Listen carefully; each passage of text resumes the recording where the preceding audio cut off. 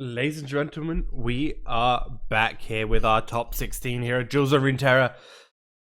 And we are going now into best of 5 single elim, guys. And we have our 16 players. Let's have a quick look at who our 16 players in this top 16 are. So we have Fly versus Nick Demon, 2K Neuro versus Pat Pat, Salty Simon versus Lamb, I'm going to say Elix versus Undercos, Irumika versus Crazy Rush, Thomas versus Painless, Sorry versus Nautix, and Ghoster Driver versus Pride. How are these looking for you guys right now? We're going to be hopping into a match shortly between Pat Pat and 2K Neuron. Both players we haven't had a chance to watch throughout the entirety of this Swiss, so it's going to be great to see some new faces on stream. Pat is kindly allowed to put his stream up so we can watch. And we are going to be seeing best of fives. So how are you guys faring with all these players' lineups now that you've had a little bit of time to look through them? Yeah. I'm quite excited for top cut, especially best of five. You know, we swapped to this format last Duels of Runeterra, and I really like best of five finals. Gives each player more of a chance to kind of interact with each other. You get to you're forcefully kind of play all three decks, right? So this is quite fun for me, honestly. But I think the biggest thing for me that stands out is that 2K Nero. Whoa, what a greedy lineup, right? He's running War Mothers, Anivia, Tryndamere, a deck we haven't seen for a really long time make top cut, honestly. He's running a Lux Karma, which is like a super late game kind of greedy deck as well, and then kind of running an Ez Twisted Fate for a more mid-rangey style deck, but again, also looking to hit that late game, just pepper down your opponent with stuff like Morning Shot, Mystic Call, stuff like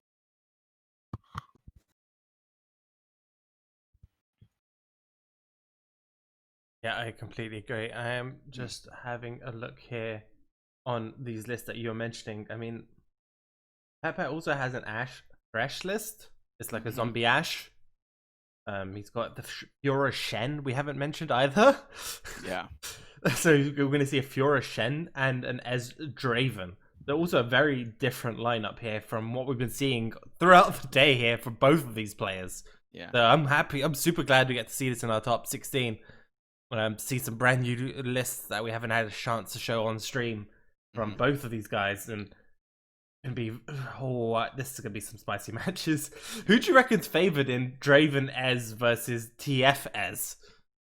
Honestly, I really love Draven Ezreal. Like that's kind of like the first Ezreal deck that propped out of the waterworks when Ezreal decks became popular. Right? Before Ezreal Karma lived a land of Ezreal Draven where it was super aggro. You have stuff like Noxian Guillotine, House Spider, Arachnoid Sentry. You get so many more tools, but now he's also taking the Ravenous Flock, which can be super useful, especially like you can go Static Shock plus Ravenous Flock, which is although like Static Shock can sometimes be dead if your opponent doesn't have 1 health minions.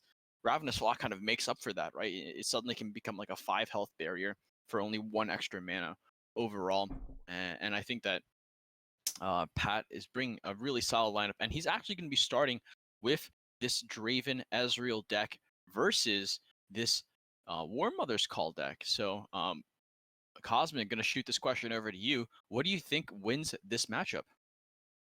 I think this is going to be a battle of attrition between these two decks, and I kind of see Tryndamere and Nivea being on top because it will manage to stabilize better than the S-Draven will.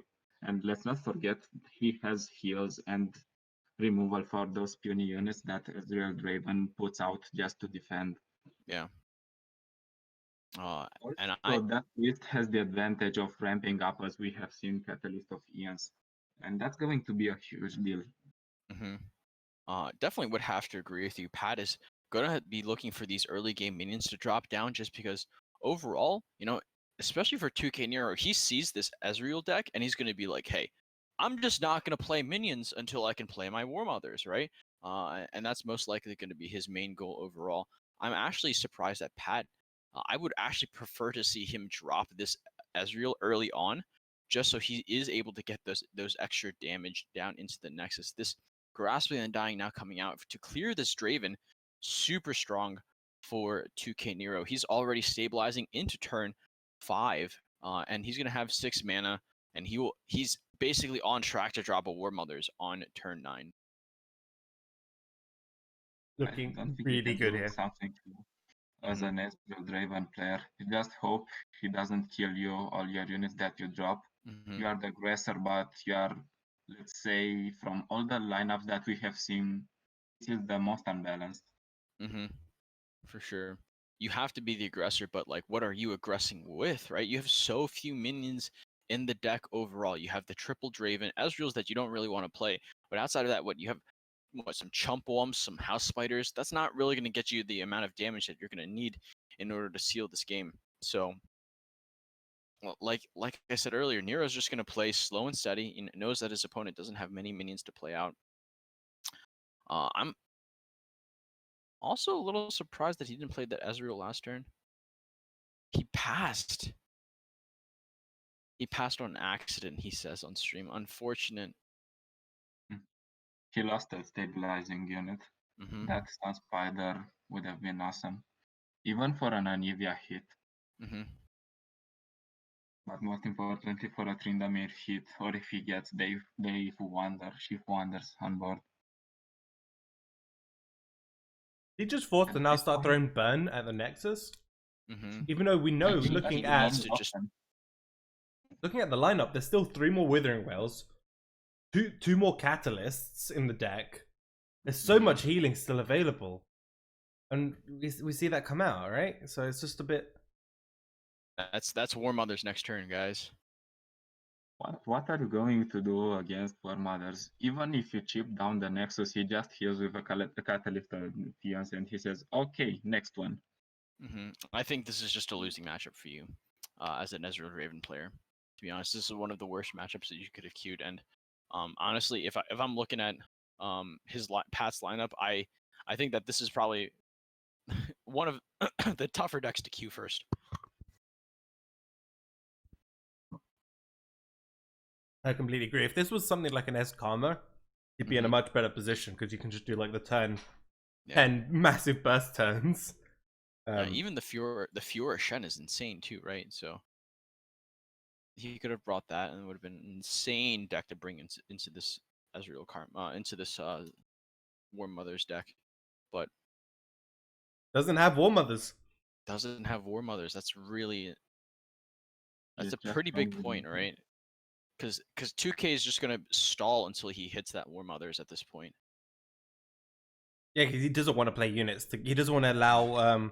He wants War Mothers so he can start developing loads of big units every two or three turns and just push for a big turn of lethal before Ezreal can get any sort of stacks going. Doesn't really want to like drop them now. It'll be a little bit too slow and gives his opponent opportunity to start stacking Ezreal. To be honest, I'm really just not a fan of him just throwing this burnout for no reason. I would have preferred him to play this Ezreal earlier on. You just generate these Mystic Shots. You need to start using your mana, right? I think you try and develop double as well. If one gets killed, you play straight up another one and Exactly. try to do something. The other line is that he's discarding his hand so he can try and fit a progress day in. To try and get more options there, because right now I think he can use progress. Yeah. Cause realistically, at the end of the day, like Grasp is like the main primary removal. Otherwise, for Ezreal, otherwise you're looking at like an Avalanche plus Wild Feast, or like a Withering Wail plus Avalanche, stuff like that. And that's still a lot of mana that they have to expend in order for them to just remove an Ezreal. Especially since you've seen one Grasp of the Undying played, I would have definitely preferred to see an Ezreal come out. I think a Chump Wump is a pretty solid bait for another Grasp of the Undying here, though. So I think it's a good start. But I would have preferred him play that before he played the Get Excited earlier. I think the only reason I favor more a TF Ezreal than this Noxus Ezreal is because TF Ezreal in that deck is an alternate win condition because you usually chip your opponent down with units, and Ezreal does that bit of damage that you need with his ability. You see the vengeance on a Chump one coming out here from Neuro. His turn must be just filled with removal. Yeah. I mean that's really the entire deck, right? It's just removal plus really big minions plus a War Mothers, right? Um, I think the main issue overall is that he's just gonna need to. Pat just needs to speed this game up. He like the slower you play, the better it is for Nero at the end of the day, right? He's still just he can just sit there and patiently just like twiddle his thumbs and wait till he draws this War Mothers. He's not really gonna do much more. I think you could go in and develop this as well and pressure him more, especially because we see some weird removal out of 2K Neuro. He didn't do his removal optimally. Mm-hmm. It's not a fan holding on to these Ezreals. They've been sitting in hand for so long, just kind of dead, right? He's gonna play these mushrooms, not even as Ezreal burst in the situation. I think it's just to remove cards Mhm. from his hand because he has progress Mhm. day. And if he gets lucky, some of these mushrooms hit the Nexus. Really wants to try dig through the deck, maybe get some more options. Look for cards like you mentioned, like that House Spider. Maybe another Draven would be great. An Arachnoid Sentry would be fantastic to start to be able to shut down a bit of Toucan Urine when he does activate War Mothers. Mhm. Yeah, I just think he needs to save that as burst, right? Because like realistically, like you guys mentioned, he has what another catalyst. He has two more grass. He has plenty of heal in order for him to restabilize this matchup, even if Ezreal starts bursting him down. So you're gonna need those burst spells at the end of the day to close this game. But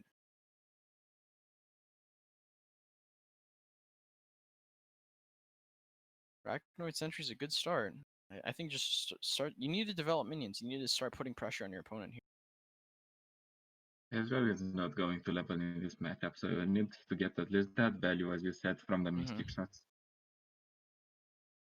Like it's sitting at 0 out of 8. Like on turn 10, like you really need to just play here, and yeah, have that extra 2 mana to get that Mystic shot out. Yeah, Ezreal should have come down turns Second ago. Vengeance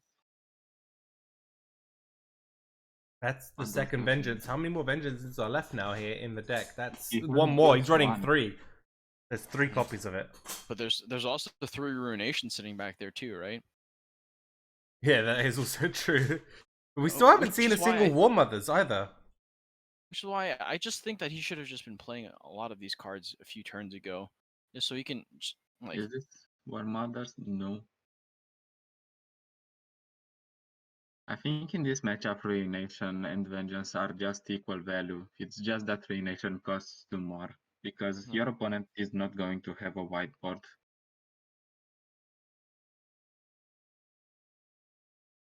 Not at all. I've seen some players like Grappler that go for triple War Mothers just to draw it more consistently, and some players like we can see Tuki Neuro here that go for 2 War Mothers.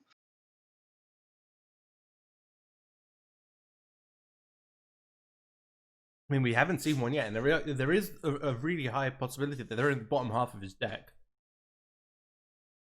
I would be so sad if I was Tuki Neuro and I knew that my War Mothers are the last 2 cards of my deck.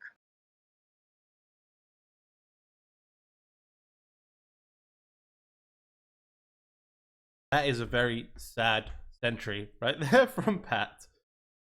Doesn't even get the stun. He's just hoping to be able to get 3 damage in. Does manage to get it at least, which is really good for him. He needs as much of this chip damage as possible, but again, that's not how you. I don't think that's how he envisioned getting that chip damage in.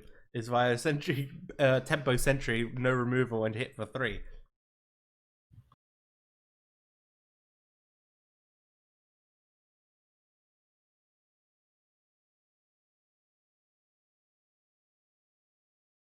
Hmm.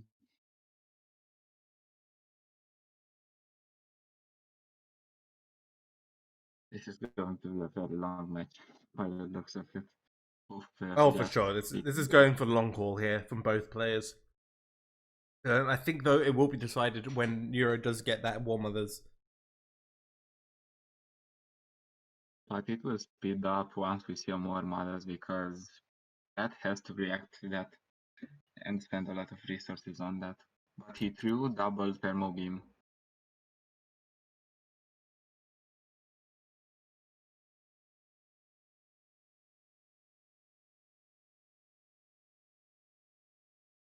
Double thermo beam. I mean, that's gonna be great for things like Soul Gorger. Not so much for Tryndamere. For I mean, Tryndamere, you have double Mystic Shot in this situation. hey, you have a She Who Wanders that you can use it on too, right? So You hit pretty much a lot of value with those thermo beams, but he chose to discard them. I don't know what he's fishing for. He has to get units, right? mhm. To play. I mean, the other option is he's just trying to get through his deck as much as possible. Maybe go straight for a burn plan. Yeah. But his only units are House Spider, Arachnid, Sentry, and Champon besides his champions. And it hurts to see that you threw double thermo beam and the next unit your opponent plays is the Soul Gorger. Yeah, luckily you still have static plus the guillotine if you need to. On the next turn, potentially. There's also the possibility you drop Ezreal here at the end of the turn if you want. Play. I mean, there's a chance now he tries to get as many stacks as possible on Ezreal here off the Soul Gorger. So you can use double flock here to get 2 more stacks.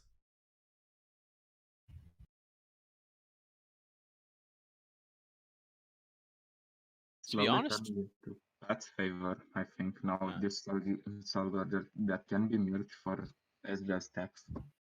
yeah. To be honest, I'm not a huge fan of staticking this turn, especially if you're going to go for double flock anyway. Just because you could get a little more value if your opponent decides to play another minion next turn, so you could static 2 minions instead of 1, and then play like double guillotine, or you have triple flock now, right? So There's the War Mothers. That's what Miro's been waiting for this whole match. The clock is now ticking here for Pat. I honestly think that's just game. Like, how are you gonna win against the Ledros over and over? How are you gonna win against like all of these cards, right? Like, you just can't keep up. I mean, of course, like Ezreal's at 4 now. With the flock, he's on 5. He needs 3 more. And he can do that quite easily with Guillotine, right? And he can drop Ezreal here and try to get another Mystic Shot. If anything, I think you should drop a Progress Day. I think you need this. Ooh, Sentry is huge. Sentry is absolutely huge here. That's another stack on Ezreal. He can then maybe try push for a little bit of damage on the attack. If the Ledros come down, there's a block. He can then Guillotine it for another stack. If Ledros does come down, you can also just drop Ezreal as well, quite safely. This game is coming back to life now.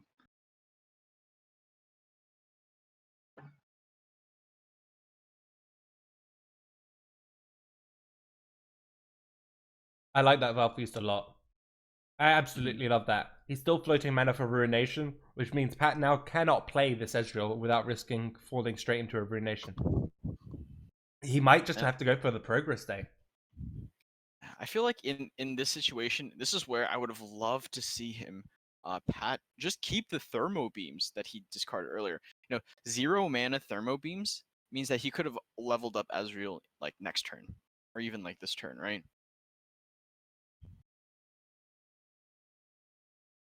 In this situation, what do you do? Do you go for Mystic Shot and possibly Guillotine just to level your Ezreal, considering you have to?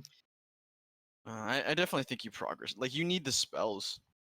I don't think you have enough enough fuel in the tank to just guillotine as your main spells to proc your Ezreal off. Well, just to get Ezreal shooting damage into the Nexus. That Get Excited is a big pickup. Honestly, I would say that Static Shock is also a huge pickup. It's going to be able to activate this Noxian Guillotine next turn as well, and it'll also level up Ezreal next turn as well. That Tarkaza actually helps Pat here because he can guillotine a lot of units with Ezreal on board. he has double guillotine, which means he can go both instead of waiting for the other one that is spawned. Yeah, this is starting to look a little rough, especially because if you look this current situation, he wants to be able to get 3 guillotine off, but because of the fact that he didn't float one more spell mana from last turn, he's not going to be able to. So Which is why in I'm this not a huge fan situation, of Gotcha last turn. no, I think Gotcha was fine because it sets up the guillotine this turn, right? Yeah. But what he needs to do now is remove. He probably wants to leave Ledros alive. Mm-hmm. I don't think you want to guillotine and send Ledros back into the hand just yet. You want to static the 5/5 to stop the heal. And then you can play guillotine on the attack when he does go for the heal.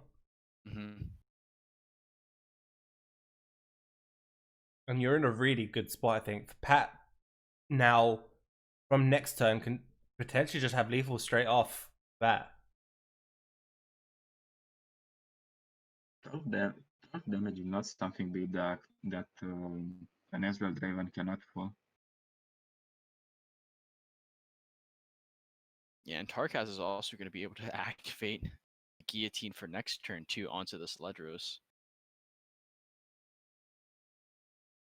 Anivia coming in, that's going to put a lot more pressure. But it's still not enough, right? We got guillotine that needs to remove the 5/4. You're only going to be taking 5 damage this turn. Or no, you're taking more actually. You have to. 8. Yeah, you're taking 8. I think you remove the 5 for You need to here win first. next turn now. Wait. No, that's lethal, right? Anivia's egg storm. The storm hits the Nexus. Exactly.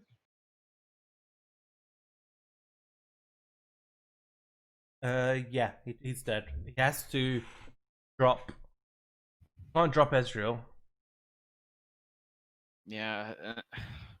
You And drop this is double why I think guillotine. he should have just played these Ezreals earlier on. Like those 2 Ezreals have been sitting dead in his hand for so long. You really only needed one towards the end of the game, in order for you to win that matchup, right?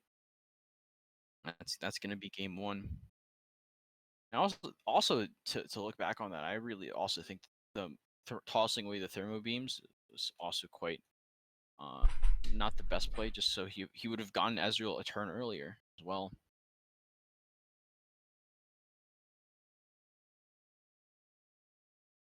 It's such an interesting matchup overall. How you play that out, like because as soon as War Mothers goes off, that's when the Ezreal goes off. So you're kind of racing in some sense, right?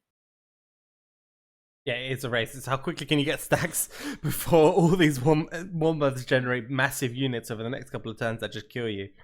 And it looked like Wombats was just far too quick for Pat here to actually deal with it. And it is currently 1-0-2. Okay, I'm gonna cut to the stream because it's just because of what Pat's writing on his stream.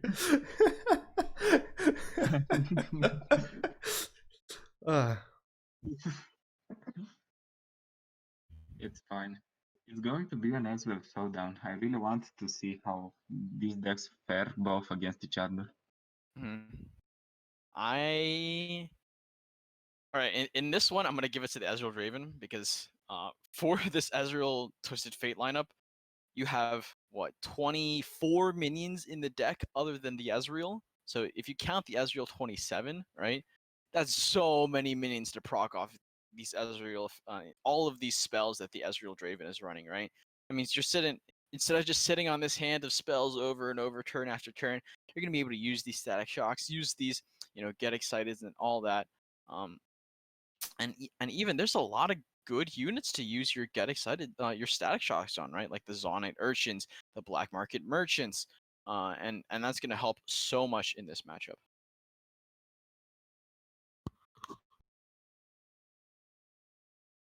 I think you take this thermal here.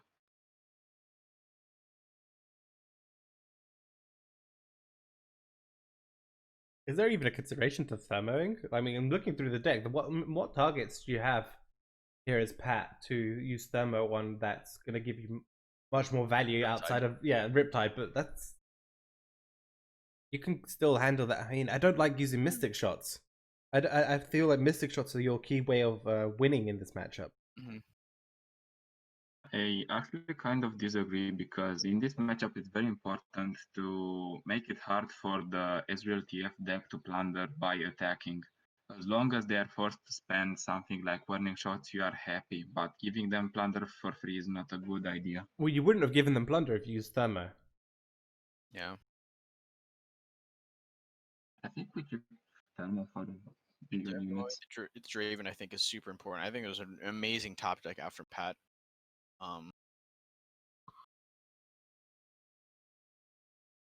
Chempunk gonna get answered by this this chump wump here, or even just a gotcha, right? I think gotcha's very strong in this situation. I think Gotcha's far better. It's a stack. You don't allow your opponent to have any sort of potential stack building opportunities.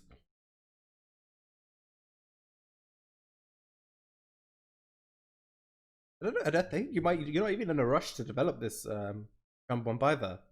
You can just get away with passing a lot more here as Pat. I think so too. Mostly it's just so 2K Nero doesn't have much to hit spells on, but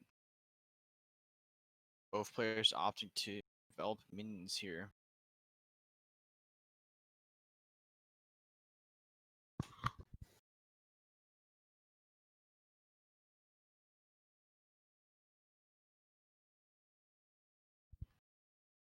Yeah, and now looking at this, Pat is just so much further ahead on his Ezreal because of the fact that 2K just plays so many more minions. But you're forced to play those minions anyway. Hapless Aristocrats, again, not a great minion to get off of that. Right. Purely because it's 2 units. It's just an extra two targets right there and for 1 mana for Pat. And it's not really posing any threat damage-wise. Surprised he even went to play it here. If I'm Pat, I want to float a spell mana for next turn for Progress Day.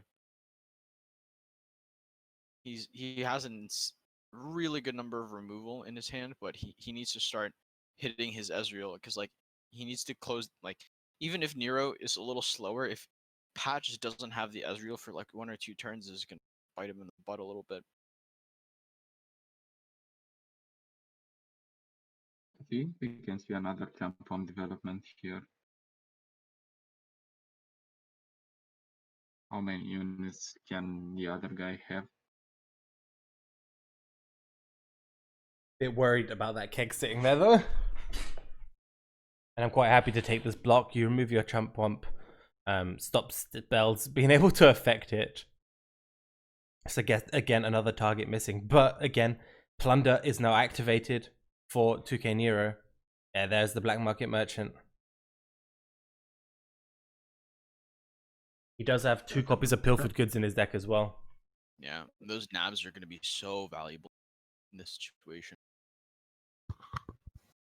Yes, because you're most likely to draw cards that you play already and that are good. Mm-hmm.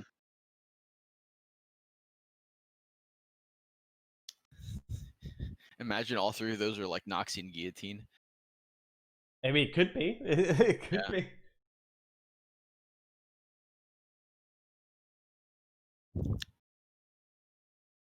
Diggy try and fit Progress Day in this turn. Mm-hmm. Agreed. You're just running out of resources. Has the exact space to do it as well. Honestly, though, if Nero hits a Progress Day as a nab in this situation, that's going to be really bad. You might even get the discounted as well. Discounted Riptide Rex. You draw Rex 1 turn earlier. Well, Pat's not playing any Riptides. Oh, yes. They No, both I mean, if have drawing to that from the Progress Day, it's even better. I mean, Oh, this looks like a Mystic Shot if I've ever seen one. It's turn 8. Even though it's a Hapless Aristocrat, that is signaling a Riptide Rex if it does manage to go off here. And you don't want to take 7 damage here from Riptide Rex at all.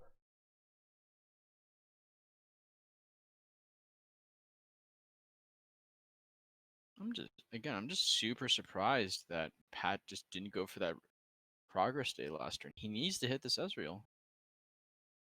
Go for it this turn. Those are some really good cards to get reduced as well. Static dropping down Oh to my god. Yeah. 3 is fantastic. I think you might want to remove the keg here. Unlike Do you? I don't agree with that because if they have any spell for damage, they can deny your stack. That's fair. And there's a reduced progress day. You guys were right. He stole the progress day from the deck of Pat. Oh, word. Okay. This game is opening up a little bit now from both sides. And I still think Pat is in the most favored position. Purely because he's much closer to getting his Ezreal leveled up. And he has options of static shock next turn against 2 units with 1 attack. 1 HP, I should say. Got a 0 mana Zonite Urchin too from the progress day. That triggers the. No, wait, that doesn't trigger the keg? He's thermoing his own spider! Wait, that didn't trigger the keg. Wait, what? When you damage the enemy. Oh, enemy, yeah, it's enemy damage. He tried to do a big brain play, but it didn't work out. This is a high money move for Did sure. Thermo deal an extra damage though? No, because it's. You Well, don't hit yeah, your opponent, so no. The first line of the keg doesn't imply that it just says your spells and skills deal 1 extra damage. The second line implies that the keg is destroyed on attack on it, like if the spell or strike hits an enemy. Why would you be happy though to damage your units more than your enemies? I guess it Sorry, doesn't really matter. I was but just curious of the interaction, honestly, at that point.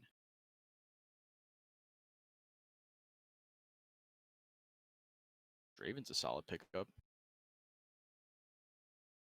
Draven's fantastic. It generates another axe, which is what you really want. More burst speed spells. Goods. Oh my god, the nabs that Nero is getting out of this deck, it's going to be insane. I don't think they will matter next turn. Next turn is going to be big for Pat.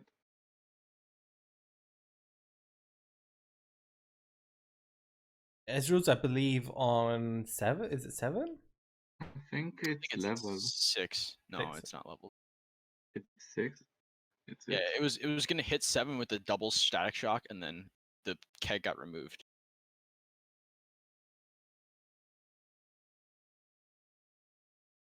That is, I mean, you could just flock your own, does that right? mean that they stole a Noxie? No, you can't. You can't even use flock on your own, right? That's Oh. it. He stole a flock. Jeez. You can get. Oh, you can. Yeah, you can just flock his own. Yes, you can. Otherwise, it wouldn't be available. So should everyone just removing their own minions to deny stacks? This matchup is getting a little bit ridiculous here. Now you just go for Thermo, in my opinion. Yeah, I like the thermo here. Yeah, because then that sets up Noxian and Guillotine to level up Ezreal.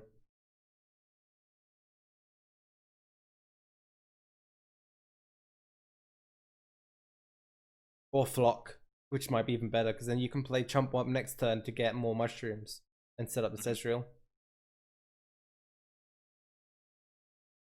He is going to get that plunder, and with that plunder comes down with Ted Rex, which he tried to drop.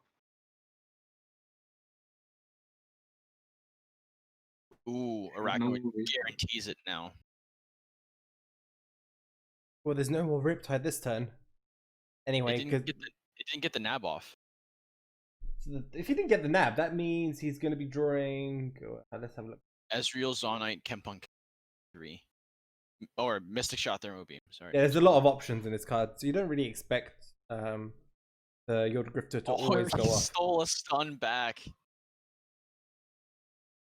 I don't think it matters at this point.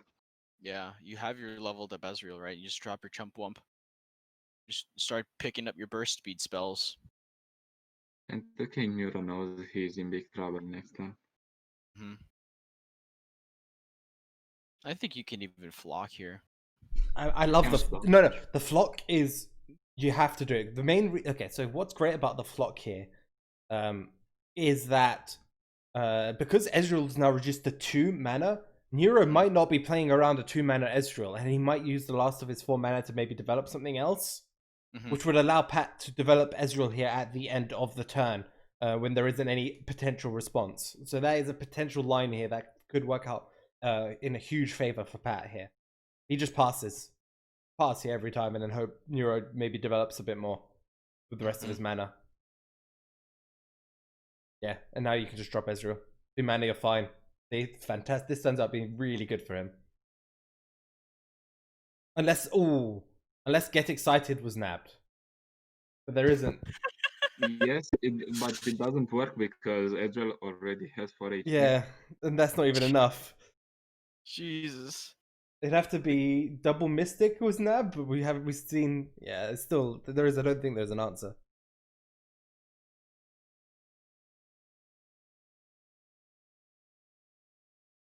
Pat's in a fantastic spot here. He's got the Ezreal online.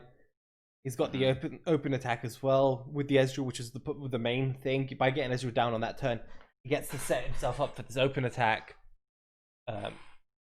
He has so much burst speed in order to deal with whatever 2K is going to use to deal with his Ezreal, right? It's not enough for lethal, right? Unless he draws something, I believe. Has to get rid of both guillotines here. Drawing at this point. Get rid of both the guillotines, in my opinion. Agree. I mean, you're going to use the other axe, right? Potentially. That thermal is not a good pickup necessarily, but a discard target for that Get Excited. Yep. And you already see that your opponent committed double Mystic Shot on your Ezreal. How much more in removal can he have before your Get Excited goes off?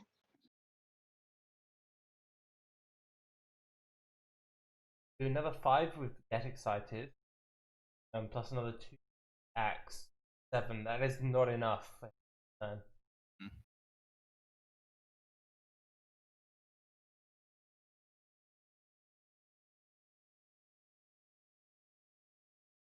think you should still at least go for it. The issue is that at least him with no hand. He's my main issue. He's in a bad I spot would have here. at least put like the Get Excited out, but I think Nero going. Sorry, I think Nero going for that double Mystic was completely correct. Now he's got board control. And she got a Riptide Rex. And Pat doesn't have a second Ezreal. He's not drawn one. He doesn't have a follow up here at all to his Ezreal being. Nor did he have enough damage to really kill Nero. He hasn't been able to do enough chip damage or any chip damage at all throughout this game. I think that Thermo wasn't correct. I think I would rather go Get Excited and then Thermo to remove more damage that goes to my face. Yeah. To be quite honest, so I think Nero did a fantastic job of keeping himself at 20 health. Wait, that's a lot of mushrooms. You have to go for static. That's a lot of mushrooms. He only played what, like? Oh yeah, he played 4 mushroom clouds. Yeah. Go static for the Nexus, hoping to draw. Hopefully, Riptide Rex doesn't kill you. So if he'd gone for the Get Excited on the last turn and discarded like the gear, would have had an extra 5 damage from this position. Yeah, we'll check. It was last through.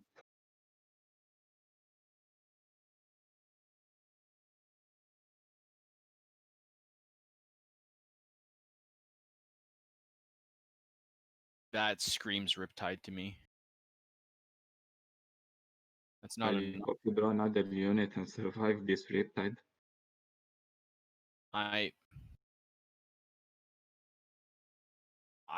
would have preferred him keep that Get Excited, because if that Riptide Rex is alive, right? You lose anyway. You lose regardless, right? So. Wait, how many mushrooms? 1. Oh, Progress Day and Hope. Yeah. He has mushrooms in his deck as well, so then he got 4. Oh, he's got 4 mushrooms. He had 10 Get cards. Excited into the Nexus earlier. He would have won in this position. No, he would have had 5 damage more, right? 5 damage more plus the Get Excited in his hand. That's lethal, right? Yeah. Do we draw another Ezreal? He draws another mushroom though. I think you played Draven here and tried to search for your deck.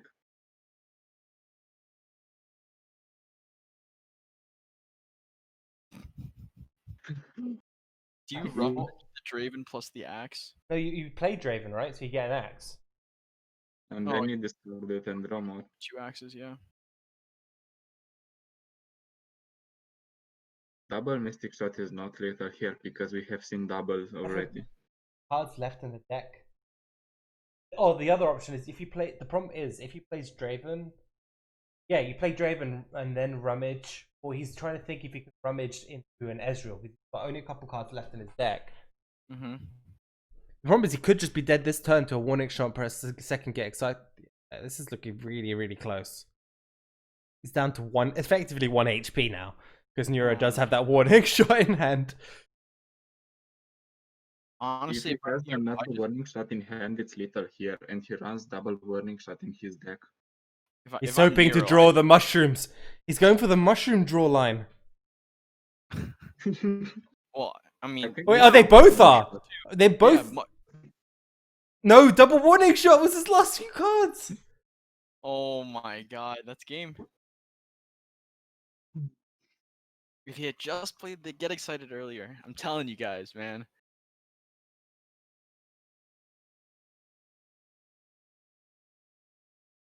But he would have taken 3 more damage if he played the Get Excited earlier, right? Heroes up 2-0.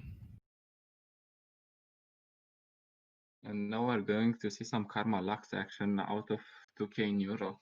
It's his last deck.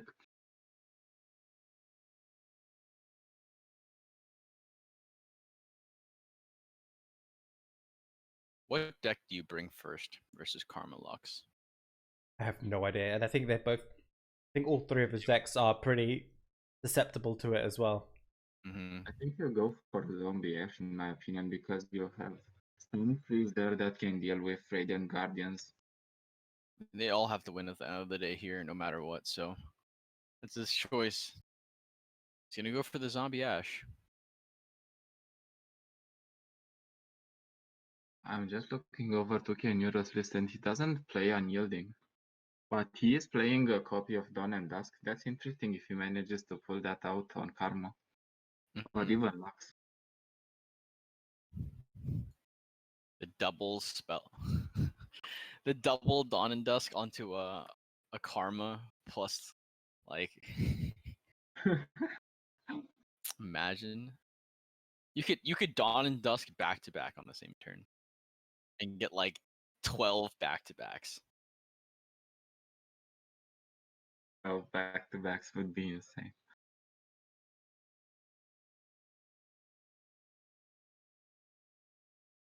Yeah.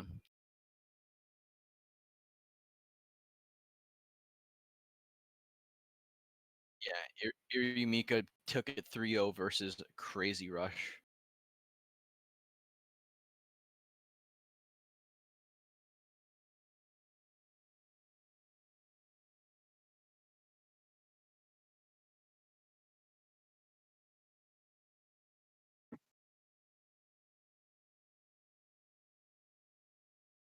Flies up 2-0.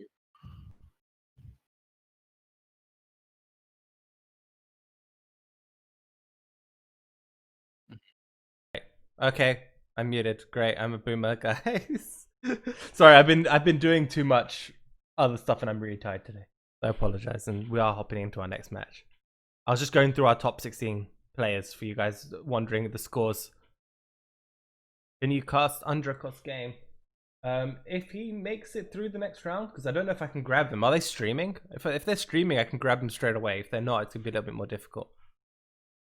Mm-hmm.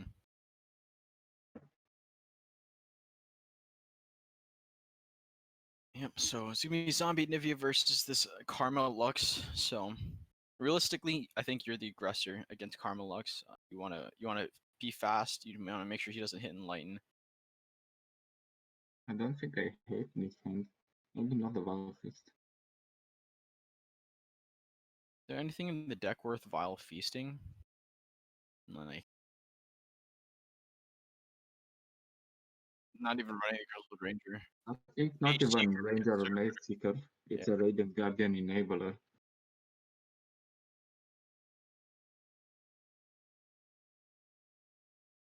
Those 2 copies of Deny will come in harsh for what?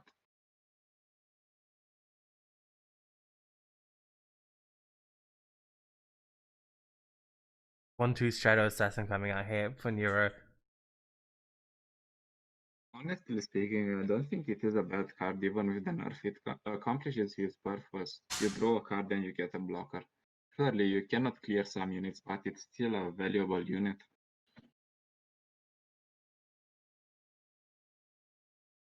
Yeah, for sure. You can be able to clear off this Icefield Archer. It's a good contest to it if Nero wants to, right? I think Nero just wants to save as much health as he can going into these next couple turns.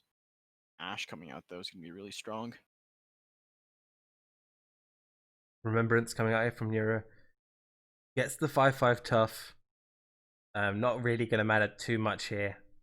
Because he does have a number of options here. Can even remove the Shadow Assassin quite cleanly. But do they want to? I think you just trade off, right? Yep. I think the trade is correct. Again, trying to just deny as much health loss as possible. You're just trying to make it so those late game turns, and that's even what cards like Remembrance are for, right? You're just going to go for these powered big minions that are going to get you a lot of value, and just stop the bleeding as much as possible.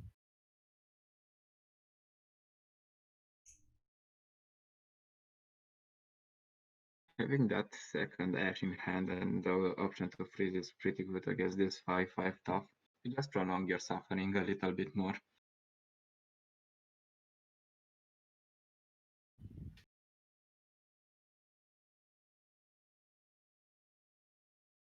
I think it's fine to also take the 5 because you do have a Kindly Tavern Keeper in your hand. You can heal up for 3 now. But I really think Babbling Bjerg is by far the stronger play. You want to start searching through your deck here, trying to thin your deck out and go for cards like the Rekindlers. Get the Rekindlers in hand in preparation, get more Ashes, and start getting this Ash engine online as soon as you can. A Naked Radiant Guardian. I think he's just hoping that it'll freeze one or the other, but not knowing that his opponent has that flash freeze in hand. Actually, Archer's also fantastic here. And that has a nice disabling event for his opponent. No matter what he drops, he has an answer, even 2 now. Well, Ash is leveling up this turn. Potentially. Yeah. Not anymore. Remembrance number 2. Stun. He decides to go for that. It's interesting. Well, it sets up Rekindlers, it sets up Harrowing. There's the Rekindler. Double Rekindler. Oof. He has an Ash in hand as well, so he can just replay Ash, and it also allows him to draw through his deck and denies a 3/2 on the board. This is perfect. He has Rekindler online next turn too, right? I think you don't even mind in this situation to trade your Ash, knowing you have double Rekindler in hand and another Ash. And a Harrowing, which will bring back 2 Ashes now already. I think we assume that Harrowing gets denied.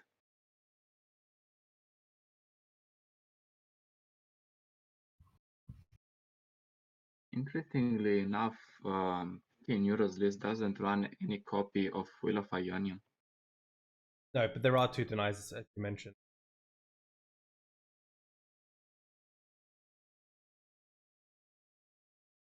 Will being now sitting at 5 mana, it was a little bit rough as well to play in a lot of decks. A little bit too slow for some of these decks to survive long enough. Well, I think Concussive Pulse does it in this list.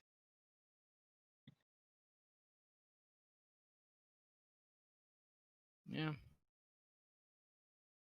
I'm okay with taking these trades. You have another Ash in hand, you have the Rekindlers. You can do so much, right? This turn you're 100% trying to set up that Rekindler.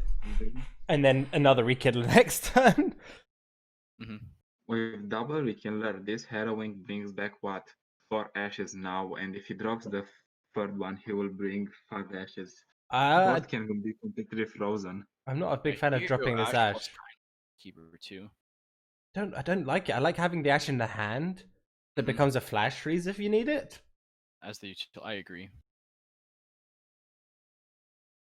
He wanted to get it in, but that Tane coming out. I don't think it really matters because he doesn't play a yielding spirit. That 5-3 tough, it can definitely get killed. Does he just go? There's a chance you go for harrowing this turn. Yeah. There is a chance you go for harrowing this turn. I think it's worth it. The worst, you get a deny out of this and you can play your next harrowing. Mm-hmm.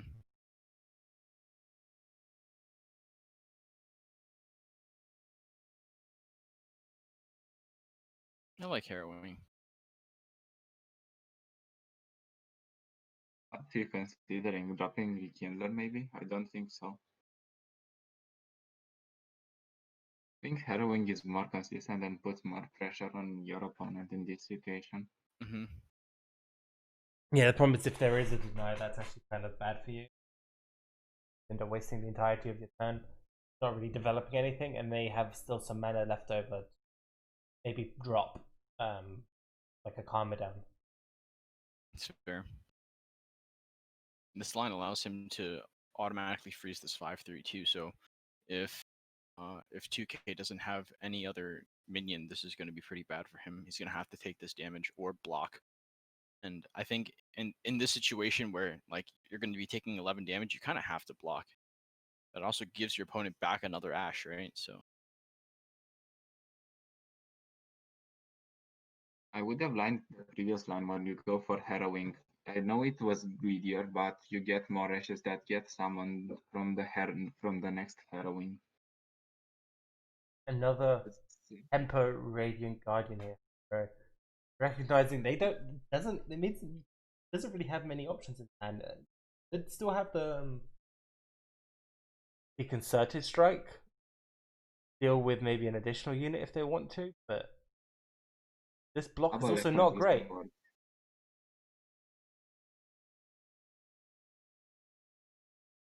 Are we going to see maybe a single combat? Or maybe we are going to see a Purify? That would be actually insane from 2K Neuro. Purifying your own unit and getting rid of one Ash.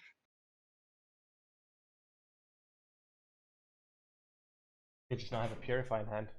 Now Prismatic Barrier instead to protect it. But we see the Valfeast.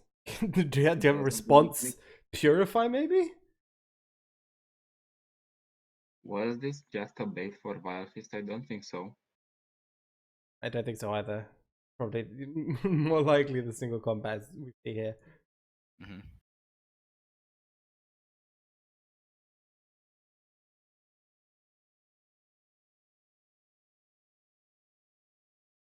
Another freeze effect. We just block with the Sentry to draw a card. Yeah. Mm-hmm. The same also enables the Ritual still on that 5-3 as well, if the other one gets frozen. Probably still set up a Rekindler here. Mm-hmm. I like dropping one of the 3-drops in case that, you know, if his opponent drops underneath deny mana for some reason by playing a minion, then you can Vengeance off the 5/3 and get your Ash back. So you can summon a Rhyme Fang or a Kindly Tavern Keeper pretty freely here. And then you have the choice of, actually no, you technically wouldn't have the mana to play Rekindler. No, you can't. That's the problem with that line. Rekindler's just more pressure on the board. The downside to playing the Rekindler mainly is that your opponent now can develop Karma here. Mm-hmm. This Ash has been trying to level up for quite some time now on the board. Yeah, there's the Karma coming down, as I mentioned, turn 9. It's going to level up on turn 10. Perfect timing for it as well. It now can survive. If he's got a deny, it can survive to a Vengeance, and there's plenty more options for him. That was mainly available to him because we saw that Rekindler come down here from Pat.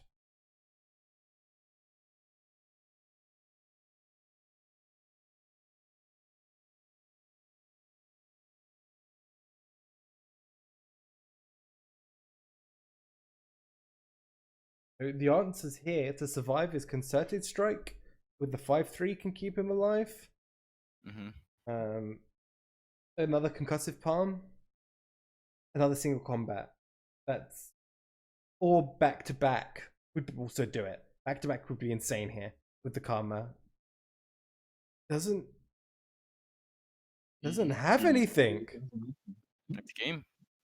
Pat's going to go up 2-1 in this matchup.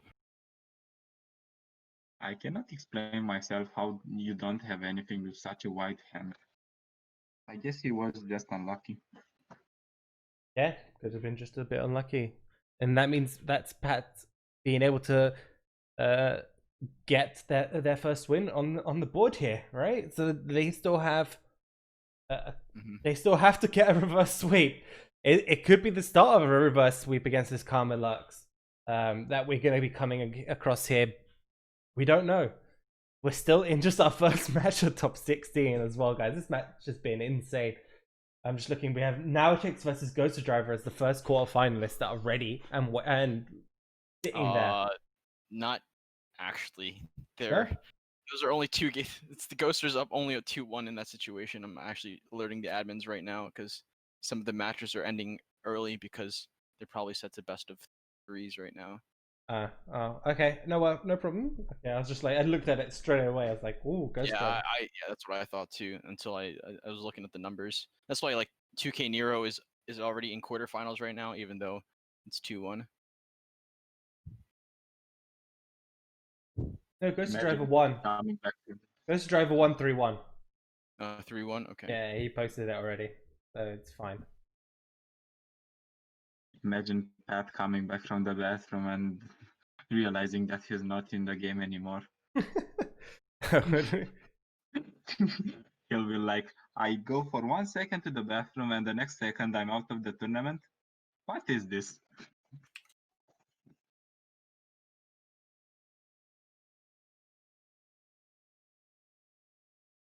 We have this Shen Fiora list from Pat.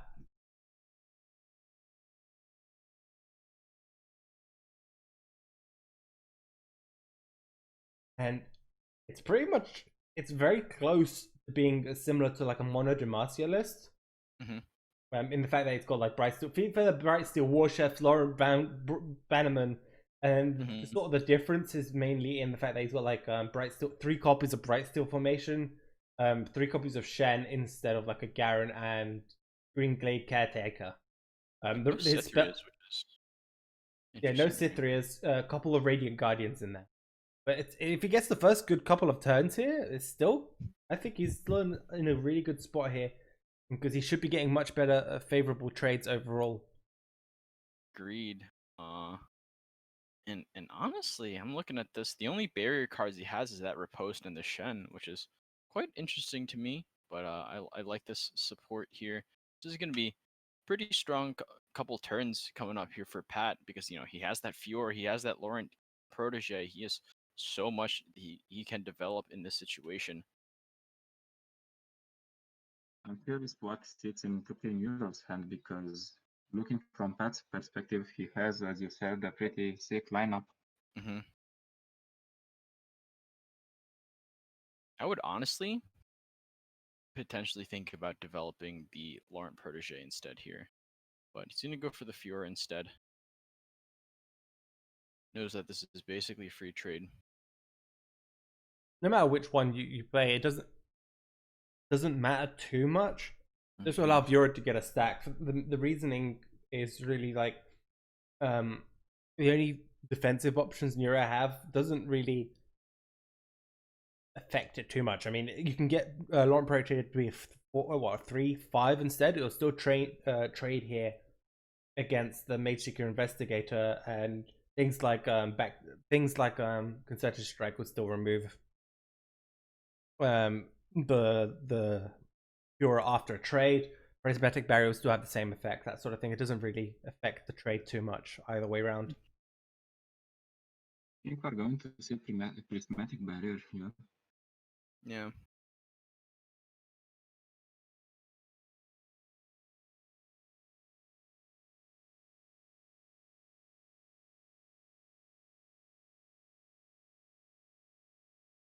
I think you take this path instead of just attacking and getting your Fiora lowered.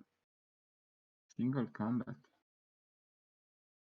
In combat's fine for Pat. Would have been good if he maybe went for the attack with everything. He would have played a little bit better. Would have removed the magic. I mean, he has double Laurent Protege on the next couple of turns. I think you want to block. I think so as well. The only But downside, first, I'm getting- the worst cut option that happens is Remembrance off the top, and you get or Radiant Guardian. Actually, no, you don't block as a Radiant Guardian because Radiant Guardian's the thing you don't ever block there.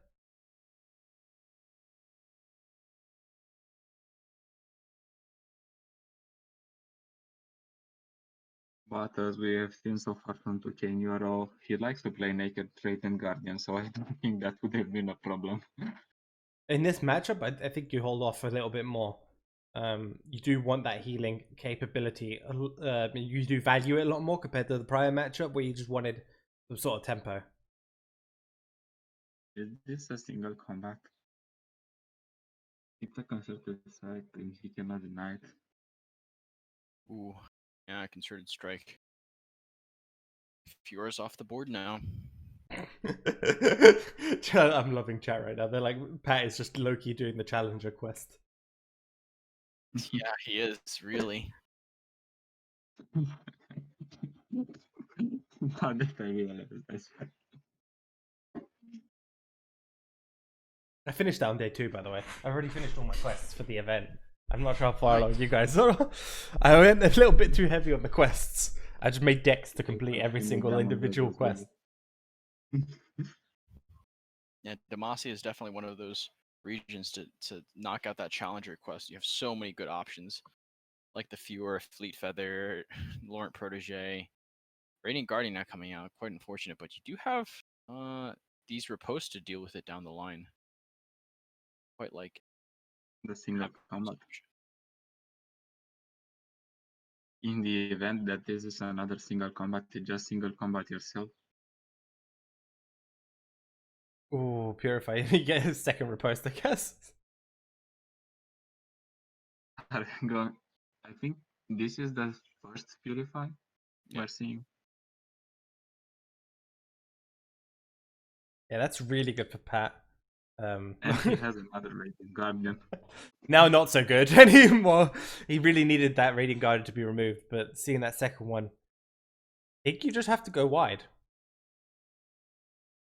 Can you go wide enough and just punish him with throwing the Radiant Guardian last? I don't think so. He has 8 mana available. You don't really have much of a choice as Pat here, though. You kind of just have to go as wide as you can and hope. Mm-hmm. Pull off the Radiant Fleet Feather all the way at the end. We could only done and dust. Single combat punishes this as well and denies the draw. Yeah, You do it, right? You deny the draw. Yeah, for sure. You do. Because You don't even think otherwise about you get out tempoed so hard over the course of the next couple turns. Yeah, he should have done it on the Radiant Guardian, right? I think he has a big hand. That's why he did it on the 1-2.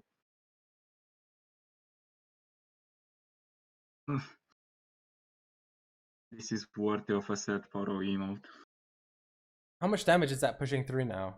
2, 4, 6, 8. That's just game. You buff up with the War Chefs. It's 12, right? Is 3, it 12? 4, 5, 6, 7, 8, 9, 10, 11, 12, yeah. He won off. Mm-hmm. One off. No. He needed this so badly as well. You can do it next turn. next attacking turn. That could just be too late now. Radiant Guardian's get another attack here and heal up another 5.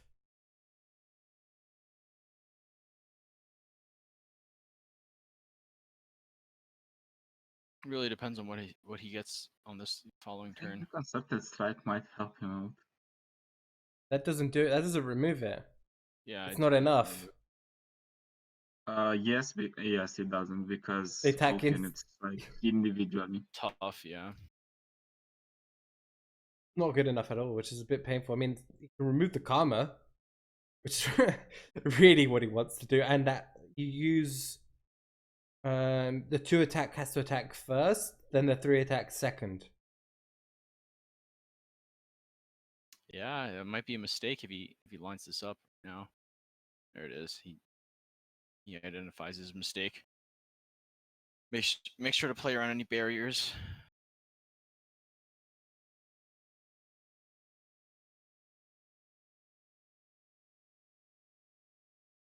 You might see another karma from Kenura here.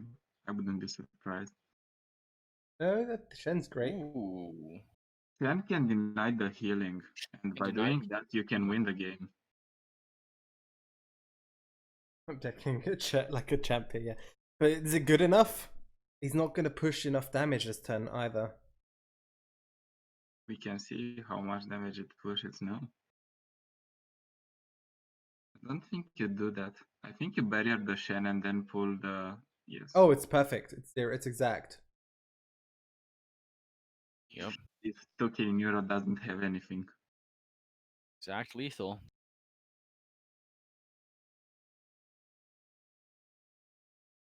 I mean, doesn't have anything. You would have to have like something like concerted strike or... Yep, that's it. Yeah, it didn't have anything at all. Wow, I'm just curious what's in his hand. We're going to a game 5. The reverse sweep is alive, everyone. Reverse sweep is truly alive. I was for sure thinking like 2K there had options. Right. So Like- this is actually an interesting line, right? So that means either 2K loses 3 games on Lux Karma, or Pat loses 3 games on Ezreal Draven. Let's see who is going to redeem himself.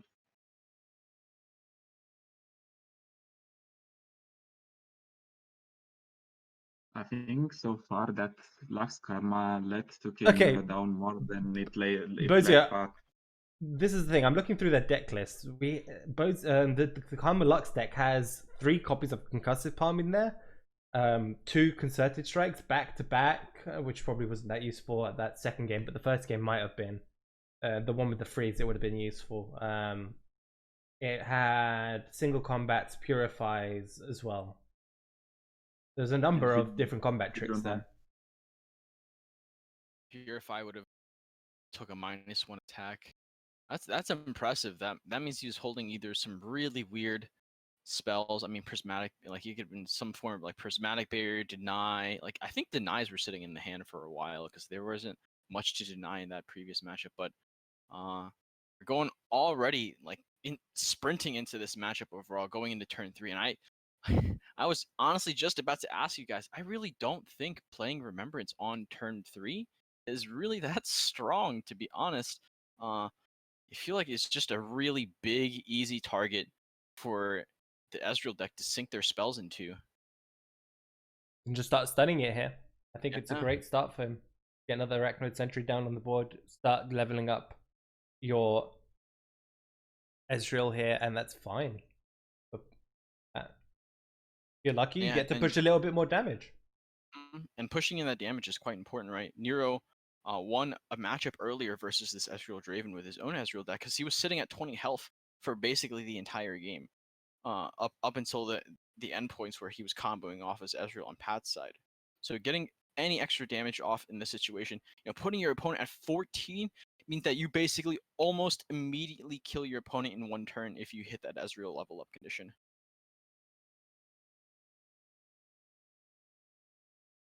If he hit Guillotine, that block will be important as well.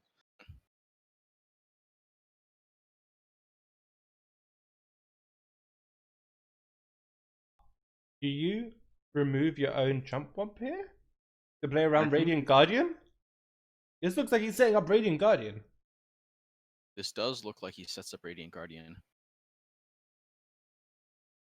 But I guess you can stun it, so you're not too bothered.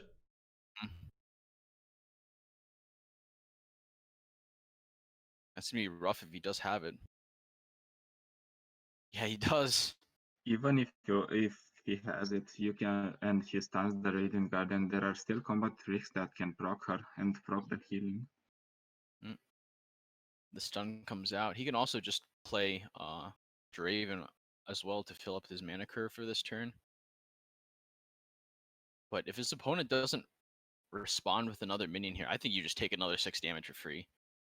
There's the option still. The only option now for the Radiant Guardian to heal up is single combat. He's dropped below the 5 mana mark, so no more concerted strikes are available this turn. I think you can simply clear your Draven if the single combat comes in.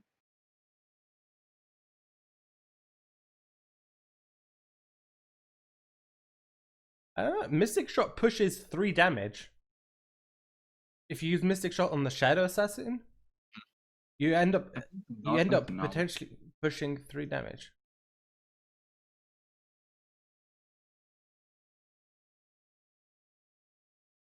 Neuro though is also in a fantastic spot. For sure. If you can, because of that Radiant Guardian, if you can just get a couple attacks through over the next couple of turns, you put him in a good spot here to win. Can Pat sink a lot of spells in that Radiant Guardian and just kill it? Maybe. With He would the have, amount of mana he has available. he would have the gotcha plus get excited plus Mystic Shot. Because of the tough ability, right? I mean, those are Israel levels there. I think it just makes Mystic Shot here. Oh, Set the up guillotine. Definitely gotcha here. I mean, you can just set up guillotine. That's really good here for Pat. Neuro has a few ways to stop this line of play, though. If we see any sort of barrier effect come out, or even a deny, it could potentially work out for him. It's a bit unfortunate we don't get to see his hand, because I'd love to be able to see if Neuro has any good options here to actually start his line of play here to push for the win. I think if we see some damage on that Radiant Guardian, you can totally expect that Noxian Guillotine. There's no question about it.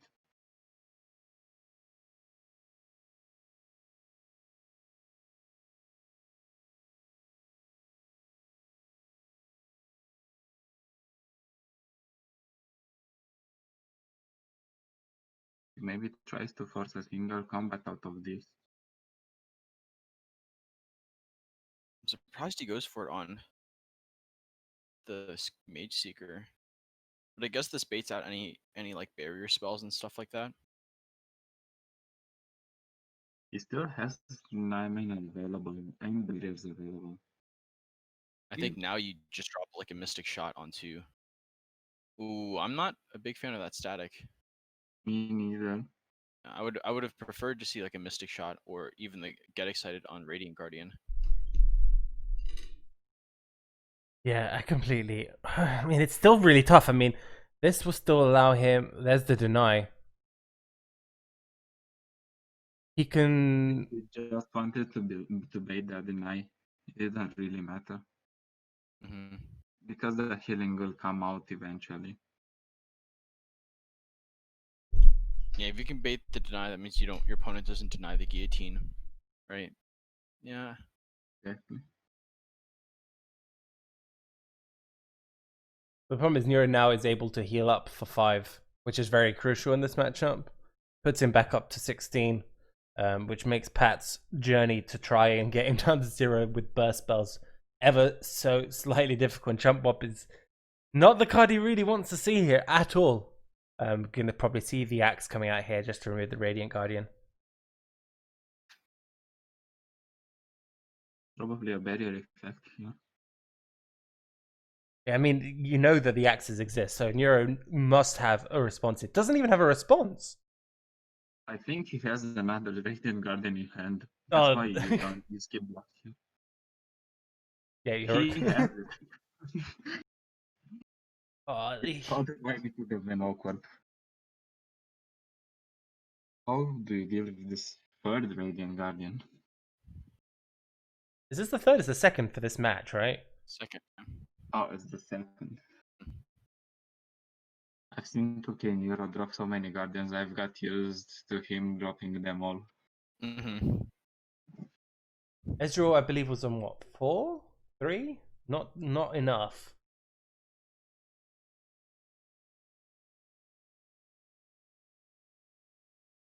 Remembrance.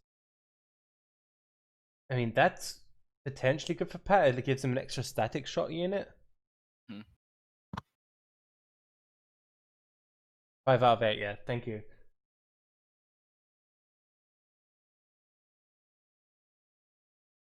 Yes, yeah, yeah. First. Having a quick read of how Radiant Guardian works there.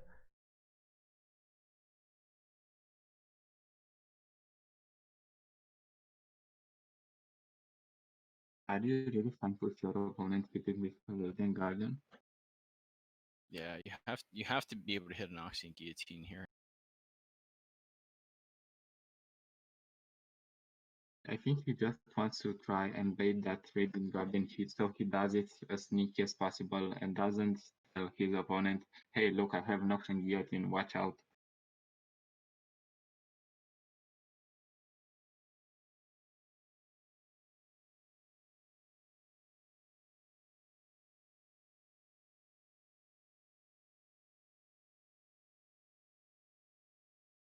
Us is back.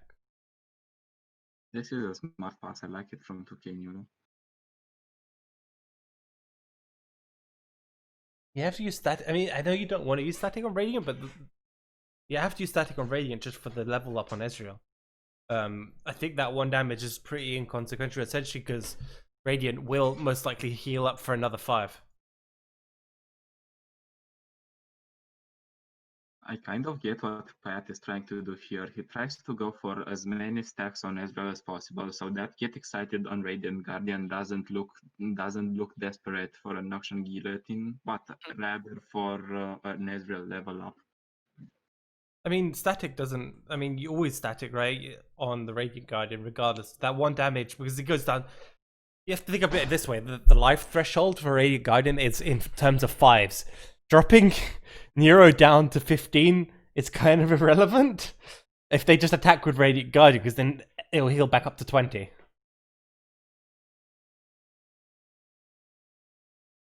Yeah, Karma now coming out too. Gonna be a little tough to fight back now. So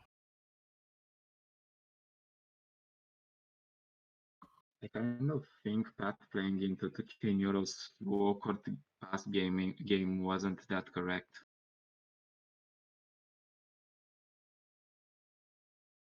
you, I think you still have to be afraid of deny here. The second deny is, if it does exist in this situation, it's going to be really tough for you.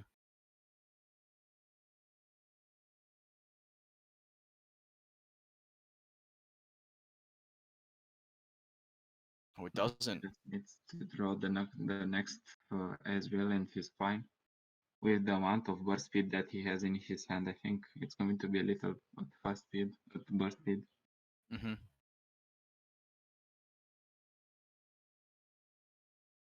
The only issue is that he just doesn't have card draw that he's willing to expend this turn. He Like, doesn't sure, he have can. the deny in hand. That means he can safely remove that Radiant Guardian next turn.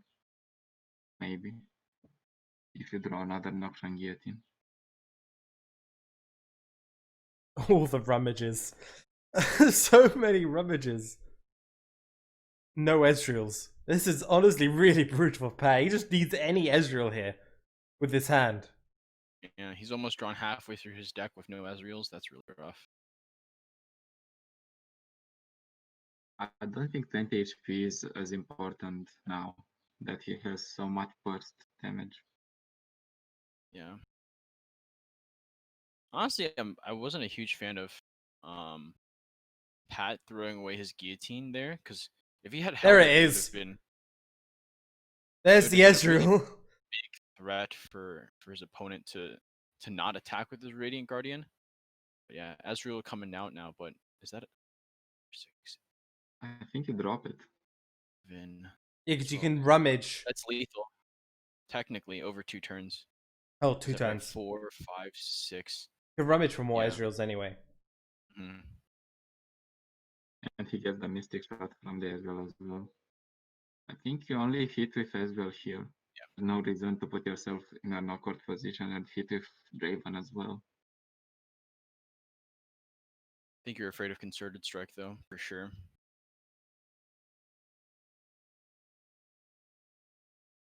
Now you're just forced to go for it, right? Yep. Is there any other option? The problem is though, the heal will come out afterwards. So he'll heal up 5 from Radiant Guardian after the fact. Mm-hmm. Just Hope you plop draw out all your it as well. shrooms. I think you just go for it and go for the ramages that draw you into another Ezreal, and that might be game for your next turn. Mm.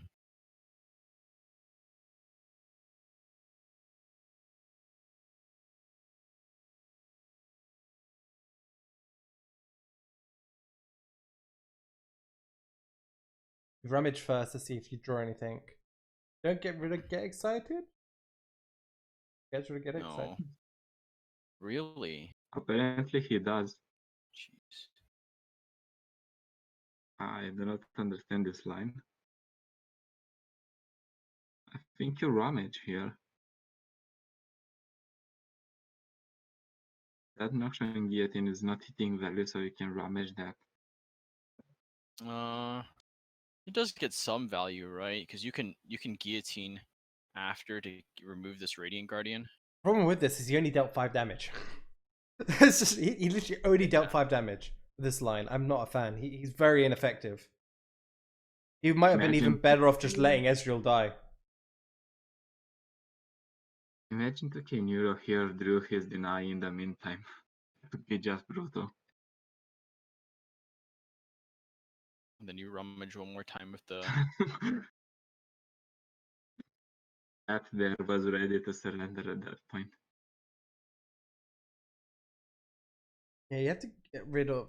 Ooh. Heal He can. with a draw. I mean. He draws some mushrooms. Just the one. I don't know if that's enough. He really needs. Progress Day is huge.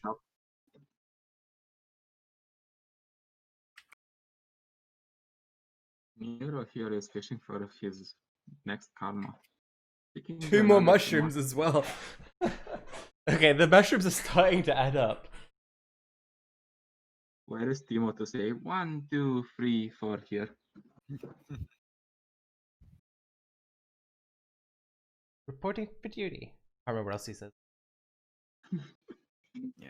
I wish I knew how many cards he had left. He's not really hovering over his deck. Drop the progress day. I think you have to. You are forced to, right?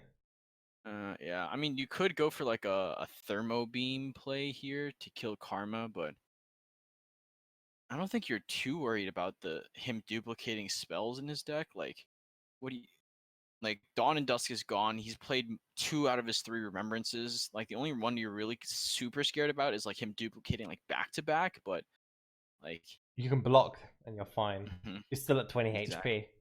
Exactly. There's no Lux either. There's no health pots. There's no health pots at all.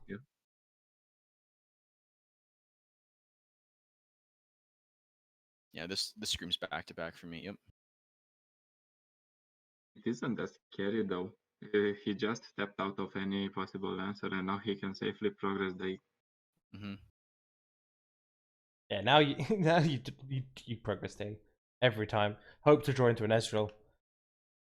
If you hit pass, you float as much mana as you can. Oh, wow. It's unfortunate.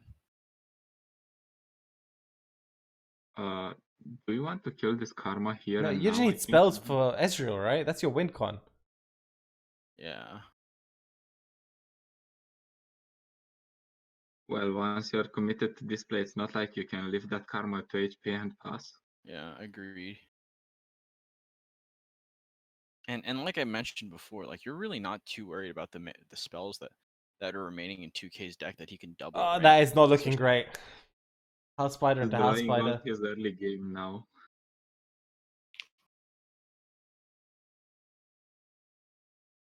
There's the Radiant Guardian. 10 mana Thermo. Yeah, I think you have to. I think you can develop your units at this point. Yeah. You could play a house better too, just to see if you can draw out some cards from your opponent. Yeah, yeah. But it's just more like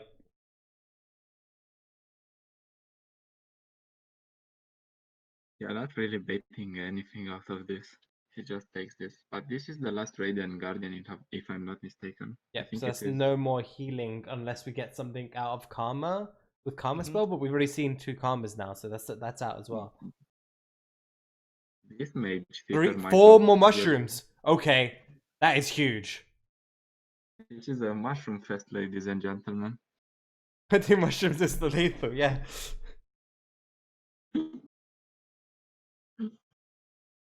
He's 2 damage off right now. Neuro. Two more How does mushrooms. we haven't seen a single Lux either from Neuro, by the way. We're Yeah. talking about this, but we see 0 Luxes. Neuro hasn't been able to develop Lux at all at any point, and no final sparks in any of the games, right? I don't think we've seen Lux once. Yeah. You just open This- attack. Wait. Okay, he should have opened attack with everything, because if he had done all 3 cards, right? If any of them had gone into face, he could have Do we axed see it. another mushroom? No. This is little, right? If he doesn't have any deny, this is little. He's checking his stack. You've seen 1 deny, yeah. We've seen 1 deny, and Neuro plays 2. I think it is very unlikely to see another deny at this point.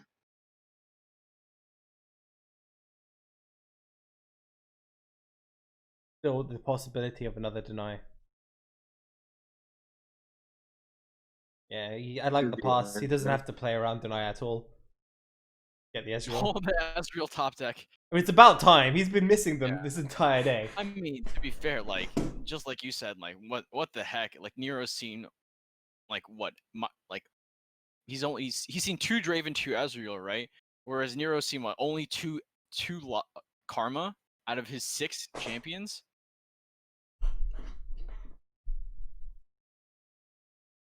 Oh, you just play them all at this point.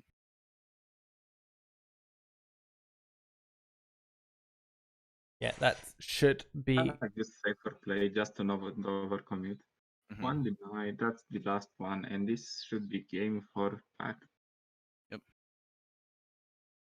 Pat coming back from a 0-2 deficit to reverse sweep 2K Neuro in our top 16. Neuro, all 3 games couldn't take a single one. We didn't see a single Lux in 3 games with this Karma Lux deck. Yeah, that's insane. Didn't get going at all. Oof. Okay, that is just Pat. Congratulations, you're now in our quarterfinals. Did you forget to put the Lux in? Yeah, maybe Yeah, he did. even 2K Nero responded 3 games, no Lux. It's hard. Yeah, it's just that no Lux is honestly brutal, like so brutal. And we're gonna have to try find. I believe it's gonna be Fly versus Pat. Yeah, it's gonna be Fly versus Fly Pat. Salty Simon versus Elix. Okay, let's see if they're in a match. I want to hop over to that straight away. I think they've already started. I want to hop into Simon versus Elix. They're both really strong. I mean, everyone's a strong player here, but like we haven't seen this matchup. I really want to see them both play against each other here. Yeah, it looks like they're at least in game 1 right now. It's the mirror match of Ashe Freljord, it looks like. I'm sorry, Ashe Noxus. Ooh, why did I say Ashe Freljord?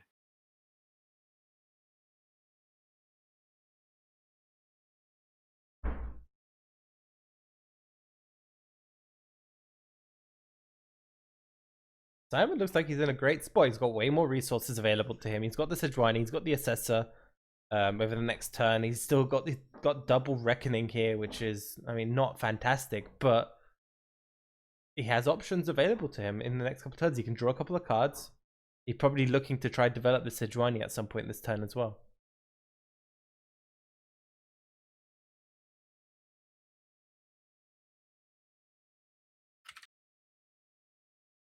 Yeah, the Sejuani coming down on the Ashe here is going to be great. You can use Culling Strike to remove Ashe. which is fantastic here for Simon. He is going to lose his Hearthguard, but I don't think he's going to be too upset about it. Yeah, it looks like this is actually just starting. This is game 1 for these guys. I mean, do you really mind seeing an awesome matchup? Let's hope he doesn't go to 3-2 or something else.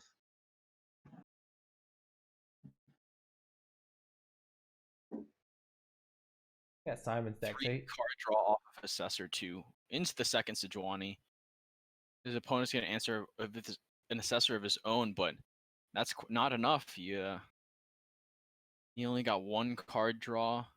The Arachnoid Sentry going to come out as well. I'm surprised he planned to play the Reckoning, but decided to go against it. Second Assessor coming out as well.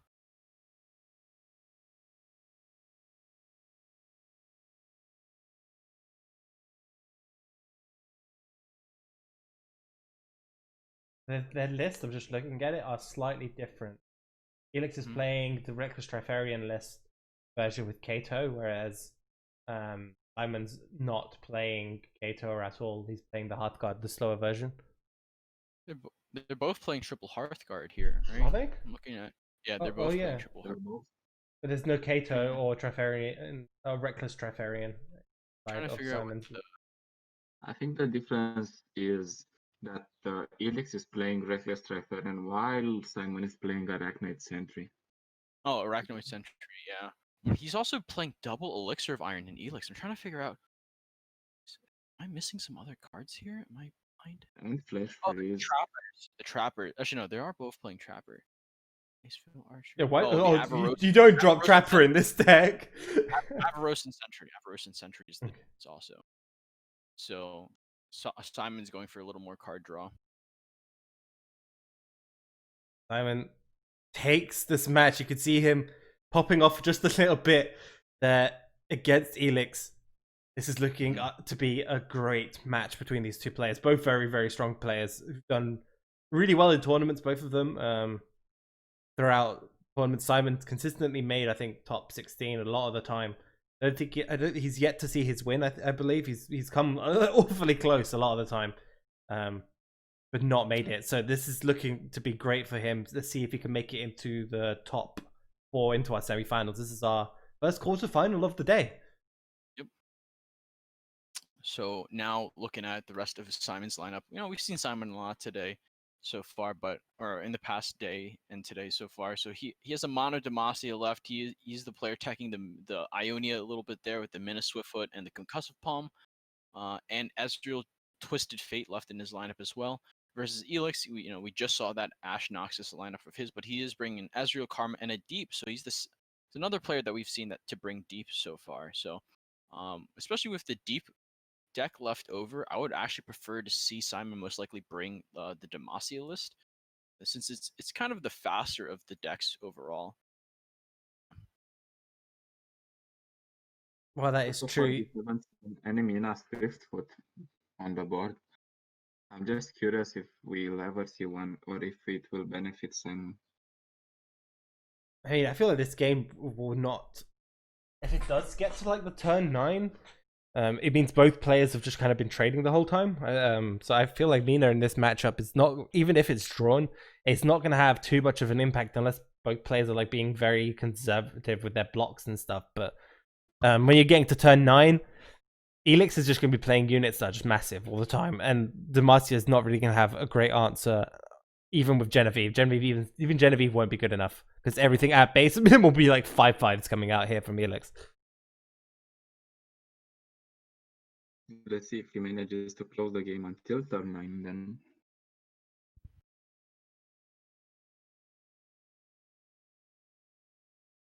See, I prefer playing in this situation the Bright Steel Protector, and it's very minor. You end up doing the same amount of damage to the next.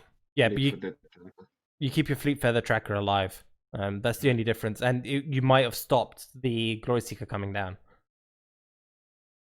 Now this Glory Seeker trades favorably with that Warships.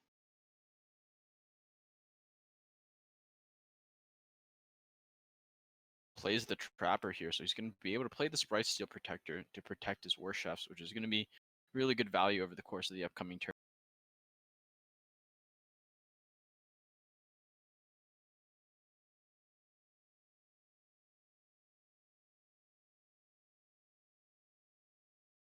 Venomon's a great pickup here for Simon. Just gives him something to play on curve, which is all he really wants more than anything else. Insane curve in his hand. He's going to go Garen next turn, Genevieve the following. It's Double Genevieve is so strong when you hit it with a massive board that Simon has.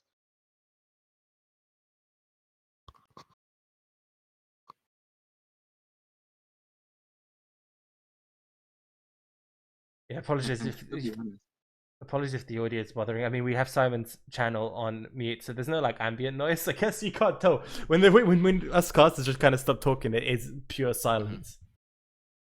yeah.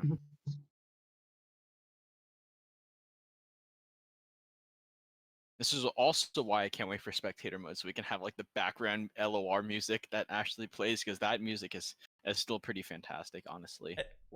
Question: Mm-hmm. which stage music do we get in spectator? I'm not sure. Because you know each of the cosmetic skins, like the little Have their own music, yeah. yeah. But if you're spectating, which music do you get? I think you get the one from the player that you are watching. The bottom spectator. I would assume that eventually they'll put like the double spectator in, like they do for Hearthstone, where if you're friends with both, you could spectate both. Hopefully that they do make that the case. We just have both both soundtracks just playing at the same time. Yeah, just play both. What if they had like soundtrack remixes? So like, you know, like on this board you have the Freljord and Noxus like blend. That would be really cool, honestly. Like they just remixed it so they had like sound, like, you know, double pairing soundtracks. Do you know how complicated that would be? How many pairings there are? Hey man, I mean obviously they don't have to, but that would be kind of sick. For every skin they create, every board they create, they'd have to create 50 songs eventually.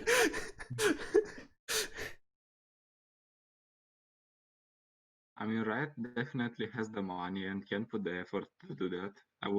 And I think the community will appreciate that. But it only gets exponentially bigger. I mean, is it exponentially? It just gets multiplied. Yeah.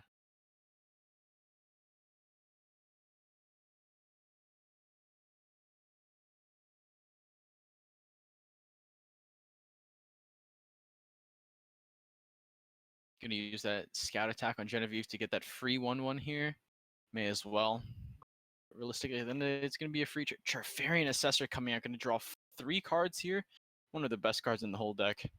And keep in mind that Genevieve is not vulnerable to Brittle Steel, so in case it draws his elixir, even elixir doesn't save that ash, it will die there. Mm-hmm.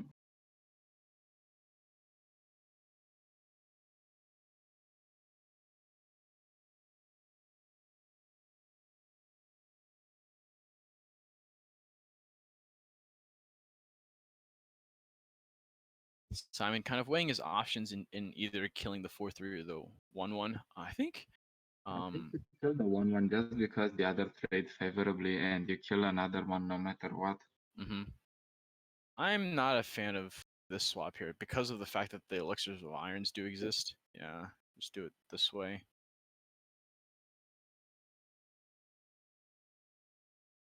There's Brittle Steel and Elixir of Iron. There are options. Mm-hmm. Even so, Alex's board is pretty clear now.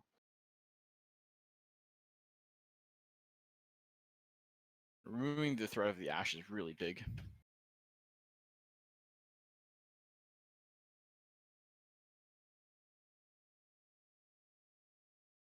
And we see Mina.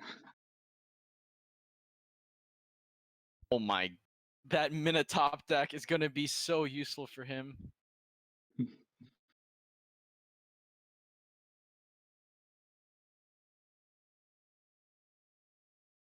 This is the first time we're seeing it.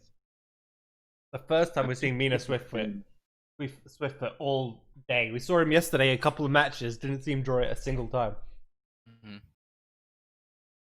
think we've seen it in hand, but not being used because he had more valuable options that he could develop. Mm-hmm.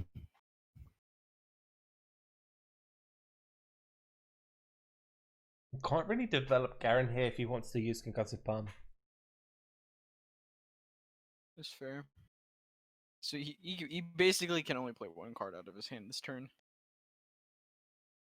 And I think it depends on what his opponent decides to do here. If he goes for the open attack, then I would probably go for concussive. I think But- you always go for the Concussive. Concussive's Yeah. fantastic. You generate a 3/2 that that Mhm. trades well with this Yeti, and you block the Hearthguard from attacking. Mm-hmm. Would have potentially preferred to see it in the attacking phase though. No, not really, because then you can't have a 3/2 to block the Yeti. Oh yeah, that's fair. That's fair. Ice Veil Archer coming up though. Probably he's gonna have to block one. Yeah, he's gonna most likely be trying to set up Genevieve next turn to try and get a couple more clears, if possible. Mhm. You can pump up the Fleet Feather Tracker again to a 3/2 to remove the Yeti. Mm-hmm. But it's still not Probably looking both. great for him here. Helix is also in a really good position. If we see another Assessor come out or something along those lines, I feel like Helix has pretty much got this in the bag. Gonna go for the Garen play instead. I'm surprised about that.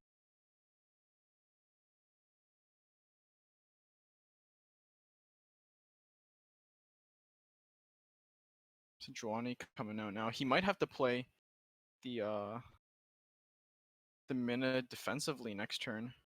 But yeah, it's 100% going to be a defensive option, but he's not going to get the opportunity. This open Yeah. attack from Helix is just going to seal this match. Going to bring it to 1 apiece here. Yep. Between Salty Simon and Helix. Helix getting game number 2 with this Ash Sejuani. Both Ash Sejuani's basically trading wins right now for these players. I feel like that Asher Joani list is possibly one of the strongest lists to come into this tournament. I think it has a pretty strong matchup into this Ezreal Karma. Plus, just overall, it has strong matchups into most mid-range decks as well. Like, it's hard to think of a good, like a bad matchup for it currently in this current meta. Yeah, we were talking about it a bit earlier. So we saw from previous the Southeast Asia tournament, the deck distribution list. We saw a lot of the most commonly brought deck, I believe, in the whole tournament was Ash Noxus. Second was Karma, and the third was Demacia, some type of Demacia Tempo. I'm not sure exactly. Yeah, this spreadsheet had been sent. And then further down the line, it was Deep, STF, and some Tempo and Draw. This is for the Southeast Asia version. And the decks that the most common decks in the top 16 were as well also Ash, Noxus, Karma, and Demacia. I think that thing happens because you don't want to go too fast for an aggro list in this meta, but you don't want to go too slow either because you lose to decks like Ezreal Karma or like Deep. So Sejuani kind of combines those both. You win, let's say, fast enough, but you have a chance against control matchups. I completely agree. I mean, now we're just seeing Simon. He's just getting himself ready and prepared. And I have the EU list distribution now. Thank you. Okay, so I have to put a huge shout out here to your pal Jimmy. He's been going through all the deck lists and figuring out their distribution, and he's been kind enough to also generate the top 16 cut of the EU one. So again, top 3 decks. Looking at this. Ash Noxus, Karma, Demacia Tempo. However, in the top 16, there are more instances of STF than those 3. So Ash Noxus, Karma, and Demacia were the most popular, I think, in general across the board, across even the Swiss rounds. But there are more copies of STF in the top 16 than Karma or Ash Noxus. That's fair. We should actually get some statistics on the win rate of those STF lists, because if they are just there but they are not winning, there's no point in assuming they are good lists. Yeah, I just sent you guys the doc so you can have a quick look. Yeah, the brackets should be here. Magic.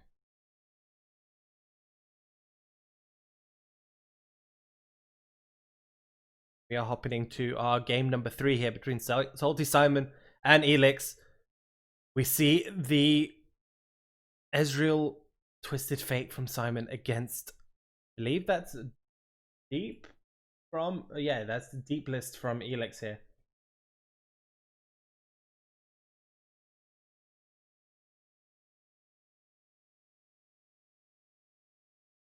Which deck do you guys reckon? I'm just having a look through their deck list right now. Who do you reckon is more favored here? Simon actually thinks that his current deck is not as favored compared to Elix's, so I could kind of see that, especially since Elix is also kind of trying to play the late game, but I think he plays the late game a little bit better. Can just not plunder and then nab your opponent because you actually help him go deep faster. There is this weird question, even though you play a nab deck, do you go for the nab even though your opponent is deep? What do you think, Hans? It pushes them closer to deep for sure, but I think if you can pick out some of the tools out of your opponent's deck, that can be really, really critical, right? You know, hitting like the ruination for yourself, you know, when your opponent has like a board full of sea monsters can be super, super critical. That's pretty much it, right? Just looking at it, Ruination, Vengeance, Atrocity. And there's only 4 copies in the whole deck, so I don't know if you nab at all, really. The only time you might want to pilfer goods is if you've been tracking which cards have been tossed, and you notice none of those 4 have been tossed, and they're getting to the lower half of their deck. Then you might want to go for it. But I think for the most part, you don't want to speed them up into there, hitting deep, because that's at that point those deep like deep, when they hit deep, it's very difficult as Simon to actually remove anything. Riptide Rex becomes practically useless, and a lot of your cards then don't enable much damage at all, really, to remove the board, and you end up being under tons of pressure.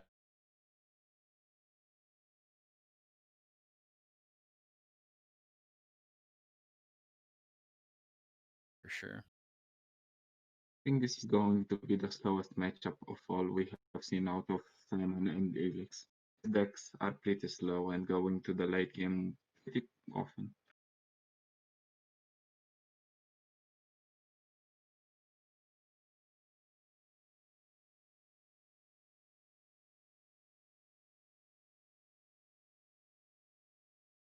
Joe Hunters is pretty valuable since it generates another unit that can hit.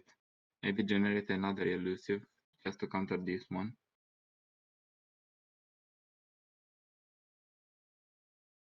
Gotcha. Fantastic here for Simon. Just going to remove this Abyssal Eye off the board. The only option is really Glimpse, right? Yes, but Elix doesn't run any glimpse. No Glimpse, so it's half feast.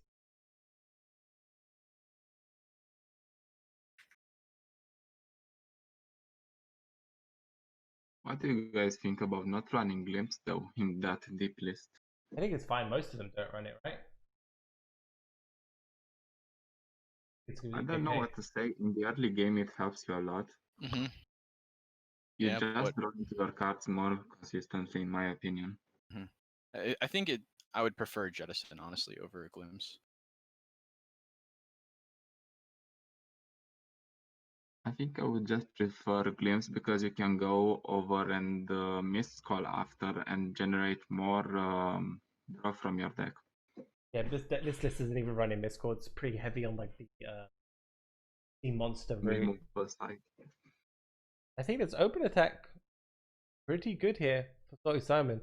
The main punish is Grasp of the Undying and Vengeance. Just gonna go for the nab? This looks like he's going for the nab this turn. Let's see what he hits if he goes for the nab. But you don't need to go for the warning shot. If you just attack, you will hit it automatically after the attack. That's why I don't like this play. It also gives your opponent the opportunity to react, and you don't have that strong of a board. Goes for the Jagged Butcher instead. Again, I'm not too fond of Jagged Butcher because, again, if there's a Z monster coming down, that's just going to negate it anyway. I guess you can follow that up with the Twisted Fate stun. If it's like anything a bit too big. Yeah. One Ruination is down and one Grasp, so that will be a pretty good discard for Salty Simon.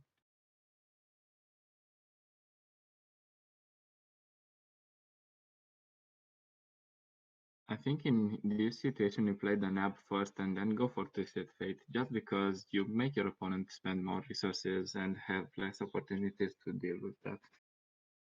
Yeah, the problem with that line though is that you don't get, if you're trying to get a mist out of Ezreal that you want to use, you can't use it that way around.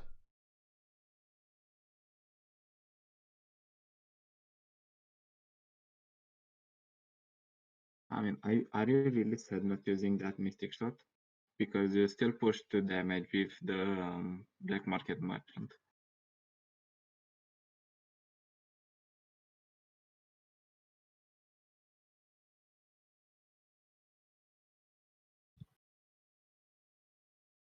Hmm.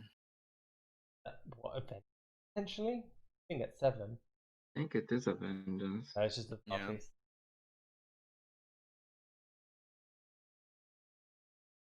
If Alfie's on TF, does that mean does he have a think Withering Will? Withering Will, Yeah. if he drops this merchant here, is very punished by Withering Will. I think you What? just take this attack. I think you do. You don't want the Bake It Rain doesn't really achieve anything either. Mm-hmm.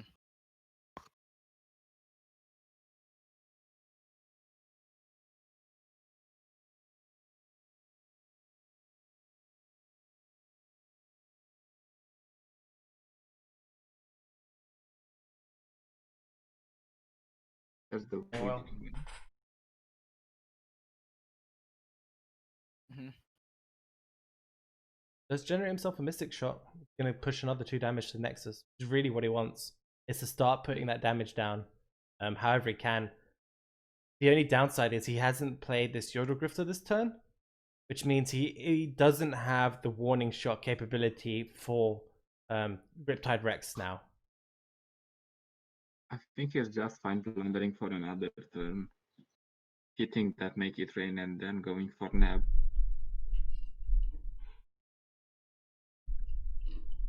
I would say that depends on how close Elix is to deep, right? If he's like 3 or 4 turns off, and he shows that he doesn't have any tosses, like nabbing early on is pretty rough.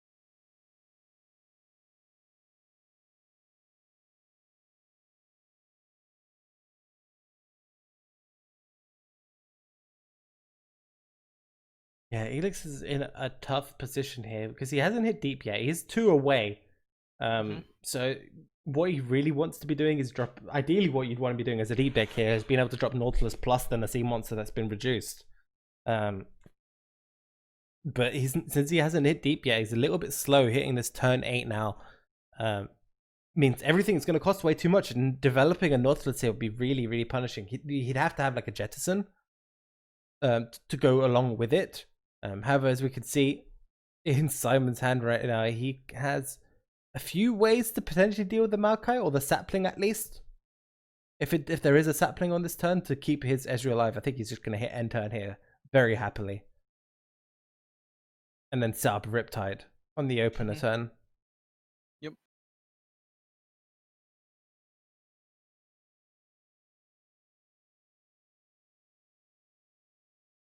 I don't think we waste your mana here. Maybe his opponent just tries to go for that. I think you go Riptide every time.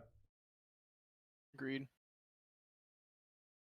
I think this is going to be a Ruination turn as well for Elix. We've seen one discarded, but I think he has the other one in hand, judging by his play. I mean, Chansai just didn't have anything else, right? He could just have a handful of sea monsters, most of which you can't play because they all cost 5+ mana.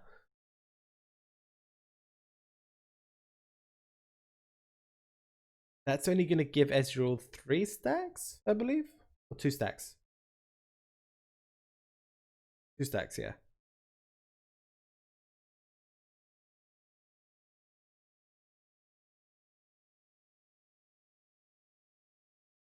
What could Elix possibly think of? Doesn't have many options.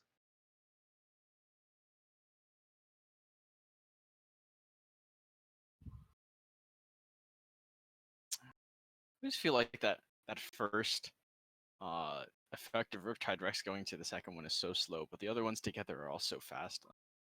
I will Not have Angry Nation. Yeah, it's very unlikely. I mean, this is fine. I think Elix, you can just let this pass and you get to attack, right? As from Zoe Simon's position, you're still in an okay position. You can attack, push for 4 damage, which is what we really want. Because you can't wait now. Now that they've hit deep, they're going to just dump tons of sea monsters, and your life total is kind of pointless. So you just want to try sneak in as much damage as you can with this Dragon's Butcher. If you can hit and sneak in another 3, that's huge for Simon. Hope he doesn't have like another Withering Rail or something. Actually, I think he has Atrocity. He has exact mana and he's debating what card he's going to play.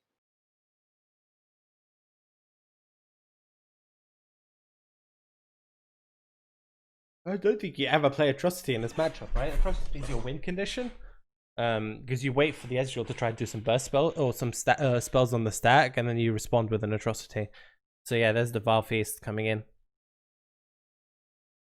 What's the same spell he overed?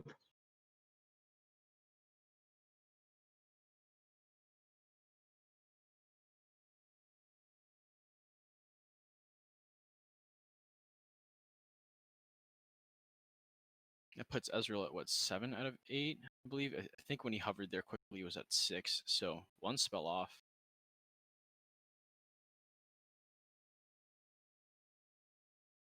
Yeah, make it rain. Could have easily made it rain last turn. But he wants the damage out of the Dreadwing. The Powder Keg is so good.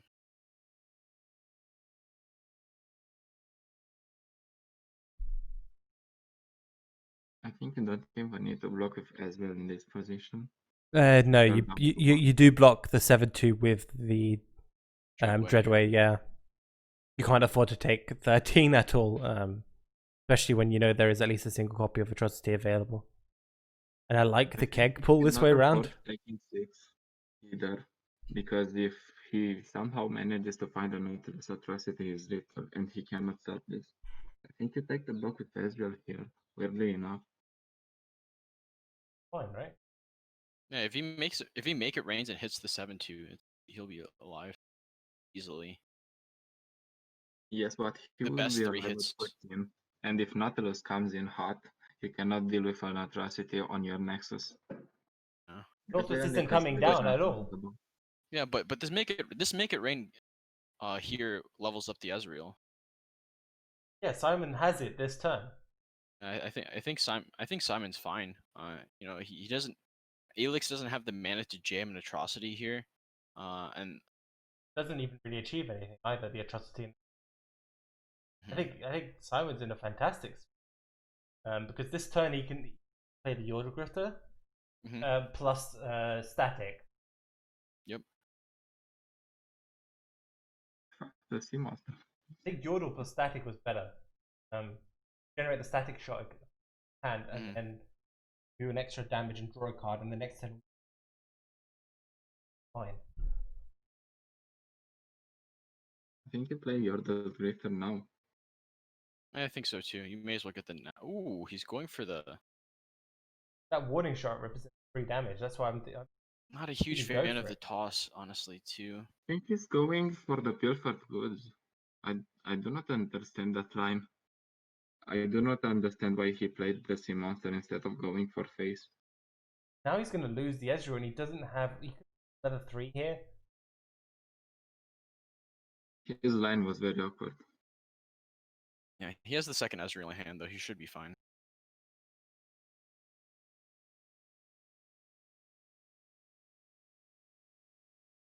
Opponents won off the Maokai level up, which is also super important. Wow, he doesn't get punished for tossing the other Mystic shot either. I do not like this Dead Bloom. Just Yordle, Grifter, Ezreal, you know, like play out your hand, honestly. Best for the Ezreal. I just think his plays last turn might cost him the game just because he didn't go for enough damage on his opponent's Nexus. Hmm. Yeah, Griff the first might have been the better line here as well. So you can generate that warning shot.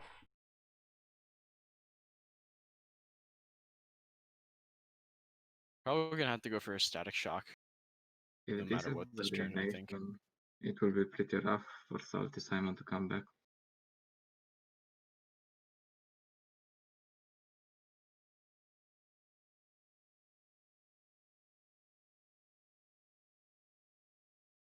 Yeah, now that Nautilus is down as well, Hmm. it enables Riptide as well as an option. I think his thought here for Deadbloom is that he wants to toss before this Maokai gets online. Toss is the third Mystic Shot, but I just don't think it's a good card to play in this situation. I would have just could have just He's static kind of, shocked the Dreg Dredgers plus the Nexus. he's kind of going away from his main win condition, which is I mean, going for a lot of spells on his opponent's Nexus. Any spell here off the Yordle Grifter would be absolutely fantastic. are there even any spells left in the deck from Helix? I don't think so. Oh, Killbreak, that's pretty useless. Yeah, and he has to attack with the Dead Bloom, right? Mm-hmm. Yeah.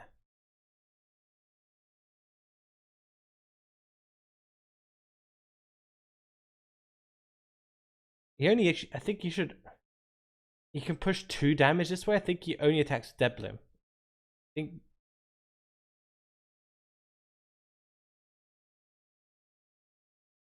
I think if his opponent has a trust in him, Yeah, it's just I going. think you just don't attack. Honestly, you need it. You need to have enough No, blockers for. no. The reason you attack with Dead Bloom is to put your units, to put yourself away from Atrocity. Gotcha. Doesn't matter anymore at this point.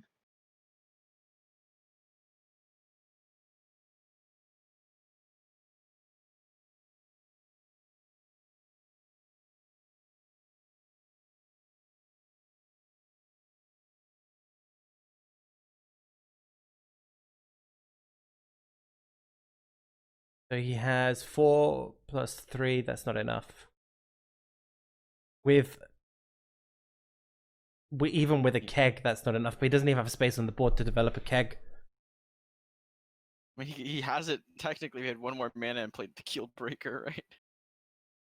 Technically a spell, but Is this if this is Ruination? Atrocity, the game's over. I think the game is over for Simon anyways. It's that turn that he didn't push for damage. I mean, realistically, even if he places spells now, he would have pushed the same damage as he did before. I mean, you go for it now, in my opinion. Mm-hmm. At least for the warning shot.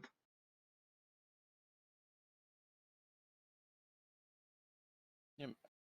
And then you I'm set up curious Joel, if and you then you can- set up Joel Hunter for your attack, I guess. Mm-hmm. I think this is going Atrocity. to be a Maokai turn. Yeah, it's gonna be Atrocity, and that's gonna be game. Oh, second Riptide? Just to stop If the this is damage. a Maokai drop, it's game over. Is there any other spell in the deck that would help him in this situation? I don't think so. He's just gonna open attack, right, and hope. Yeah.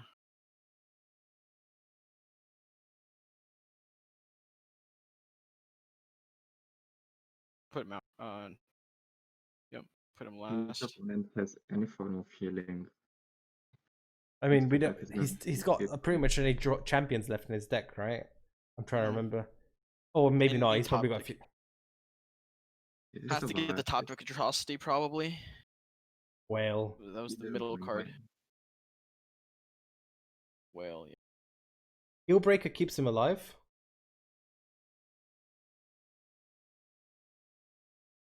You can play Keelbreaker, the petty officer. Mhm. Or more treasures, I guess. Simon can go for the treasure route himself. No, he must have tossed an atrocity, right? We haven't seen one yet. Yeah. He has to go Killbreaker first, right? Or he just loses? He just loses to the elusive attack. Ooh, yeah. See it, Simon.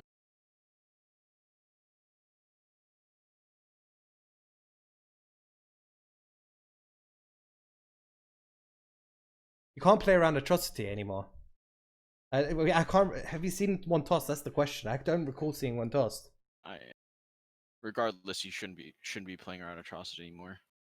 I mean, with only 4 cards left, you have to know if it's been tossed or not, because you just lose either way.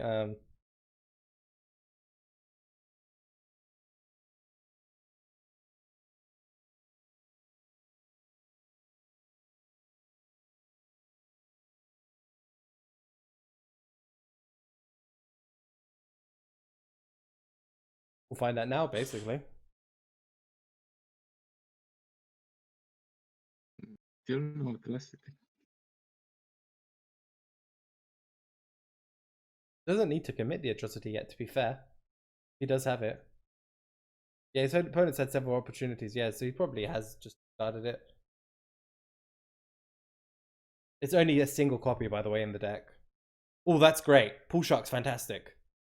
That is huge. If there's no atrocity this turn, that's huge. That's an extra draw for Simon. Search for something. But does he even have an answer? Yeah, what is his answer? I don't think there is one. Yeah, it's a wrap. Goes to the attack of Nautilus. There's no more mystic shots. He tossed the other 2. Yeah, that's game. He can't nab anything.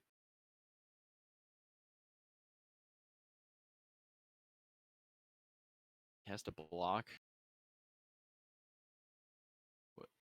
Oh, it's the fearsome. Yeah, it fits him. Yeah, it was always. Yeah, he had to draw lethal somehow. Basically, I was like looking through. It's like he get the extra draw. Is there a way out for him to win? It's the Ezreal mirror match left, right? Oh wait, no, it's 2-1. Simon still has another deck. Yeah, it's now to Elix. Elix is on the game match point here for him to take this against Salty Simon. The winner of this will be playing. Let's have a look at the brackets. The winner of this should be playing the winner of Fly versus Pat. Simon, luckily, this is a good matchup for him. As TF should be favored here against Ez Karma. Yeah, check. Basically, you just draw a couple more cards that are good from Ionia and your opponent's deck.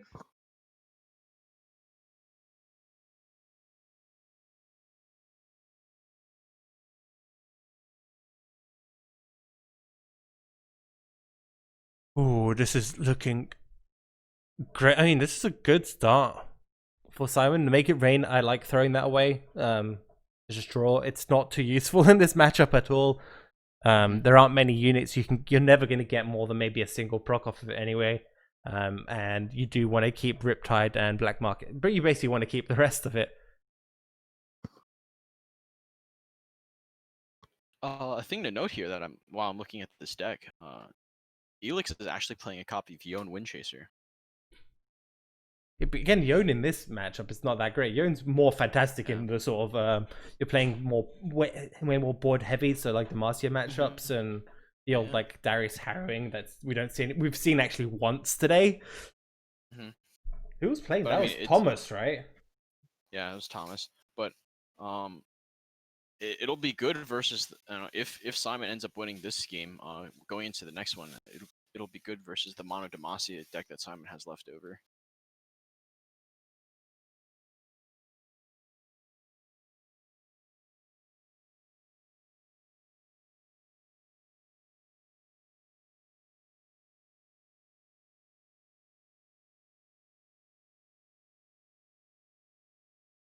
Mystic Shot Elix coming out here.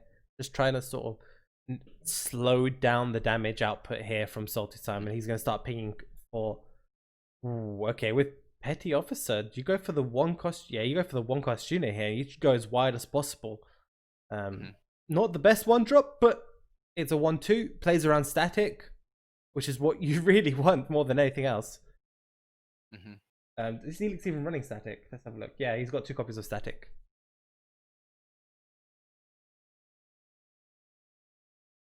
I think you have to static anyways.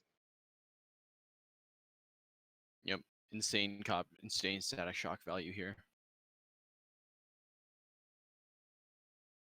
I wouldn't say that insane because Simon still pushes 4 to the face.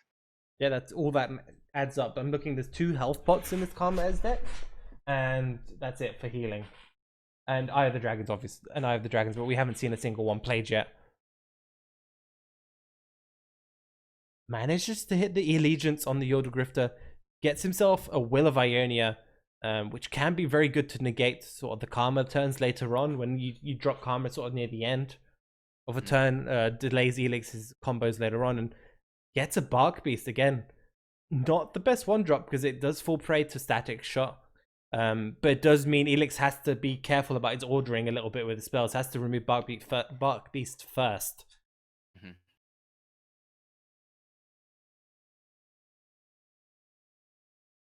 Even if he statics here, he still takes a lot of damage from that petty officers. Plus the 1/2 that still survives. Yeah, it's a little bit difficult here for Elix to try and stall. I mean, Concussive Palm is by far the best option in the deck right now to stall. I do like this. He's still going to be pushing at least 4 damage here, which Salty Simon's going to be very happy about, seeing his opponent down to 10 HP on turn 5, and being allowed to beat this double Will of Ionia. That's both of them. That's both wills out of his deck. Probably the worst 2 cards, right? I don't think he wants to see the wills that often. I mean, 1's fine, but 2's not great. Yeah, I agree with you. I think my main concern here for Simon is pre-nerfed Will. W. I think my main concern for Simon here is that the fact that there aren't many spells that can proc his Ezreal all the way to level up, right? If you look at it, he has to basically get these double static shocks off, or multi-target make it rains. Otherwise, he's not really gonna see an Ezreal level up anytime soon. So getting these wills, at least they're targeted spells in my book at the end of the day. I guess Riptide can target as well, so. The problem is more they're just very costly for Simon as well to use. He's not going to be able to like play Riptide plus Will, so it's a bit like, what does he pair it up with on that turn? And we also know that we can see in Elixir's list he's also got copies of Deny, which can punish him. Great target for Gotcha here.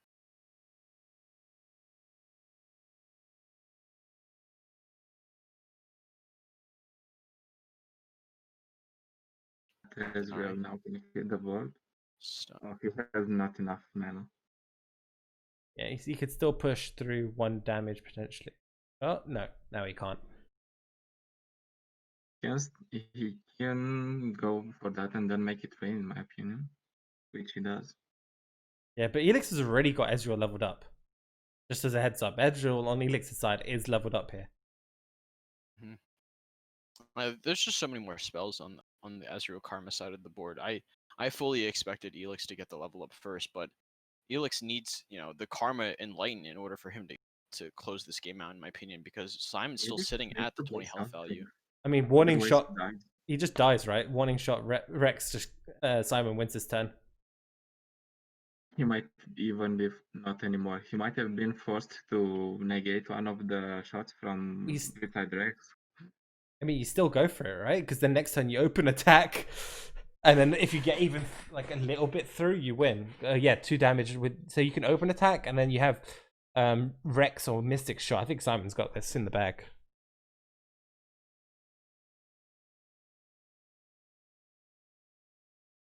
And we have seen double concussive palm from Elix as well.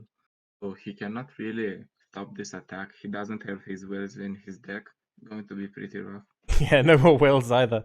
The open attack's brutal here. You can just open an attack, right? Yeah. You don't need to do anything more.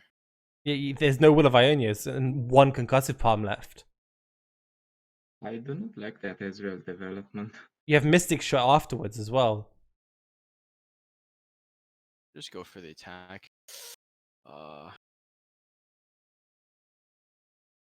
I think this plays around him having an answer and health pots in hand, but it also Yeah, opens you up to Yone having could Karma punish and him here. health pots.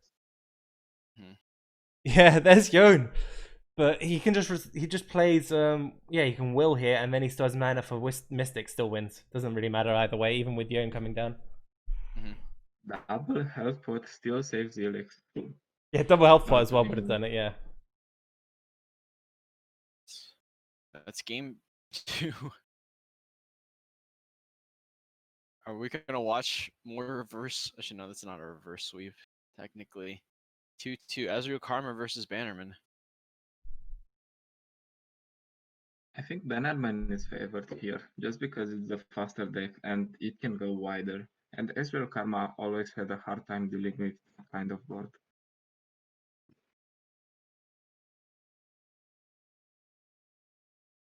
Yeah, Ezreal Karma is definitely his favorite here. I think. I think it's on Simon to draw the absolute nuts. That's a start. That looks almost like the absolute nuts. I He would just needs honestly the keep second drop. Bannerman. I would have honestly kept Bannerman. I'm not gonna lie.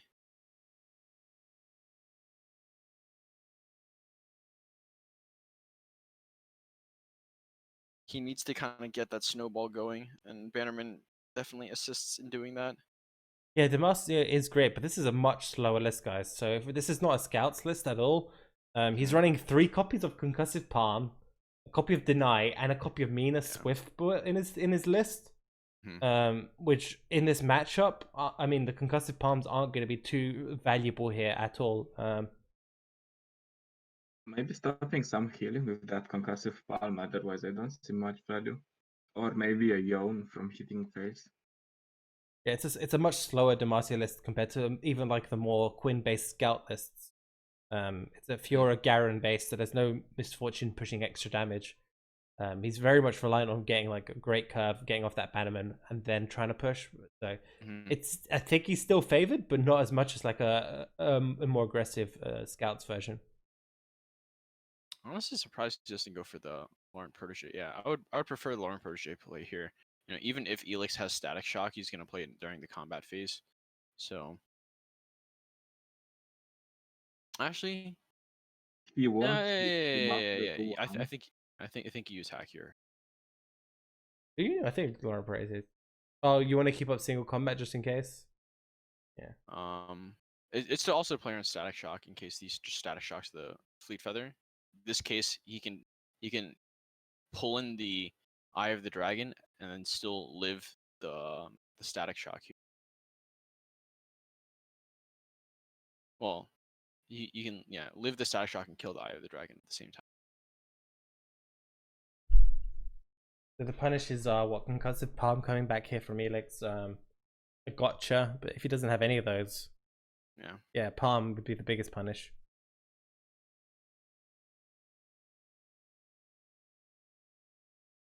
Fly 130. Ooh, that's interesting. Now it takes beat Ghoster Driver. Ghoster Driver is out as well, guys. I'm just looking through the brackets right now. Ghoster Driver, the winner of the last Duels of Runeterra, is out here in the quarterfinals. That ends his streak of wins, by the way, guys. He's had 3 tournament wins in 3 weekends. That ends his streak right there. I think Fly has had a pretty good run in this tournament as well. He even beat, I think, Ghoster Driver in the qualifications.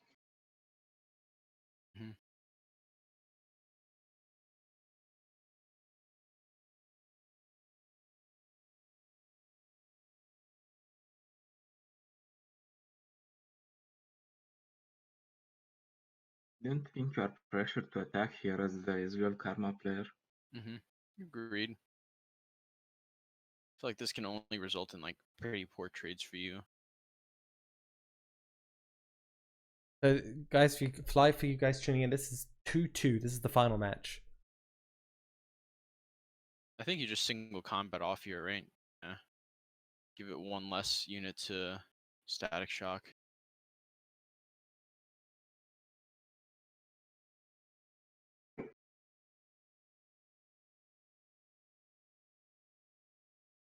Yeah, this is the thing. This is what I meant by Simon's deck is a lot slower than a lot of the other Demasias. He's got like concerted strikes and palms as well, which means he's not constantly developing the board and going wide as much as you would expect with this deck. Garen going down next turn could also be very punishing if there's just like a Thermo Beam. Yeah. Or even like a Will of Ionia, right? He doesn't really have much of a choice though. He just has to play it and hope.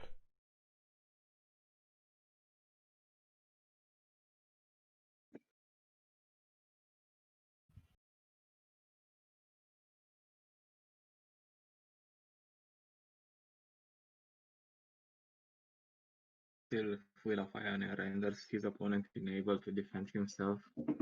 Yeah. I think the big thing is that if your opponent shows Will, then they don't really have much else, or like stuff like Thermo Beam, like can just kill Garen outright instead of just delaying it a turn. Thing is, they don't have much else but they don't have much else of a choice either. You cannot let Garen live and hit you for 5. Mhm. I think this is going to be a concussive palm. Mystic Shot on the War Chefs.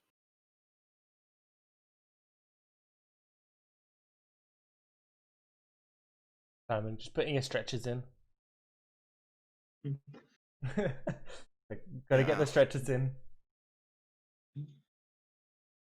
Oh Doesn't no, have nothing. concussive palm as well. That means this concerted strike can level up Garen on the next turn, potentially. Mhm.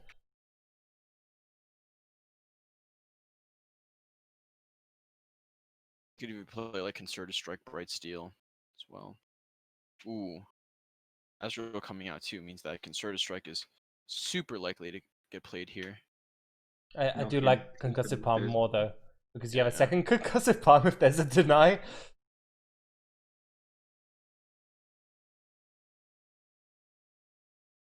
That plays around Thermo as well.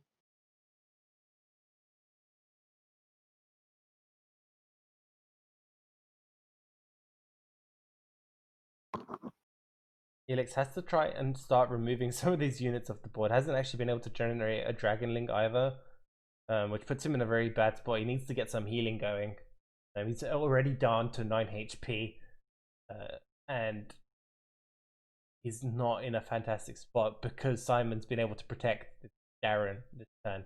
It was quite lucky that he managed to play it last turn and it didn't get removed in any way, so that just screams that Helix just didn't have an answer. Yeah. Question for you guys: did that stun remove Azrael from the splash art? I think so. Ah, interesting. Ezreal cannot handle stuns. Quite interesting. There still are some bugs that remove the champion out of the artwork. Maybe it shifted it over to the left or right or something like that too. It could have. Static Shock, Mystic Shot. That's really close for Azrael level up. It's at what, 6 now? Yeah.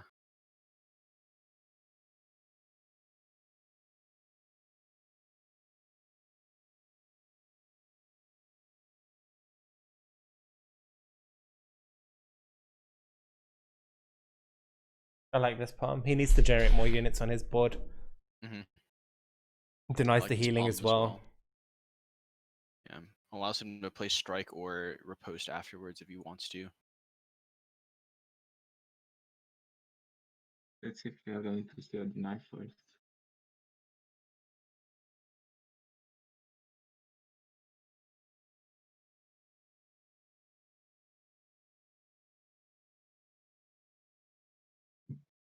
Interesting to see what Helix does here.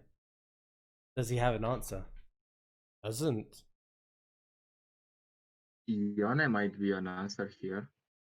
He has exact mana for Yone. I think he's considering that. But how many copies of Yon are there? There's just only one Just copy in one. the deck, right? So the odds of him having it are very low. Still, I Yes, believe. but otherwise, why wouldn't you stop that? Because you don't have Or deny. try to do something with fast speed. Key Guardian for the draw. Just trying to search for something. Eye of the Dragon number 2. With the barrier also.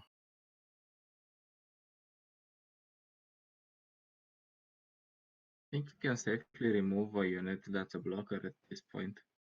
He can just go for concerted strike. He needs to do that, so he forces his opponent to put more blockers in.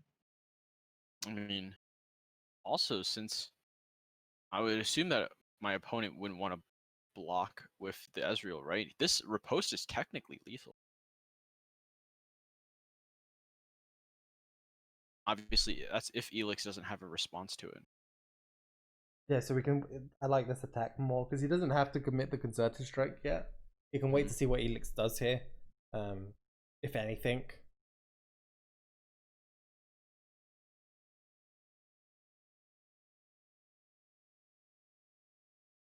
I think he's trying to optimize the block so he doesn't have to block with Ezreal.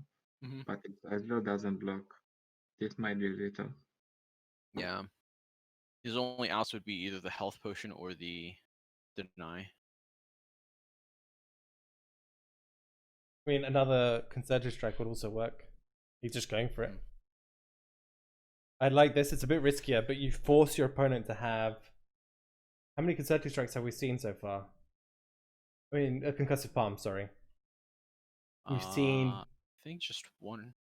There's still an option for a concussive palm. Double mystic shot as well could be an option.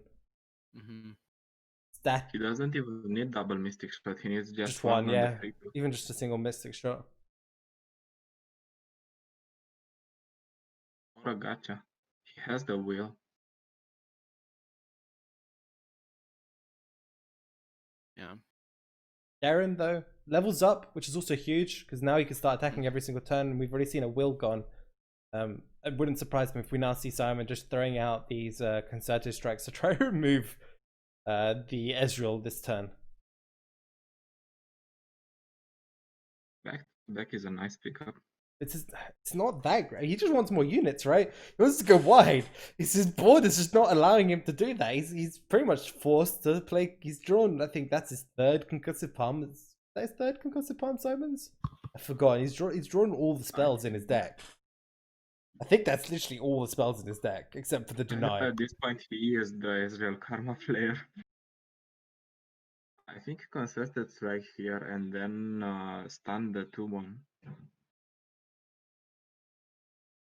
Well, he's not attacking with the 2-1, so it's completely fine. Just stun Ezreal. Attack. You're great.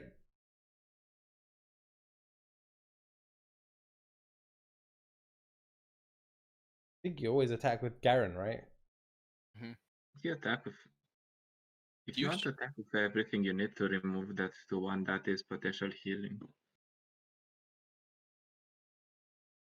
You can do it in the combat phase. Obviously, if he does it earlier, deny some damage, but I think he cannot afford to do it in the combat phase because, as you said, it denies more damage. You just get free in. And the Ezreal player is trying to stabilize, is going to stabilize. So if that happens, it's just game over. He most likely wasn't playing around Judgment in the chat. He's most likely just trying to keep a blocker. He attacks with the 2-1, he loses the blocker because Garen will attack most likely on the turn. He basically effectively still saves health by not attacking.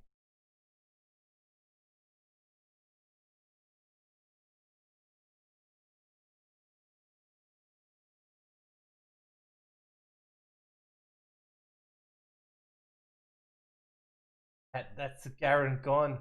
You can certain strike every time, yeah? I think you do. Yes. And then you get to push 3 more down, and then you got back to back. That's his. His out is, yeah, it's lethal, but again, if there's there's options here for Elix to stay alive. But Simon might just be forced to do this. you play the war chefs? I don't think you play the war chefs and you open yourself to something. Doesn't have anything. He's searching.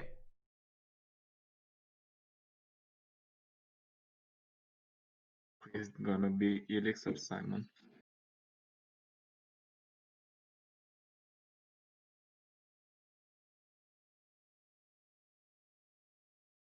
Does Helix just not have anything? He Why might. would Yeah, you? he would need like a like a health pod at this point, right? Health pot, Or just- concussive palm, Yeah. Will of Ionia. Still got one more copy in the deck. He's playing with Simon's He nerves. got the health pot. he's alive. Oh my word! How did he manage to pull that one off? He has Ezreal as well. Simon must be mad here. He even threw his headphones off. Yeah, he was mad because he realized that he should have played concerted strike before. That way, if the deny was live in hand, he couldn't have thermo beamed the Garen. I think even concerted strike here. I'm surprised he doesn't, honestly. Mm. Maybe he wants to clear this other Ezreal. You wait for the Mystic, right, and then you concerted. It's fair. If he doesn't even do it, he lets the Ezreal level up. I mean, Leslie's just leveling up either way, right? The Mystic will go off. He just can prevent the Ezreal being leveled by killing it on the spot. I think he might be tilting, guys. He might. He's tilting a little bit for sure. You reckon, James? I don't think so. I think he's pretty calm to me. I'm not. compared to I'm not listening. Yeah, no, that's normal Simon.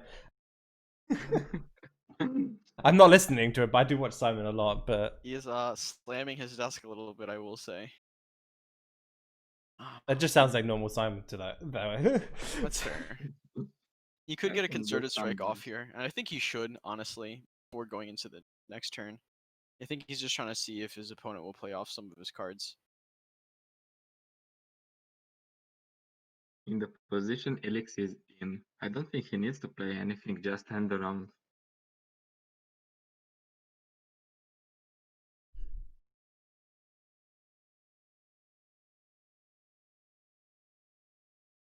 I mean, so far, Elix denied every play of Simon. He tilted him. In this mental state, you just pass and prolong the suffering of your opponent just to go for more mind games. He's forced to think to do this concerted strike. He needs to remove Ezreal. If the deny is live, then this is rough. What are all these Probably spells not. from Helix? There's Get Excited, Mystic Shot. The Ezreal is alive and well. Let's game ladies and then. gentlemen. No, Oh, Ezreal's he alive. used them both onto, yeah.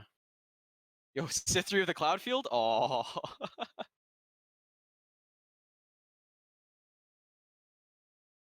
Garen.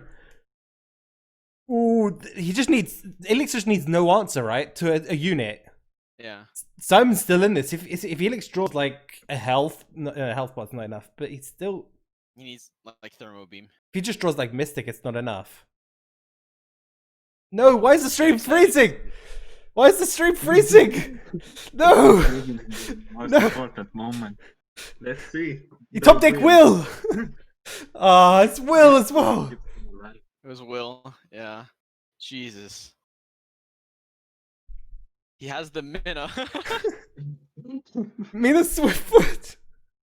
You just play. We can say Elix has the will to live. Oh, But he this game is top over deck this Genevieve too. Yeah, you go Genevieve every time because it's 2 attacks Yeah. they have to deal with. This game. Concussive Palm. Is it enough? Does Elix have another answer? That's the question. Oh my god. It Health seems pod! that Oh my, he lives! No, he's still. Yeah, he's living on 1 HP. What? this man is a legend right now. I don't mean, I know it's over, but this is hilarious. He should have died like 5 turns ago. He cannot do it. He's just hanging on every single turn. This is it. Yeah, that's game. That's game. I don't like the. It makes no difference. Yeah, it makes no difference, Does it but matter?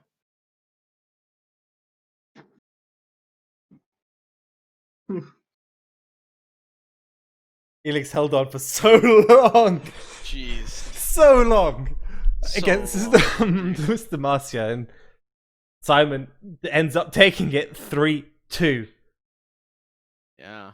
taking him all the way Uh. into the quarterfinals up against Fly, I believe. Yeah, so it's going to be He's going to semifinals versus Fly. yeah. On the other side, we have Noatics versus winner of Imaruka and Painus. They're still going. They're an hour into their match. They only finished one game, it looks like, on Smash GG. So we'll see what goes on. But looks like we're probably just gonna look at Salty Simon versus Fly next.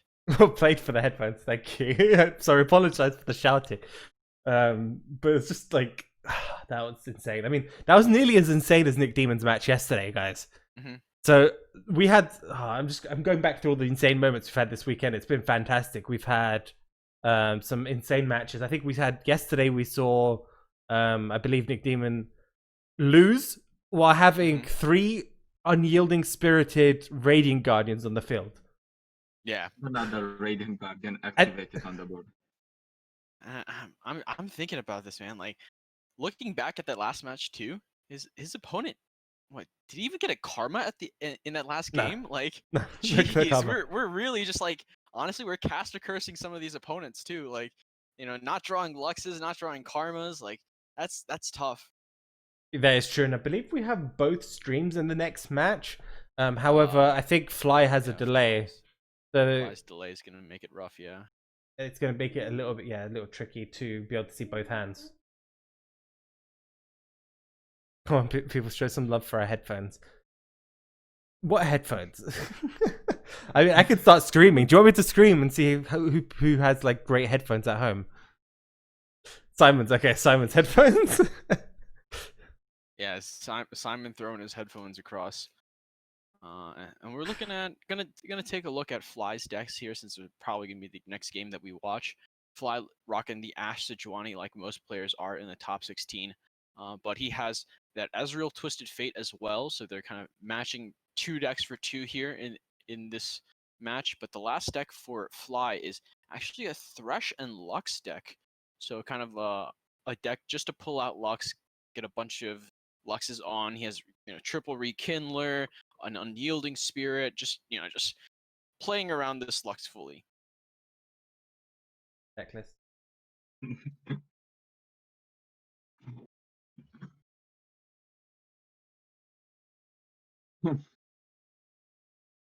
I'm not really sure if he wants to hop in or if he wants to take a break. Yeah. Simon's like, yeah, mate, give me a... Yeah, we He's can like, go. Yes, it is. It is exactly that Fly, guys. In chat, it's Fly LOR. He's also streaming, but he's streaming with a bit of a delay, which means I can't grab you both hands, because I think it's like the delay's like 5 minutes. You know what this means, though? For the first time in a really long time, we have a confirmed streamer for finals. That is true. We've been having to grab Discord for the past couple of weeks, if I remember. But guaranteed at least one of them to go through today. And they're just readying up. We are waiting to hop into their first semi-final here. Who's in the other semi-final? Oh, they're still going, right? You mentioned it earlier. They're still going. It's Noatics versus whoever wins between Iri, Mika, and Painus. So, honestly, going into finals, we may have to have a bit of a wait, since we're still waiting for even the game 2 results for Iri, Mika versus Painus. So we'll see for that for sure. Yeah, we already mentioned that Ghost Driver dropped out earlier. He was my favorite for the tournament. I picked him. I picked him to be making it to take the whole thing again. But again, new patch. He's still done fantastic. All his decks that he played, by the way, got nerfed, I believe. He has all 3 of the decks he played for the last 3 tournaments, which he won, got nerfed. Mm-hmm. But he's still done fantastic even after these changes, making it again to the quarterfinals. So that's 3 tournament wins and a quarterfinal in the last 4 tournaments for Ghoster. Yeah, so our first match is going to be Salty Simon bringing that Mono Demacia that we just saw versus this Ezreal TF deck. And this Ezreal TF deck is definitely a little more different compared to the one that Simon is bringing. He's deciding to tech in the deck 2 warning shots, some pilfered goods, and opting to kind of lean more into the yoink/nab effects overall. But absolutely stunning opening hand for Simon. That's a 1, 2, 3, 4, 5, and you love to see it as the Mono Demacia player. Heck, you have 2 Bannermans now.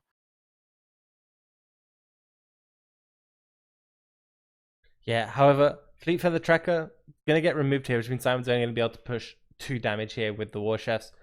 Luckily for him, as you mentioned, he can set up Fiora next turn, then straight into Bannerman, and then Bannerman again, which is gonna be very powerful. I mean, even the Garen's really powerful up against this STF. Being at 5 HP is, with regeneration, is pretty difficult for STF to deal with. Has to pretty much have to use a Thermo Beam. Yeah, and looking at this so far, I think the main issue for Simon is that a lot of his flies multi-target spells like Make It Rain, like Static Shock, they're going to be so easy to proc off in this matchup. So it's going to be very tough for Simon to try to make something out of all of this. He's going to go for the grab onto the barrel to see if he can get a free kill. But honestly, this barrel really just tells me that Fly most likely will have something to remove this Fiora, something like a Mystic Shot, and I think that's a good read for Simon to play this Bannerman out instead. My chat is wanting to be timed out. 1 sec. There you go. Gold card now coming out on this Fiora as well, which is a good play on that Bannerman. You know, making sure that he lives this gold card.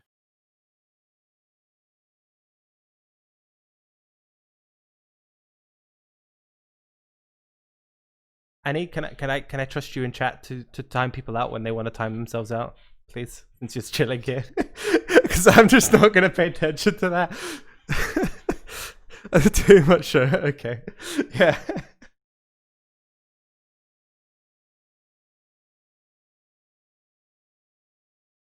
Yeah, I'm gonna go for the pass, knowing that this is a bit of a risky attack, and I understand that for sure.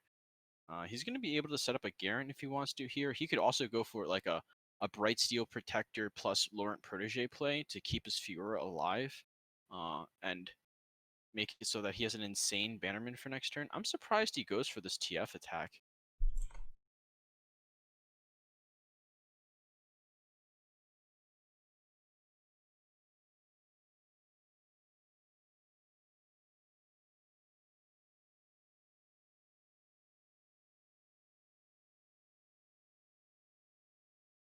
I mean, when you see this, it's implying from Fly he has some type of spell, right? For sure. Yeah, Make It Rain. There's a number of options here that can come out here from Fly. I'm just looking at Static Shock. Yeah, Static Shot, Make It Rain. There's quite a few.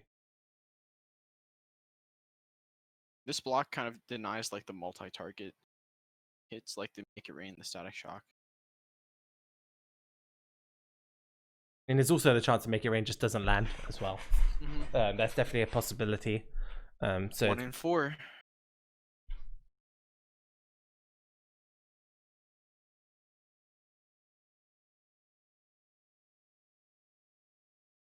Yeah, there's the static. Yep, I think this is fun. Yeah, you hit okay on this. You just want to develop Garen. It's fair. You're not really winning with Fiora in this matchup to begin with.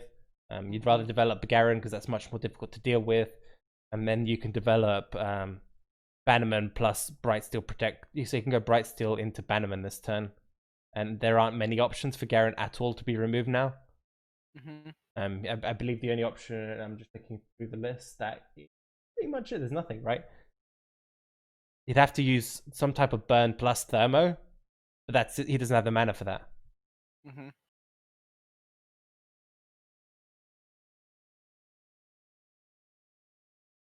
People asking me to hydrate. I'm gonna go grab a drink. I'm actually out of drink. Be right back. Sounds good.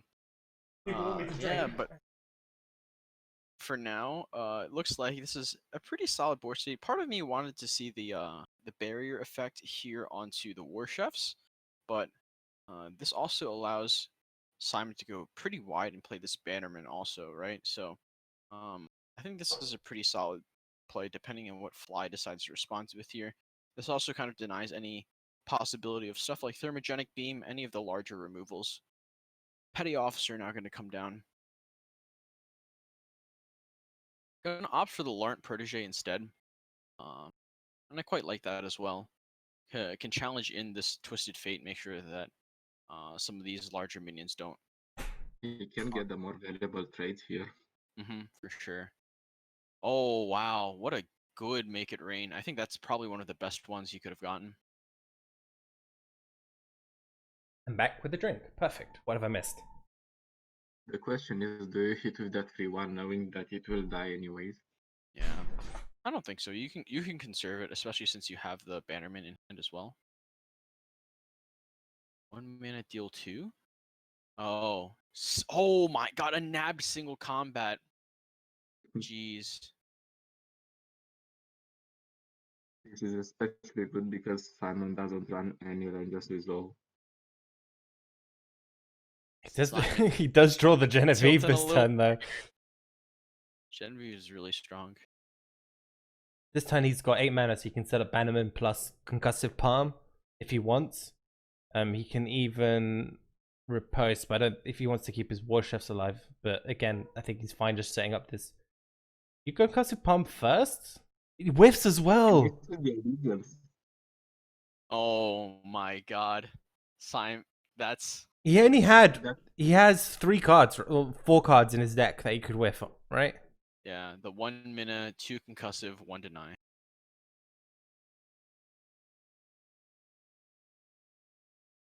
Headphones are gonna fly.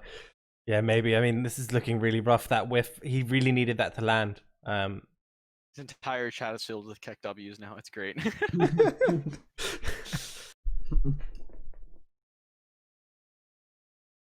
Luckily, Genevieve is here though, and he's there's that 1 copy of Mina as well.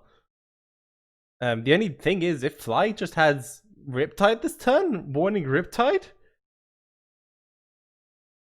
Yeah, it's a slightly low chance. You know, he hasn't. Oh, he plays the Yordle Grifter this turn. That's a pretty good sign for him. Do not tilt. Okay, so there's another match. If you think that's tilting, there's another match. I can't remember. We watched it. I was watching it. Where the player had 1 Freljord card in their deck.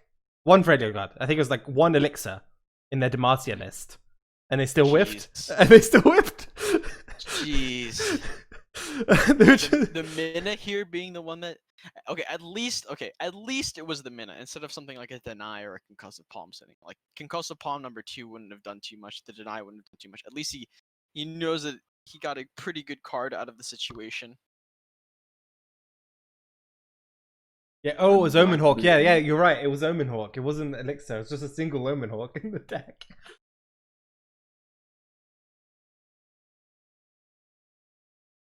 Thermo coming out. I think you're kind of happy with that Thermo. You could just, yep, exactly. Go for the riposte. You have get double trades even. Yep. You have really good trades now. Your opponent has no mana left over.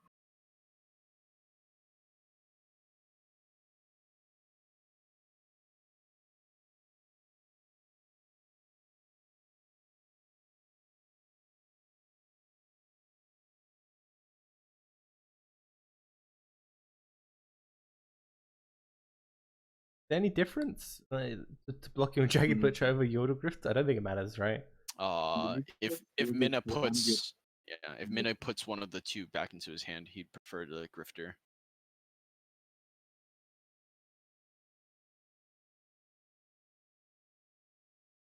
Really good back-to-back pickup.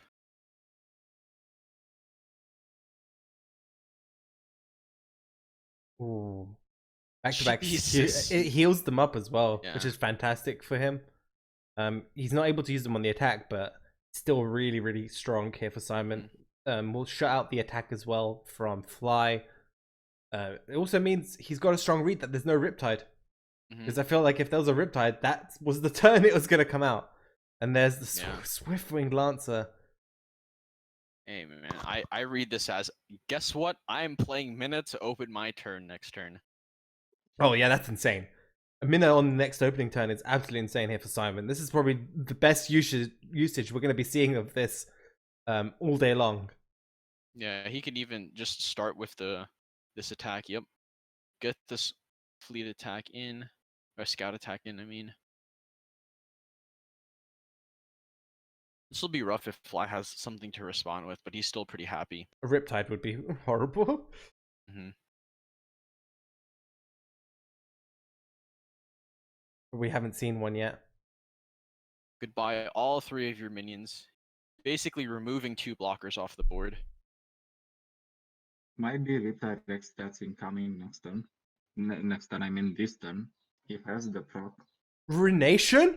What? Oh my god! Oh my! What? Out of What a nation. counter! That's just game. God, What? the random 1-drops! What? Oh my Oh, god! you can't even play around that. That's the worst You part. can't! You can't even play around The, it. the chance of that, he has to get the Yordle Grimace. Oh I my think- god. I think we He has know to get the how petty Fly made officer it so into that fast. specific 1/1 into the random spell that generates as the Ruination. That's crazy. What? This is like what goes in like a Trollden compilation for Hearthstone. You know what I mean? Like,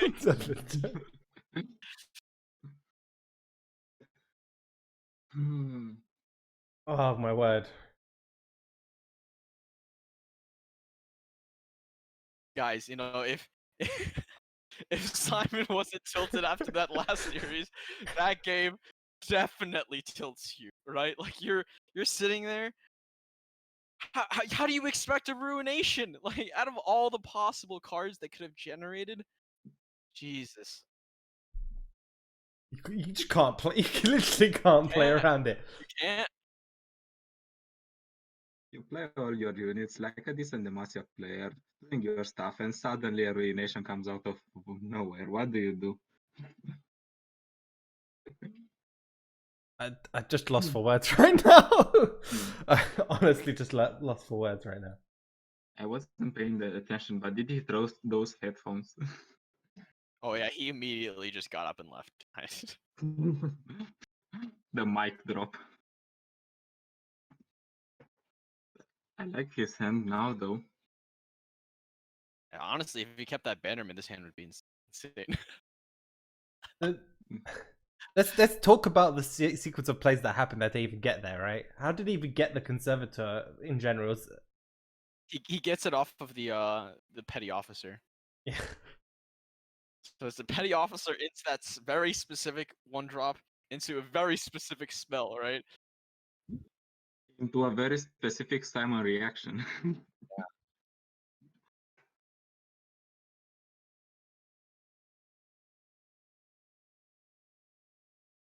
It's just that Simon had probably the worst luck I think I've ever seen in a match that round.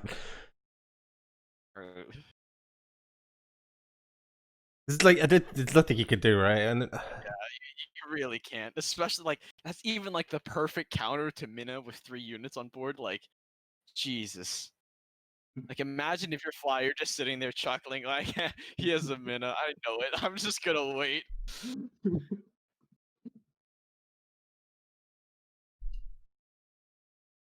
I don't think this matchup favors Simon, even though he drew the curve. I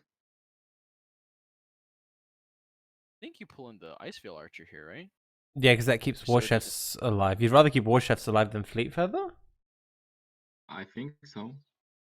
Maybe the shock is too big from last game that he's not even pulling the right stuff. Why would you do that? I do not understand. You just want to remove a 1/1 that's not even blocking? I mean, it removes regardless. You remove both in some sense, right? But I think he just wants to keep the board clear. And that's I mean, better it for does it him. either way, right? He would have just kept the War Chefs alive. But it depends if Fly ends up wanting to block the War Chefs with the 1/1. That's the difference. As much as I like keeping the challenger units on the board, you had a Laurent Protege on the next turn with War Chefs, which is far better. Ooh, Ash coming out too. I need to turn off Nightbot link posting. Wow, triple Genevieve in hand. Isn't this a nice hand you want to see? Yeah, for sure. But this is super vulnerable to a second freeze effect, right? Deciding to go for the Lauren Protege, which is correct, playing around the flash freeze, but culling strike. Oh my god.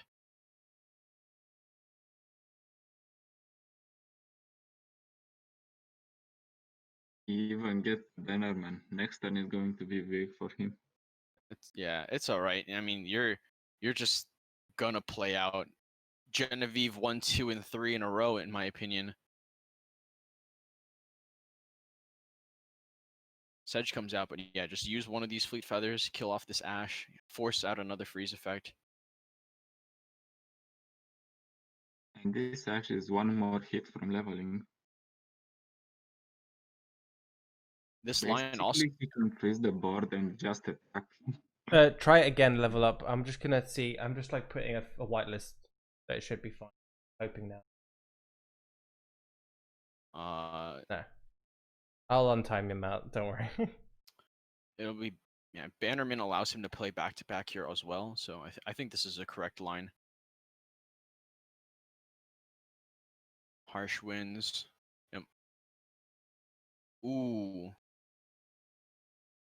Back to back is a massive pull there.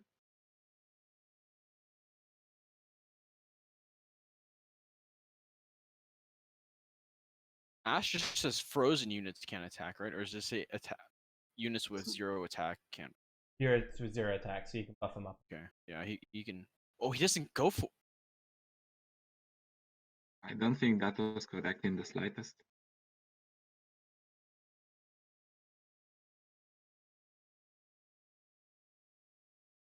Oh yeah, back to back doesn't kill the Ash in the situation, I guess.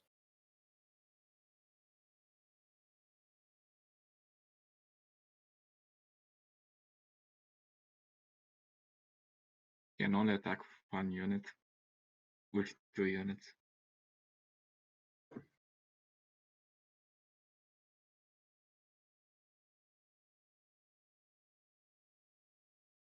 think you have to. I think you have, yes, you have to try and keep and pick that one. Mm-hmm. I mean, that's twice we've seen Conservator, by the way, generate insane spells, right? So this is yesterday. The Nick Demon match also generated insane. That was what it was Conservator that generated that, right? He got Dawn and Dusk off Conservator, which then he used on a Radiant Guardian with Unyielding. I'm getting a little bit tilted here. Mm-hmm. Just a little bit.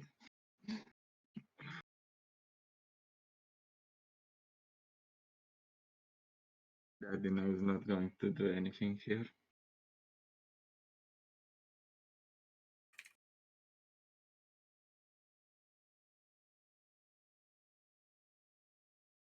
And this is game. Wow. Very quick game here from Fly. Taking now a 2-0 lead here up against Salty Simon. I feel like that match is getting to him a little bit. Mm-hmm. For sure.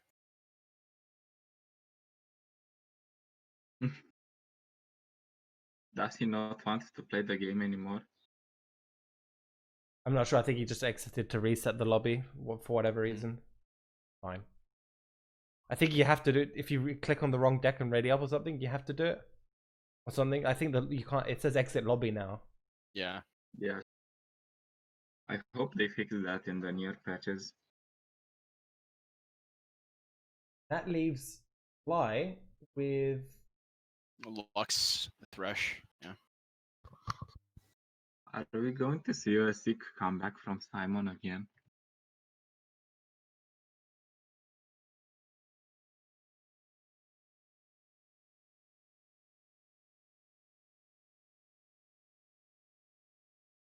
I mean, we've seen it before, right? But he now has to win with all 3 of his decks up against this Lux deck from Fly. And this deck, just having to look through it, the Lux Thresh list is running 1 copy of Unyielding, 1 copy of Vengeance as removal. What else? He's got 3 Blinding Assaults to summon Valor, 3 concerted strikes, 3 remembrances, and 3 single combats. No ruinations or anything along those lines. So if Simon can sort of develop a big board, he might be in a good position, especially with like Hearthguard and units like that. Fantastic for him. And the Arachnid Center hits some value, yeah.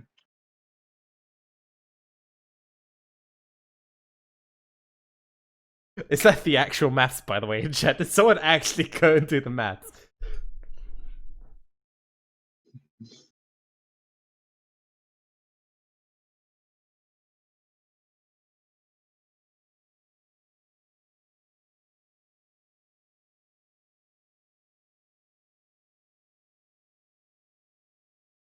Simon is in an okay spot here so far, though.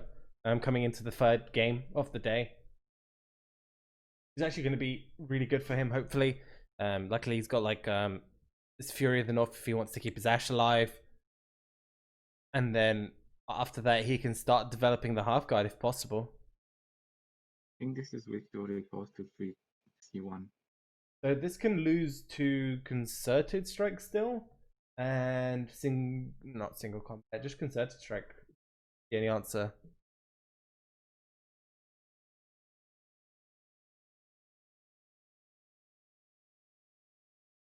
Maybe somehow trying to set up a cheaper remembrance.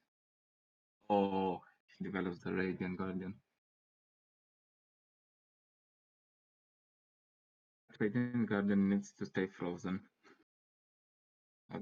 Otherwise, it will impose a major threat. I mean, you can remove it. If you can freeze it, you can still then use Culling Strike to remove it. So you're in an okay spot for Simon.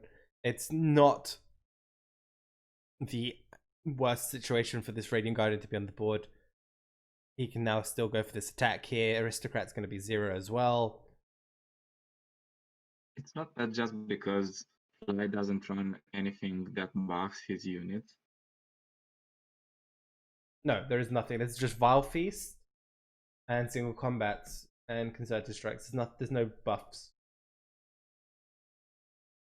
So someone should safely remove that Radiant Guardian.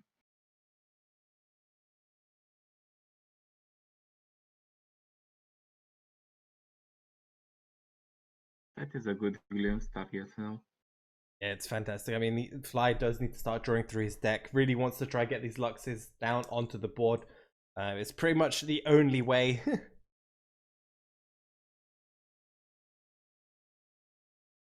For Fly to get back into this game is to drop blocks on the board, start generating final sparks, as many as possible.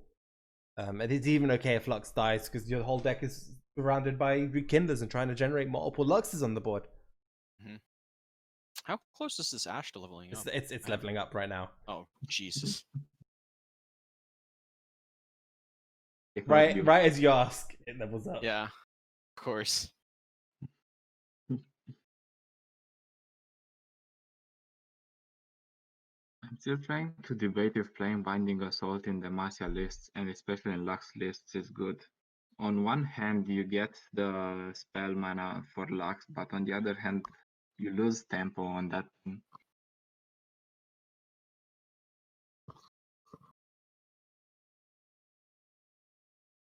And we see the bug on Avaros and Sentry.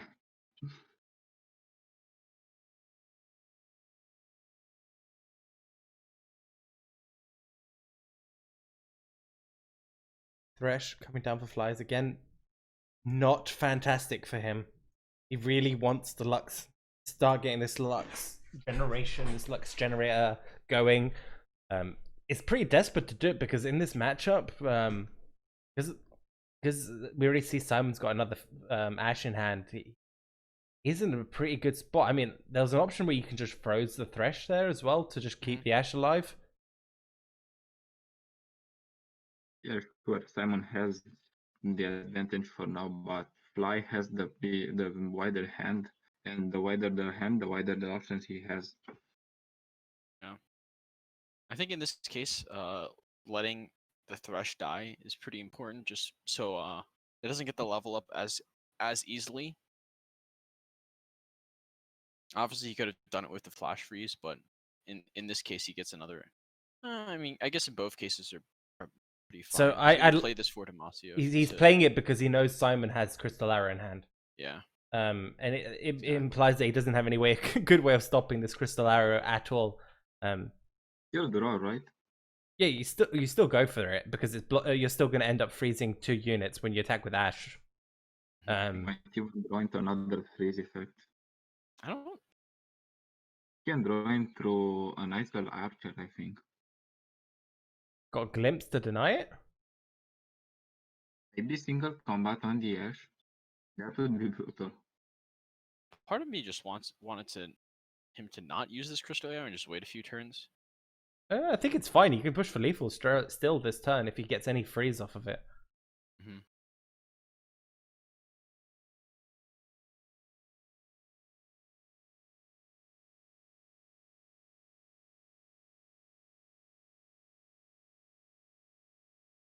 I think that Avaros and Hardguard is very tilted since we see his chat box. It's true, yeah.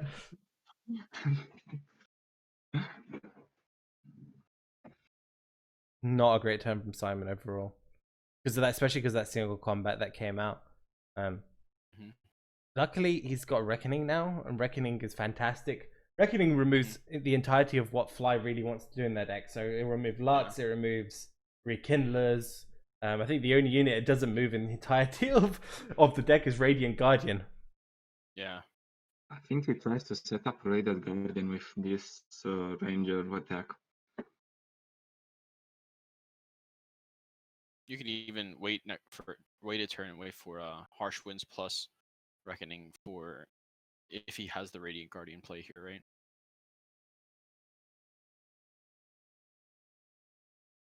Gets the Yeti off the top. He still has the mana to play exactly Harsh Winds plus Reckoning, so. I here has mana to develop a Lux and Vengeance, potentially anything that Stammen might drop. And that also plays around the Reckoning, because once Lux levels up, she is 5 attack forever.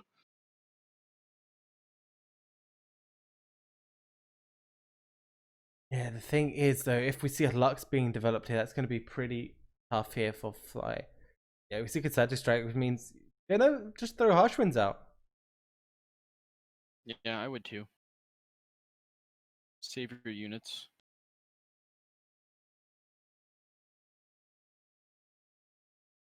What's he trying to baiting with that Concerted Strike? And more importantly, what's he trying to develop so that Concerted Strike had to hit first? There's a single Vengeance in the deck. And we saw there wasn't a Radiant Guardian last turn, so we know there's no, unless he's top deck a Radiant Guardian, there's no more Radiant Guardians at all. So I like this attack from Simon. I think it's fine. Doesn't have to. Radiant Guardian and the Remembrance. There's the second Yeti.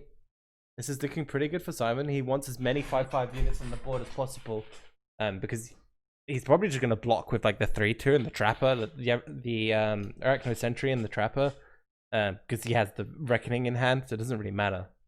You can throw those away.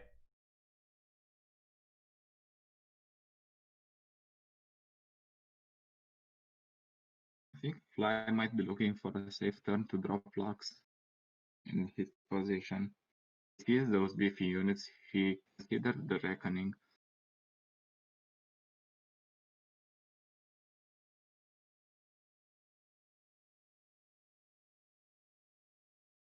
Here is a full board clear, maybe just one spider.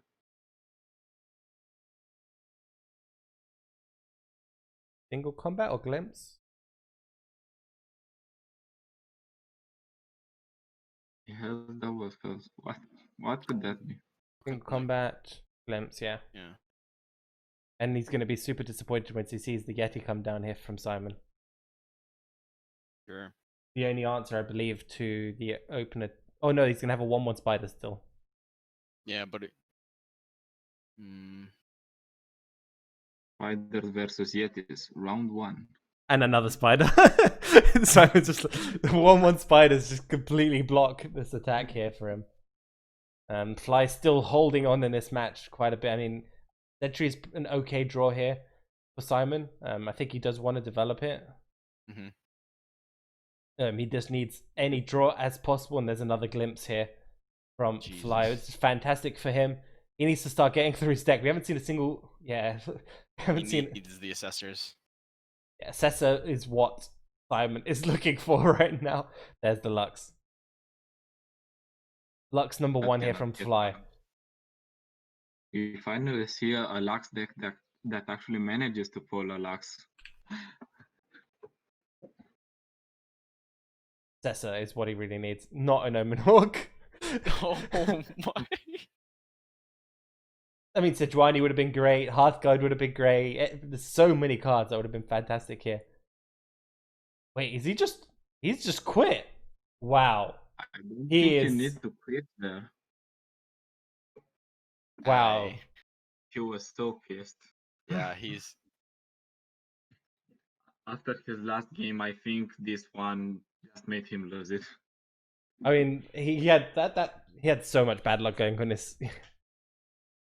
He had so much bad luck. Like, it's the tilt, the anger. It's just, yeah.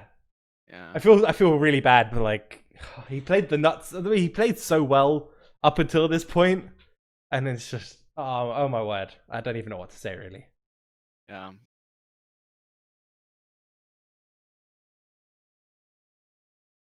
Quite unfortunate, but oof. But yeah, that means a 3-0 going to Fly. Congratulations to him making the finals. And I mean, Simon, although he is a little tilted, he's definitely shouldn't be proud of making it all the way to semifinals, right? Of So course. Yeah, he still played fantastically. It's a bit unfortunate that this is how his journey ends here in the semifinals. Just shows how much he cared about winning that match, really, and that is Fly being our first finalist here of the day. And I don't even think we. Let me refresh this because I'm correct. Nope, they're still going in quarters right now. We don't have another match for you right now. There's a match that's been going for over an hour and a bit here between Iriyumika and Painus. And it just in 2-1? That's not an hour, Jebs. That's 102 minutes. Wait, what? That's almost 2 hours. Wait, what? It's nearly 2 hours. What the hell? Yeah. Level up. What's happening? I can't tell you, man. That must be the slowest control decks in the whole game going on. Oh, okay. Are they even playing that slow? Can we even stream it? I'm gonna have to ping. Okay, I'm gonna hop to a short break, guys. We'll be back in just a moment while I try and talk to some of these players because none of them are streaming. So we can see if we can get them ready to spectate for you guys. So I'm gonna hop to a short break while I sort that out. We hopefully won't be too long, and we'll have our next semi-final, at least one of the sides for you guys to see in just a short minute. So see you guys in a moment. Yeah, I hope so. I hope it's just a moment. We'll be back in a bit. And we are back, ladies and gentlemen. We're just getting the next semi-final along the way here between Nawatix and Iriyumika. I haven't had a chance to look at their deck list yet, but I know you guys have been doing that. So just enlighten chat what we're about to expect. All right, guys. I'm not gonna lie, this is a glorious day for me. I don't think I've ever seen a Poro deck make semifinals, and this is the day. There's a chance that Poros make finals, and this is amazing to me, right? So Iriyumika is piloting a Braum Lux Poro deck that we just saw, rocking the triple Aurora Borealis as well. And we're kind of seeing a really unique spread of decks here, right? First time we're seeing Draven Jinx all day, in any of the games so far. So Iriyumika also played in that Draven Jinx, and for his last deck, he's bowling a Demasia's Shadow Isles with just the Twisted Fate as champions, teching cards like Commander Ledros, Vile Feast, Grasp and Dying, and Withering Wail. And on the side of Nawatix, his opponent, we have, Mono Demacia, pure Mono Demacia, literally no other regions. Fiora Garen, pretty old school, bringing it all the way back. a tempo endure list, so the endure spiders list. Now we haven't seen it in a few tournaments now, honestly, but honestly a great deck nonetheless to play. Although there was a nerf to They Who Endure to make it so that the combo between They Who Endure and Atrocity is 13 mana. That's still a very solid deck in my opinion. And then a Swain TF list to round it out. Sounding. I think European choice for the first deck was Demacia this tournament. We've seen many people play like we expected. We always say Ezreal Karma and Ash Sejuani, and Demacia was the favorite as the third deck.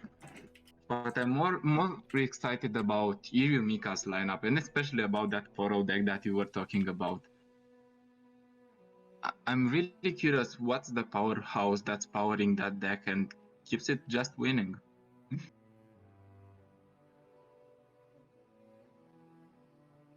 I suspect it's just massive poros, right? If you get the early game tempo, you get a couple of big poros, and then Lux kind of like, if you can get Lux on the board to start stabilizing the board a little bit with the Final Sparks, with Aurora Borealis, it's going to put you in a strong position. I think that Poro deck is a glass cannon, but we'll see about that once we hop in the match and see it for ourselves. Yeah, that is true. I'm just, let me open up. They have to win with all their decks. I'm thinking, just looking at this, I feel like Nauatix might slightly be a bit more favored. He's got the Endure list, which I think will do pretty well against the Draven Jinx. He's got the Fiora list, which should do again well against Draven Jinx, and even potentially, it potentially does even well against this Ledros deck, this Dreadway Ledros deck that you guys were mentioning earlier. And then I feel like the majority of Nauatix decks should be fairly okay matched up, right? Which should be fantastic.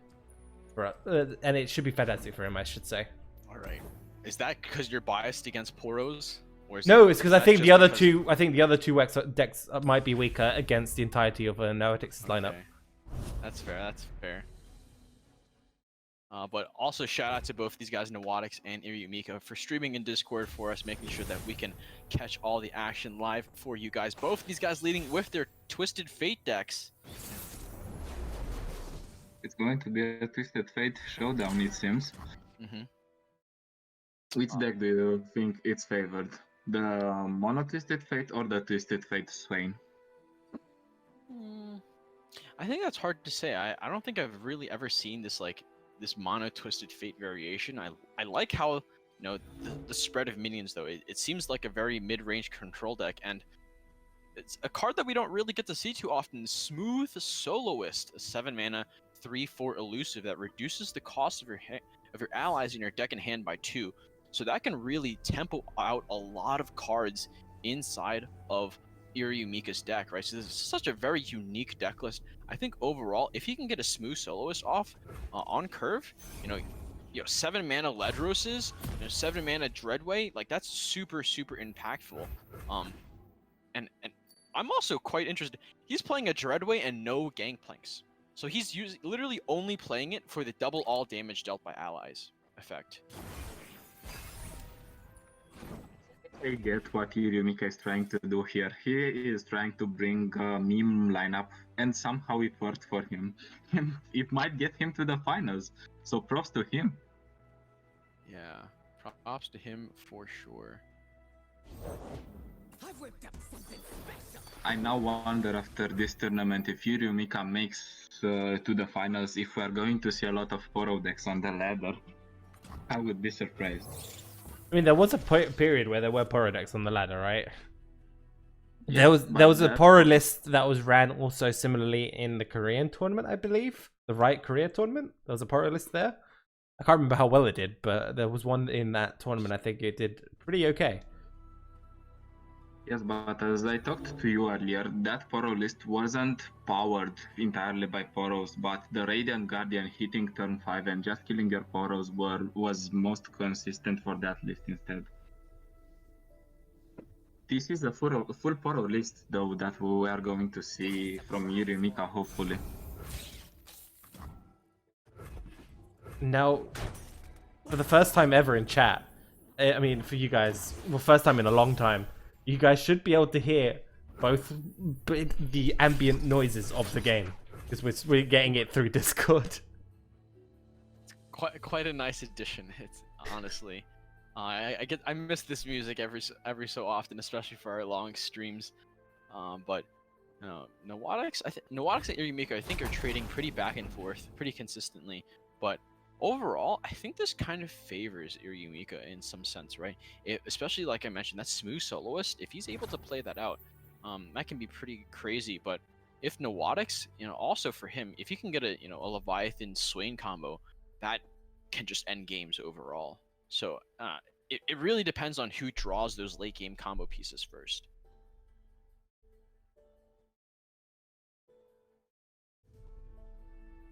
This match, it's looking very close right now. I mean, we do see in Irumika's hand, we see the double Val Feast here.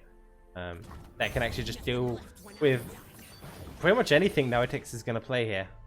It can deal with the keg, can even deal with the spider, or we can just remove Dreadwave. I think we're most likely going to try and remove the keg. Yeah, that keg representing extra damage is really impactful. But yeah, gonna go for that Vile Feast now.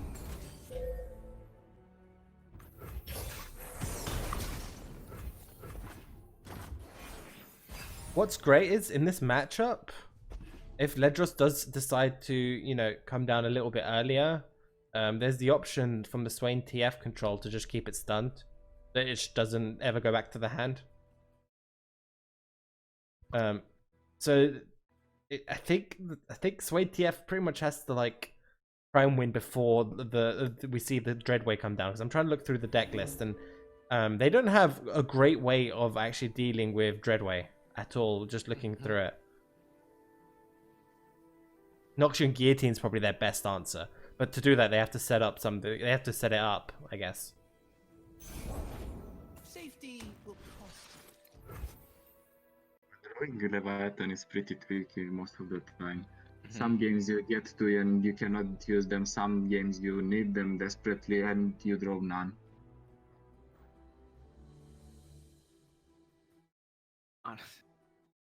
Honestly, Cosmin, you were saying Irumika may be trolling a little bit with this lineup, but honestly, these decks are so interesting to me. Just to make it the finals with this stuff really just showcases the skill and the patience required to just make it this far, right? It's his list. I mean, he knows how to play them to perfection, or close to perfection, because he built them. He knows some interactions we don't know, or maybe we didn't realize.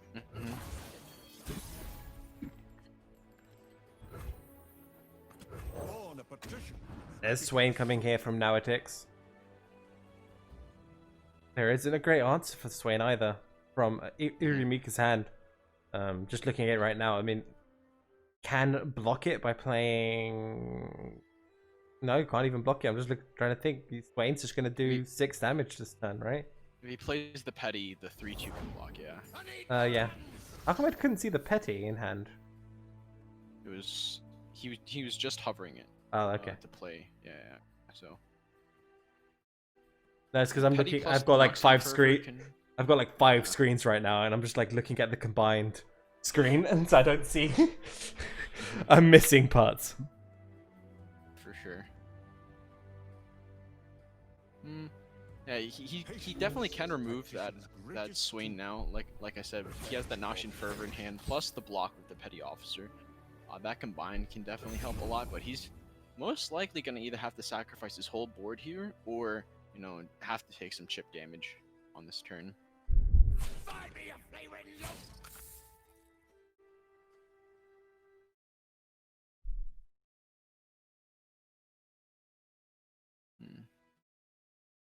If it was me personally, I don't want this Swain to level up, getting those extra stuns down the line. Yeah, this is gonna put a little bit of leveling up into Swain, but he does also need a minion on the board in order for the Noxian Fervor to deal damage to, right? So this line definitely works out as well.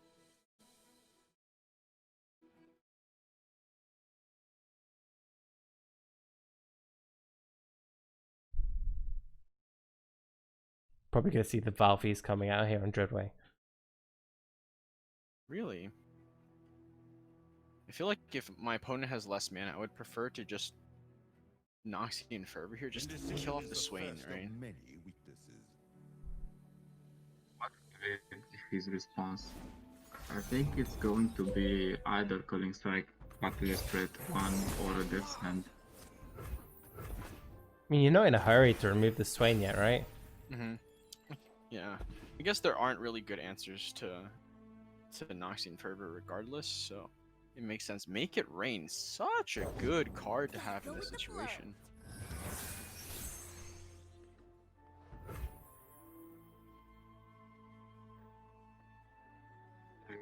I want to see what happens once that smooth soloist hits the board. It's going to be some huge discounts on Yuremika's hand, and the discounted Dreadway is nothing to mess around.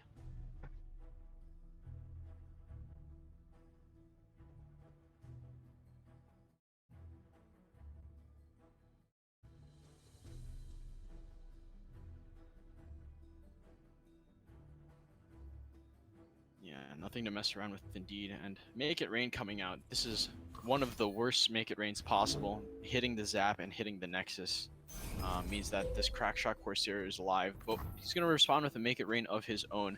Still has the mana to play this Noxian Fervor too, which is quite nuts. I'm more surprised he doesn't go for the Noxian Fervor to just like pop one of the spider that's already dying to kill Swain here, right? No rush, we can wait for it. As long as his opponent spends more resources, it's going to be safer for that Noxian Fervor. I think now Novatix is debating if he wants to block this, but I don't think he blocked this anytime. Gonna use the Ravenous Flock. Yeah, I agree with the Ravenous Flock. It's super hard for you to remove the Zap Spray Fin for both of these decks, right? Once Novatix plays the Zap Spray Fin of his own, it's gonna be super hard for Yuremika to challenge it unless he uses that Noxian Fervor. But I think he's gonna contemplate using that now on the Zap Spray Fin just to knock out the Swain, and I'm in full agreement with this. To do it at some point when he is pressured. Are we going to see another Ravenous Flock though? That would be something. Yeah, I think that's what he's worried about, right? You know, obviously Novatix doesn't have another Ravenous Flock or anything, but there are a lot of other possible answers. Another second Ravenous Flock, another Make It Rain. There's a lot of random like 1 damage removals here in this situation, but you can't play around all of them constantly, and it doesn't even look like he has them. So this is a great one. The Ravenous Flock is just such a good card. It's 1 mana, it is easy to proc, and it does a lot of job for you.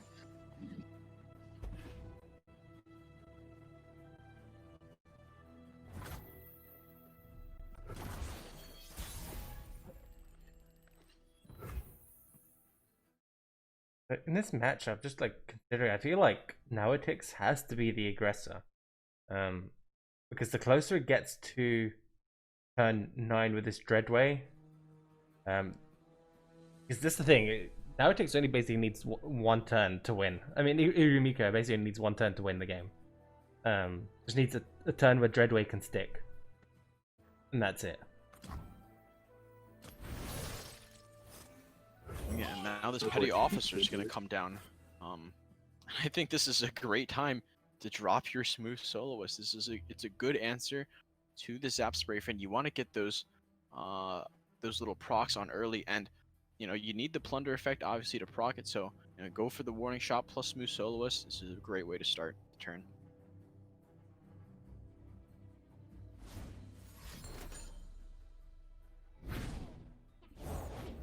Close your eyes and drift away. Stun gonna immediately come out just to make sure that Novatix can get in a bunch of extra chip damage this turn, but that's kind of expected in some sense. Ravenous Flock also available here to deal that 4 damage to a stun unit, but I think the Smooth Soloist has already done its job. Getting those -2 mana costs is going to be super impactful in these upcoming turns. It also means that he can play this Dreadway next turn if he wants to. Yeah, but as we can see, Nautix is in a very strong position in general.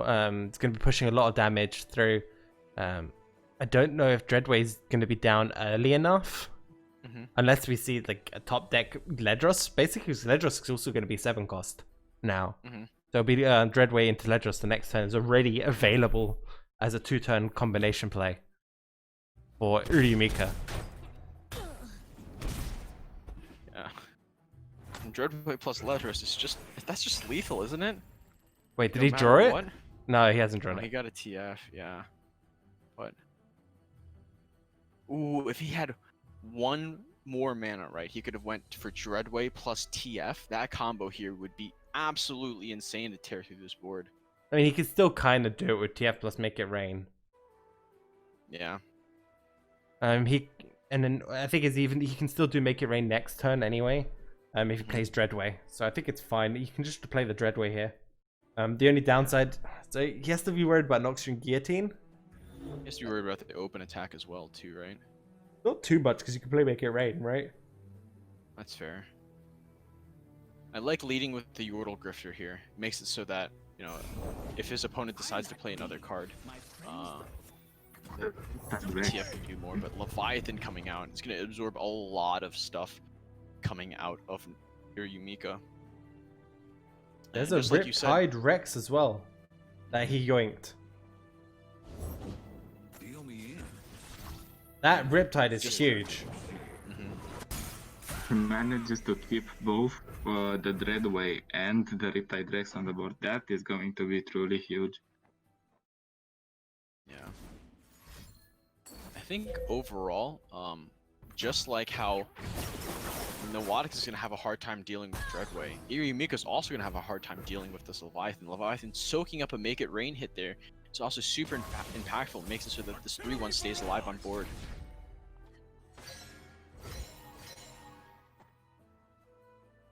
Yeah, the thing is, if we see Swain just come down, we're just going to see Nautix's own Riptide Rex coming down to haunt him. And if I'm correct, how many... Open up. How many did he even have? Swain's at 10 out of 12. That's a single copy, by the way, of Riptide in Nautix's deck that got stolen.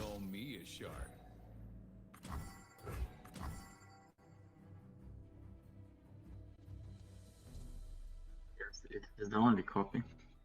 Yeah, that Honestly, steal can is beat that. very impactful for sure.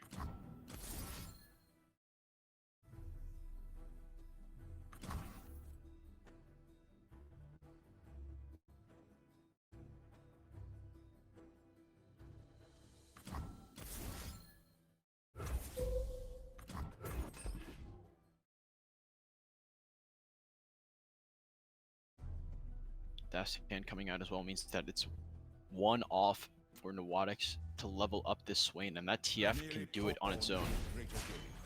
Oh no, never mind, I lied. This is Death's hand alone is enough. That is as always, the loudest level up animation in the whole game. Yeah, that Riptide.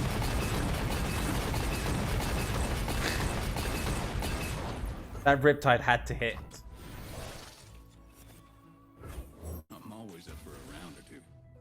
Enough, right, to either remove Leviathan. It had to remove Swain ideally, but it wasn't able to do it. So we're gonna see game 1 here of our second semi-final going over to Nautix with Swain, EF. Dreadway deck just wasn't able to get the combo off early enough, which is a little bit punishing. Yeah, and then Smooth Soloist, like, although very impactful on 7, you really do need the follow-up turns, like, you know, turn 1s, turn 2s, turn 3s, etc., right?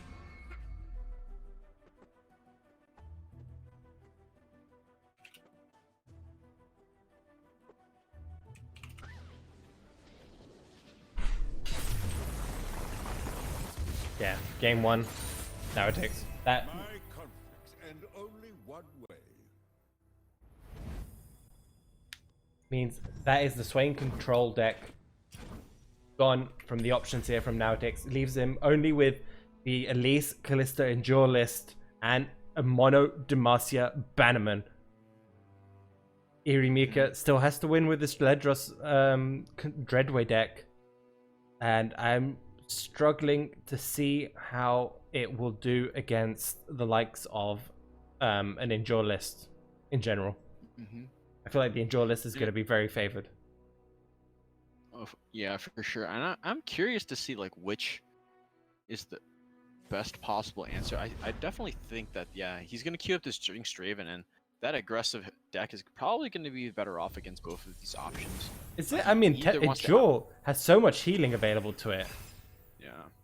Still going to be tough, I think. Actually, yeah, it may be worse, especially since stuff like Withering Wail as well. It's going to be very impactful for that to get some value out of it. But those double Curse Keepers start with the Avarice and Sentry. If he can get a Jagged Butcher alongside of this is a very Ravenous Butcher. When I say Jagged Butcher, alongside of these Cursed Keepers, then that's gonna be a very strong opening hand.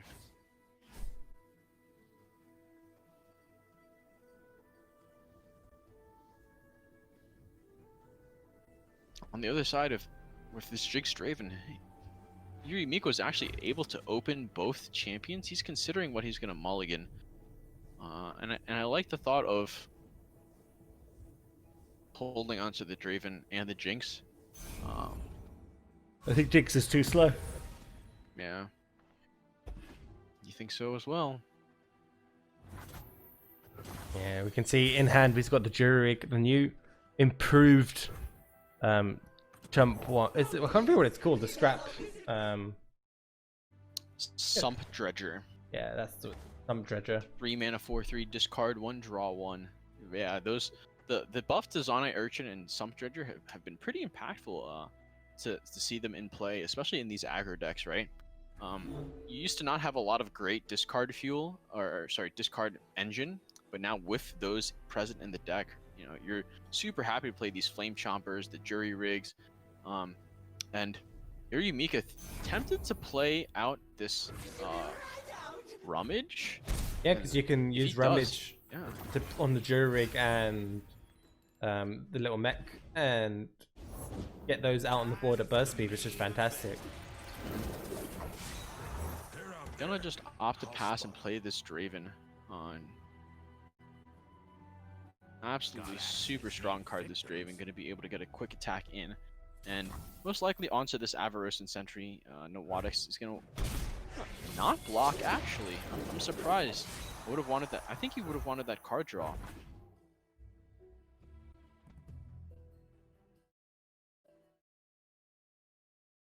I guess he just wants fuel for that collector when it hits.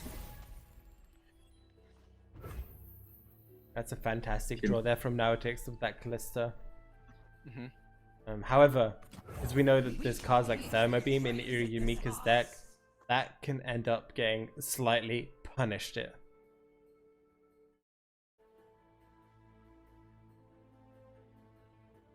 And some Dredger is going to discard Flame Chompers. And now, I mean, Mika has so much draw options here. It's absolutely insane. Can Jury Rig the double spinning axe? Can Jury Rig? I mean, can Rummage the Jury Rig or the spinning axes? And then there's a Zornite Urchin as well. Another great discard with way more discard options in hand as well. Mm-hmm. Start going through the entire deck.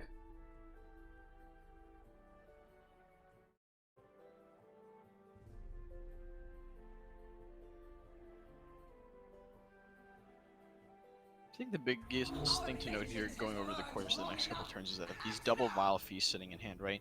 Not only are they a heal, but it also adds an extra chump blocker onto the board for stuff like Draven, like the Jinx, and they can deny in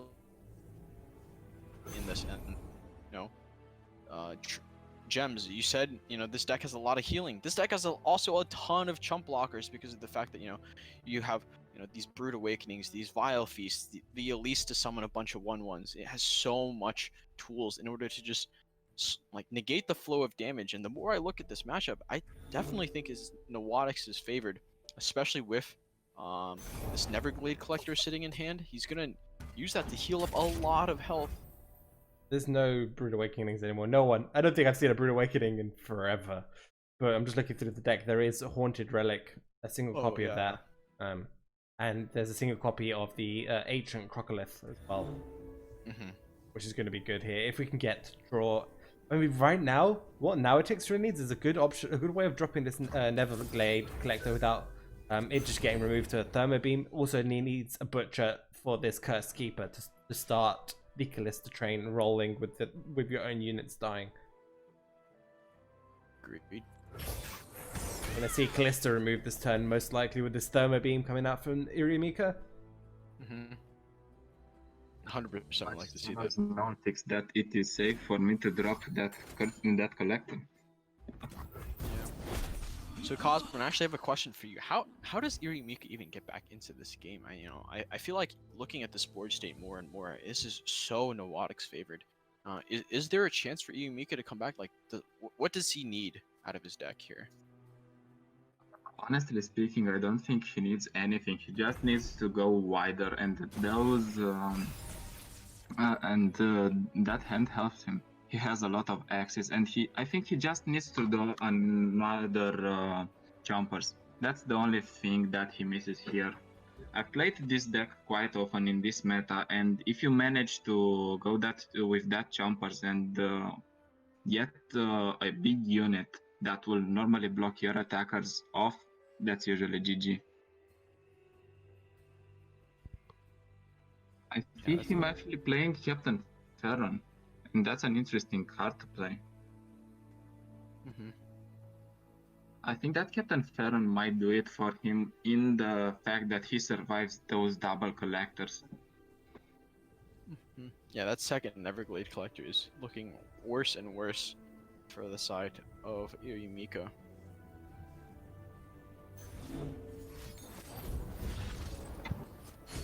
Gonna finally use this Rummage often. This aggro deck cycles through the deck so quickly now and gets so much card draw. I'm a The only pretty big thing fan. I hate about Irimika's deck, he doesn't run Vision. I think he whiffed and he didn't drag anything. He tried He to. just pressed A Yeah. and space. You think he wanted to do, right? And then it just didn't Yeah, land. it looked like he started to, but the game kind of just pulled it back, which is quite interesting. But it looks like nothing's gonna block it anyway, so nothing too crazy here. I mean, why would you block that? Mm-hmm. Maybe just to, I don't know, chip it down in the fact that that might draw a unit that you can block with. Yeah. Or maybe Nauatix thinks Hirumika did that on purpose. Yeah, Culling Strike is a great answer for the first Neverglade Collector. But do you expect the second one? That's the issue, right? He's gonna Yes, have to but- commit like a Get Excited plus Mystic Shot to it or something. I don't Sphere really of hate Glory. that. He has the cards in hand to get a hand back once he commits those and get more burn.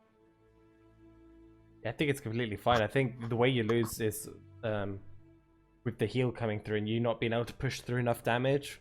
And you're much better off just trying to remove this turn, especially while your opponent doesn't have a fantastic way to respond outside of maybe a glimpse. If you see Glimpse on that, you are fine. At least you know the second threat is out, because he's only playing double collectors. After the second collector is out, I don't see any chance for Nauatix to come back. I mean, he doesn't have the mana right now to remove it, because he went for the Sump Treasure. It's interesting because Nauatix started as the favored deck in this matchup, and now we see probably the second Neverglade collector being removed.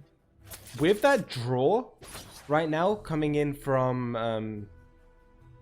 Irimika with the second Draven, he could pull Neverglade in. And I think that was the correct play. I think you pull Neverglade into battle, so you can use the second Draven as an option to remove the Neverglade Collector. I think it don't just do that. You do that on the spot. You don't give your opponent the time to react and say, "Okay, that Neverglade is not dying. I'm just going to okay this," or maybe even use Fury. Is there a world where Mika tries to use his spinning axes here to level up his Draven? I think there is. What are the real punishes out of Nautic's deck? There is none, in my opinion. Yeah, and still, in this case, this Whirling Death is still alive, right? He can even use it on his Definitely the 4/1. best option. Yeah. And what are you going to do? Atrocity to the Nexus Yeah, or to you unit? could level up Draven here too, right?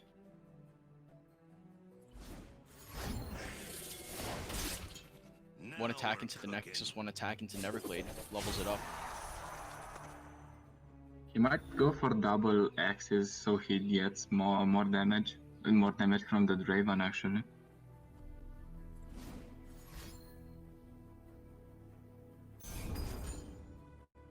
Yeah. But I don't think you want to discard your burn like this. Probably gonna see an answer of Fury of the North here. Kind of has to do it, right? If he wants to keep his Yeah. life total in a comfortable position. What damage is it for Mika though? It's 4 from Draven, 4 from... No, it's 1 healing back from the Vile Fist, that's 3. It's another 5, it's 8 damage. He can push for little maybe. I think he does. If he doesn't use his resources on this Neverglade Collector, he can go for little this turn. Wait, isn't this... Oh wait, hold on, I'm reading this wrong. Oh yeah, because of the Vile Feast, that's why.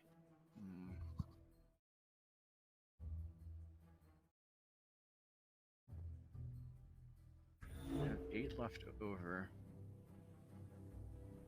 It's exactly Puts him at- little with Mystic Shot and get excited.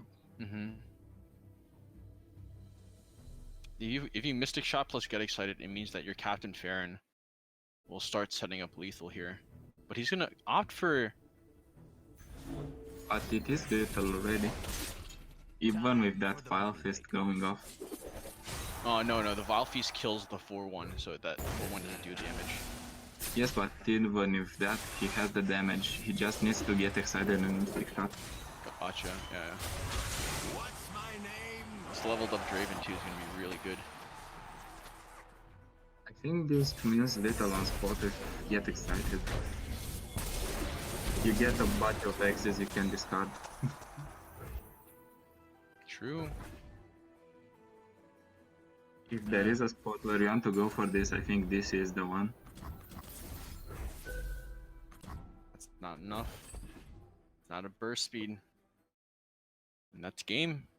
Wait, it I doesn't really think he is matter. alive at 1.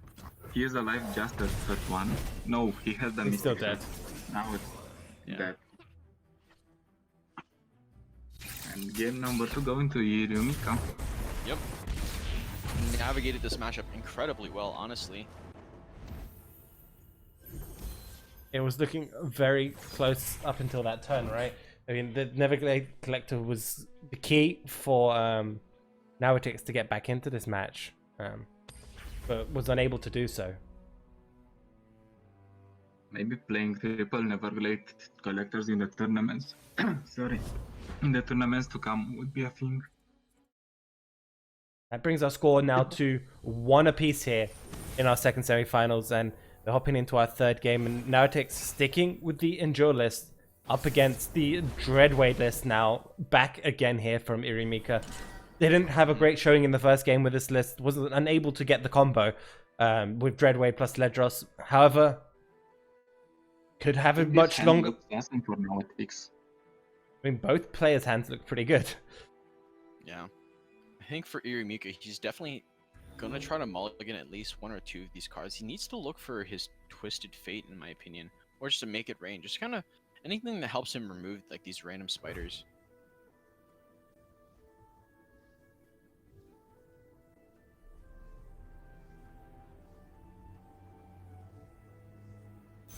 I mean, Omen Hawk into Elise is fantastic for Endure. Hmm. Let's see, maybe we see buffed up Elise. That's even worse for Unique. Imagine he draws a Callista here. Would have been I know what absolutely lurks in the insane. shadows. He gets another Hawk though, Hmm. and that's not bad.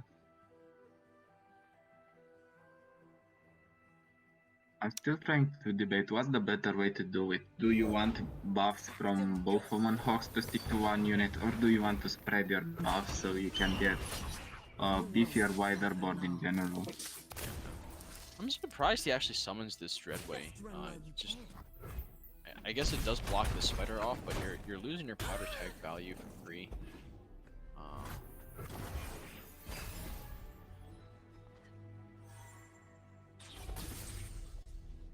Mika does have a solid next couple turns, especially with this Petty Officer sitting in hand, And we followed see up the by the buff Yordle up at Grifter. least.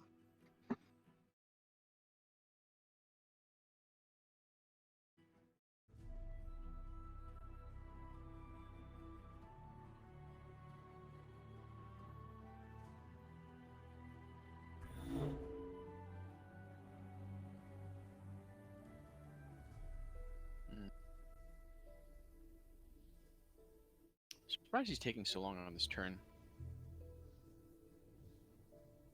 You have just one option, you just go Petty Officer. Yeah, I think he's contemplating doing the Warning Shot plus Black Market Merchant, but I might feel like fit Petty him by the- Officer is a lot stronger. He's going I for think it. so too. Yeah. Does manage to steal a Fury of the North there, which could be very It's valuable for really some. strong. Yeah, it could be very valuable for some trades later on, especially against like the Elise and stuff. If you need to trade up a bit, keep units alive, especially at 3 mana Fury, it's absolutely insane. That also leaves Nauetix with only one Fury in his deck.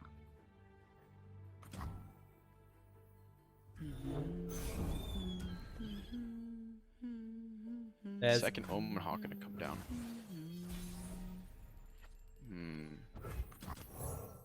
Everyone's a garden.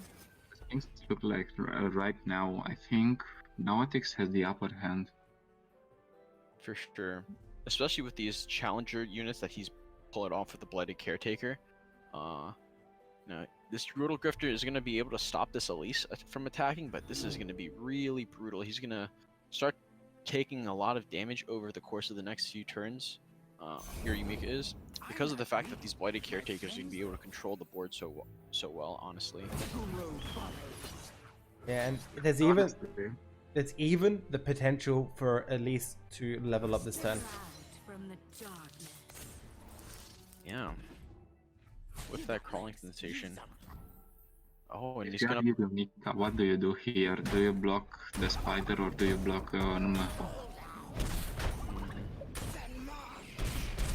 I feel like. Can't Is really that play a main around it, deck right? crawling sensation, or is that a? Yeah, that's a Elise's crawling sensation. So I feel like it's hard for you to play around that overall.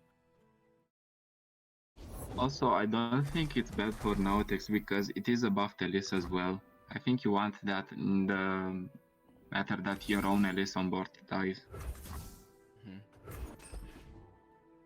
Vile Feast is an answer to this Bark Beast. He was initially probably going to plan to use it on Grifter, but buffing that Bark Beast to a 3/3 is pretty rough.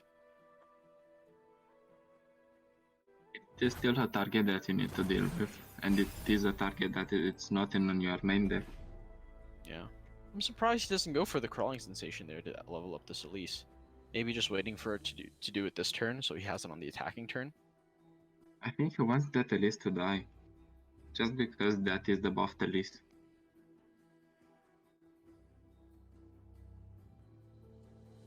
And this is the problem of, let's not say meme decks, but combo-ish decks. Usually you need a lot of Ooh, tools that's his to combo get that gone. combo going. That's his combo gone, guys. Dreadway out of the game for playing a toss card. That's his only copy of Dreadway. That means he has to win now off of Ledros. Just standard Ledros play here, just constantly playing it. And a bit unfortunate for sure, but I think this list should use 2 copies of Ledros and Red away in the matter that you accidentally toss one. I still think it's possible for him to win this game. He has a pretty consistent late game in that Ledros, obviously, and the strength of his hand right now. I'm really surprised that Ayumika decided to opted to not play any minions and just go for the turn pass. Like, a lot of the stuff is clogging up his hand, and if he doesn't use it sooner rather than later, it's going to be pretty useless. Let's make it rain though. He's gonna have to put in some amazing amount of work and hit all the 1/1 units here to have any chance for me to start clawing back.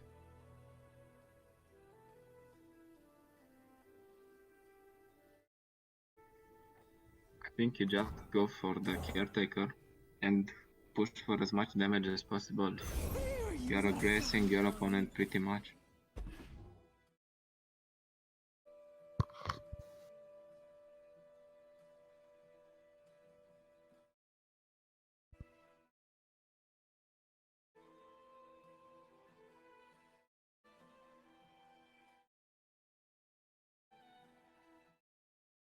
Yeah, this- I think he can go for Petty Officer as well and just get another blocker that will block at least.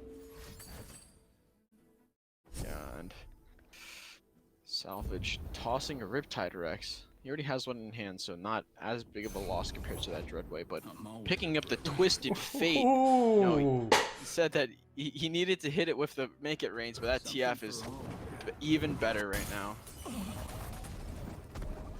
What a board clear. Now it takes just an Elise to hit, and I don't think he even wants to hit. Maybe just Vile Fist and then hit. Mhm.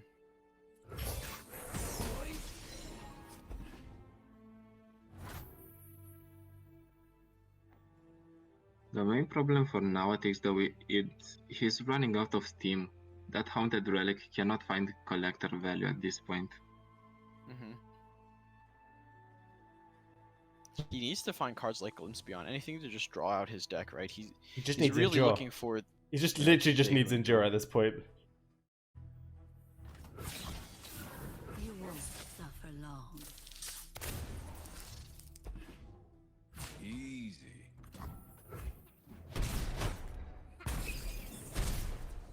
Yeah, as long as Nautix can just draw a single endure, I think he's fine. Just needs an endure. Every turn he's just gonna be praying for that endure. I'm genuinely really surprised that Novotics hasn't gone for this level up on this Elise. I think that could have been a win condition for a while ago, just because there aren't really many like great, like big health attack total minions in the Bilgewater archetype, right? Even like Smooth Soloist is like a 7-mana 3 attack at the end of the day.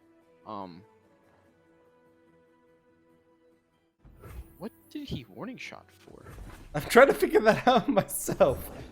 Is he worried about hand size? Yeah, hand size. Oh yeah.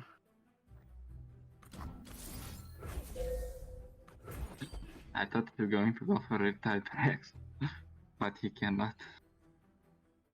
We must all make sacrifices.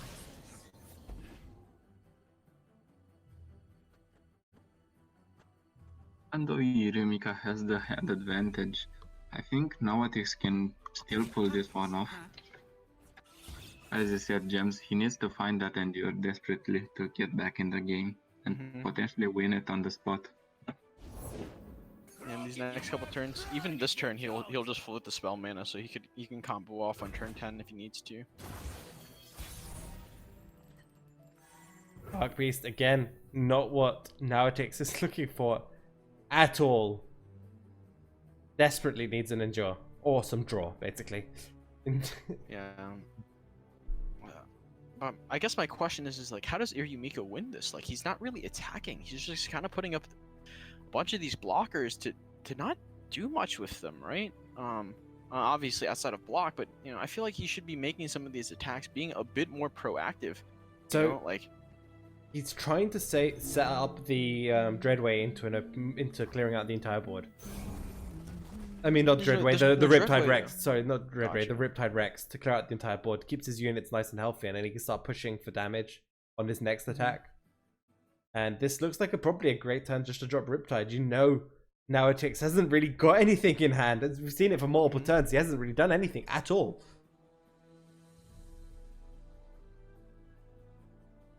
Yeah, I would do it here.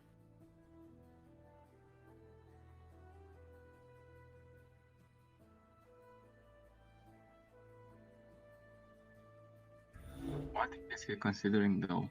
Not going for Riptide Rex. I don't think he gets a better chance to use one. Even if his opponent magically gets another unit, which is not the case, you have a wider board for next turn's attack. He passed.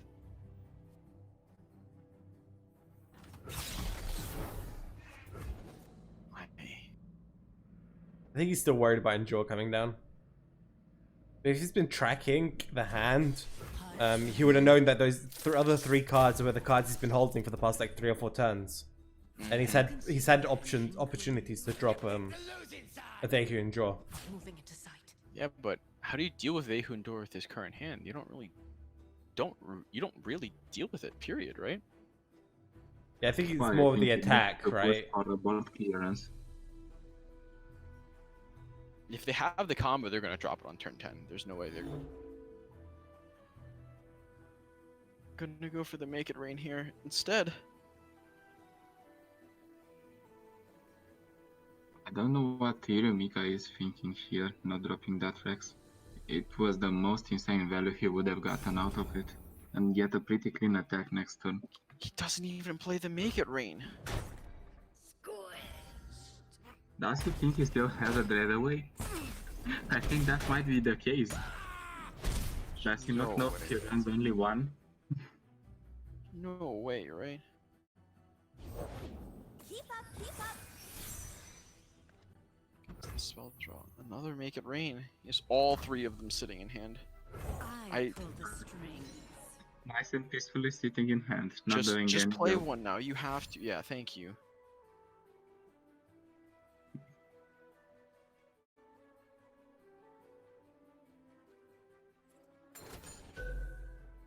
Ooh, hitting the 3/4 Lisa Nexus. Not what you want to see. He's the second You one. can go for the other 2 if he wants. Or at least one, and try to kill something here.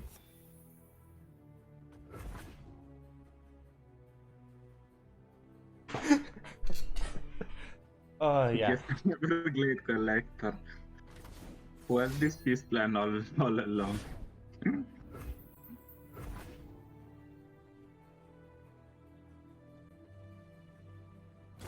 This Everglade is going to hit some insane value now in Yurimica's deck. Cursekeeper. Again, not a draw Nautix is looking for.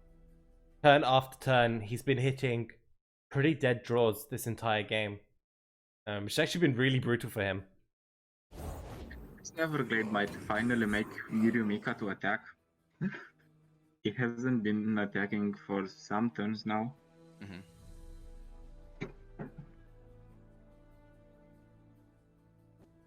still think Riptide would have been insane there.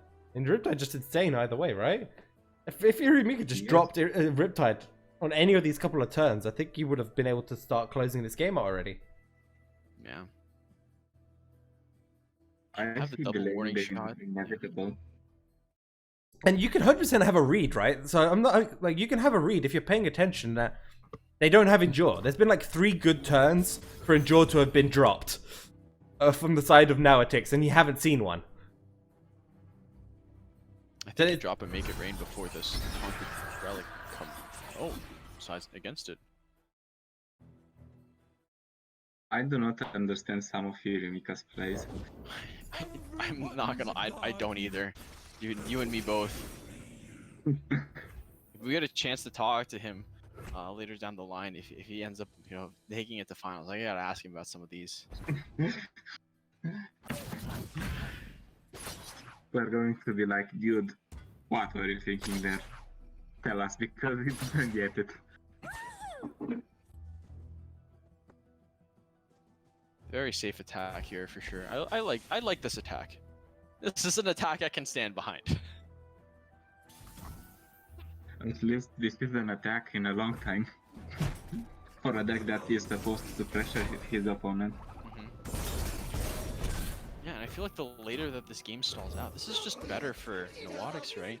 If as soon as they who endure plus atrocity combo is live, he's just dead. Does he want to win Fledras at this point and is just prolonging this game until it hits? There it is. There it is. It's a 2020. That's just game. That's just game, yeah. Irimika took way too long, didn't take the aggressive line at all. Is gonna get punished for it. Yeah, like this Riptide sitting in hand. These warning shots are sitting in hand. Like, I don't know what he was waiting for. He gave Nautic so many turns to try draw to this Endure. And he just doesn't have an answer for it either. Just your life here. What's your biggest HP unit? Is that Neverglade Collector? And you have the Fury of the North to maybe do something. You should stay. Still not enough, right? You're still taking... You're still taking it just from the attack. Yeah.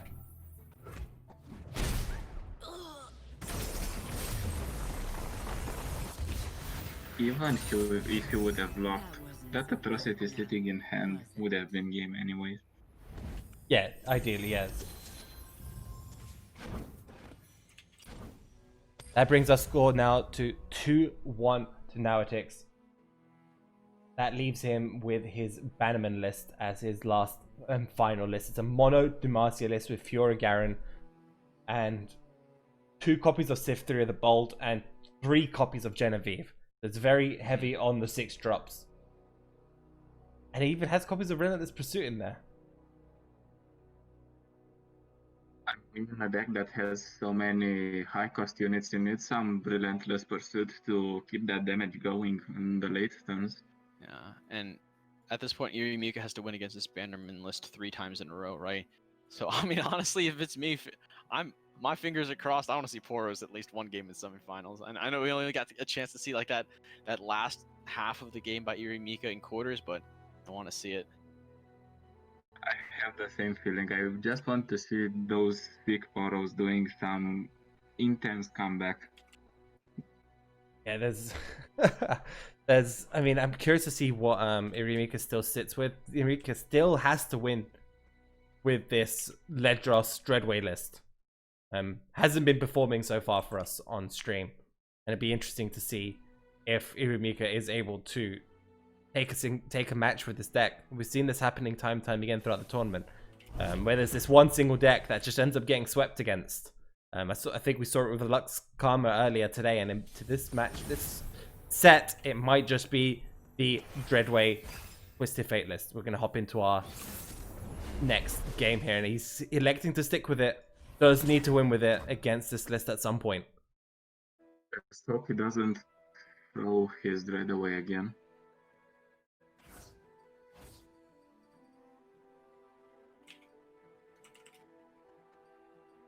What's interesting is there's no ruinations here in this Dreadway list at all.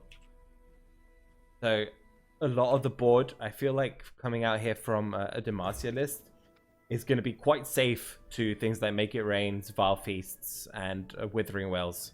There's only 1 copy of Grasp as well. So, unless you can get some good kegs going here for this Dreadway list, I'm feeling like Nautic is in a great spot. I think Irimika just thinks Riptide Rex is enough to deal with big boards on its own. Maybe because you have the Dread away, you can get a discounted Dread away with the smooth soloist.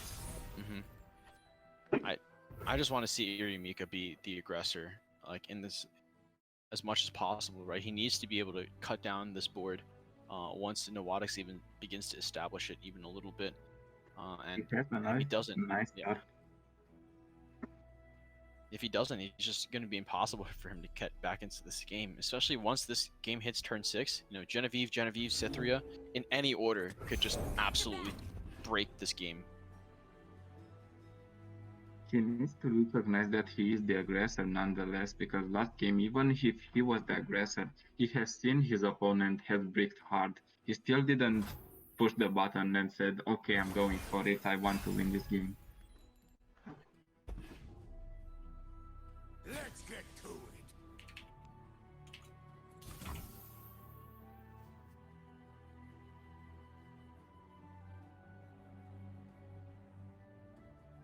I don't think you take this trade, purely because you have Fiora and Laurent Protege over the next 2 turns that you can start to develop.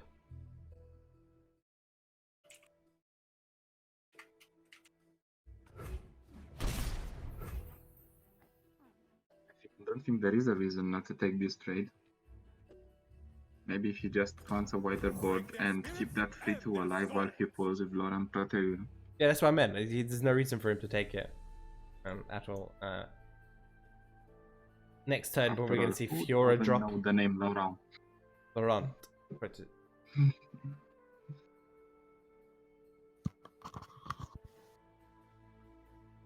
Let's see what Irimika here is going to go for. Goes for the Vile Feast. I think he just wants a blocker. There's Garen. That's a fantastic draw for Nauatix. It's a very difficult unit for Irimika to actually deal with. 5/5 regeneration is actually incredibly difficult just looking at the deck list. Irimika doesn't really have anything that does 5 damage at all. Mm-hmm. It quite literally is Riptide Rex or a single copy of Grasp or Make It Rains with like a couple of kegs on the board. I think once this game hits turn 5, it's going to be spammed for Nauatix. He's just going to drop those big beefy units, and Irimika has nothing to do about that. Yeah, Garen into Genevieve is going to be brutal. Into another Genevieve, into potentially Cytheria. This hand just screams late game And dominance. even hits the banner, man. The question is, do you play Bannerman? Nauatix could be trying to play around Make It Rain or a Second Twisted Fate by going for Bannerman instead. That is definitely a line he might go for, but he could recognize maybe that Garen just doesn't get removed either.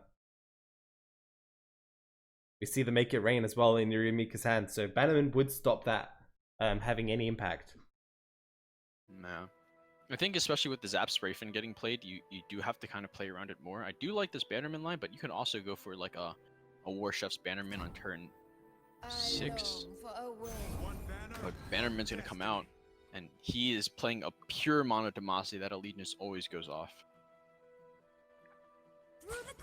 I think because Nauatix, if you look at Irimika's list, you know he's either going to hit a Warning Shot, a Make It Rain, or a Vile Fist, and that threatens his Fiora, and I don't think he wants that, so I think that's why he went for the Bannerman play. Yeah, you still got the option here of dropping Genevieve. I think Cytheria the Bold might be even better, because then nothing can block.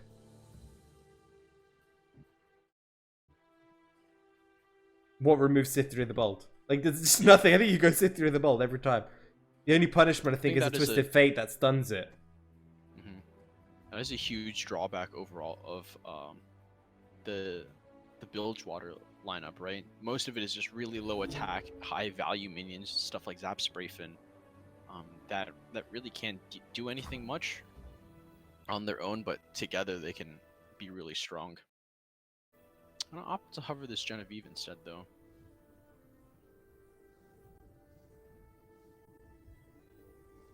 I'll defend these forests to the end. I think you just play Cytheria here because your opponent is going to play a lot more cards if you go for the Genevieve list. Cytheria is just a one-turn big thing.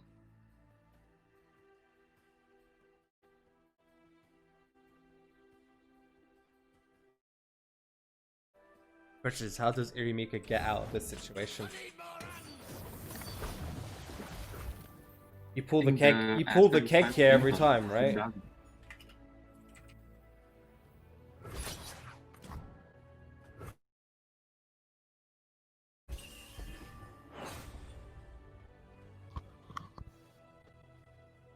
Maybe Naotex recognizes there is no real punishment in not going the keg here.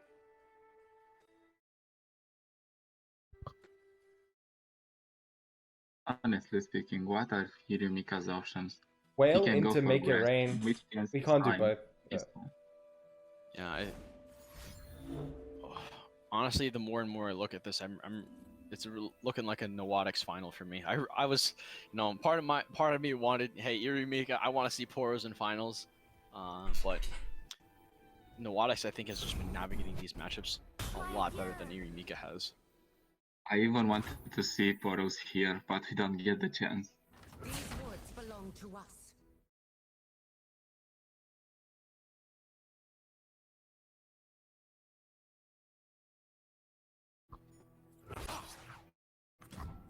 Honestly, he can pull everything here. I don't think you mind that Fiora dies at this point. You have too big of a board to care about that.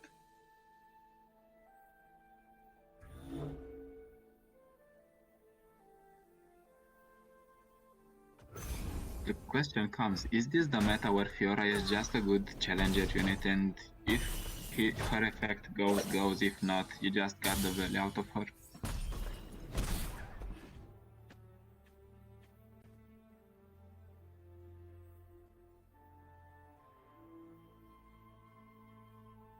Yeah, this is looking pretty tough now. Withering Rail gonna come out, at least removes this Fiora, but it's gonna be pretty tough to continue. He does have that Make It Rain also to keep clearing. Second Make It Rain too. Yeah, but we're probably just gonna see Sithria come down on this. Hits the Nexus. That's probably the best make it rain possible. It definitely comes in. If you would have tried to develop, I think you would have gone for Genevieve just to keep your units alive and deny some value hits by your opponent's spells.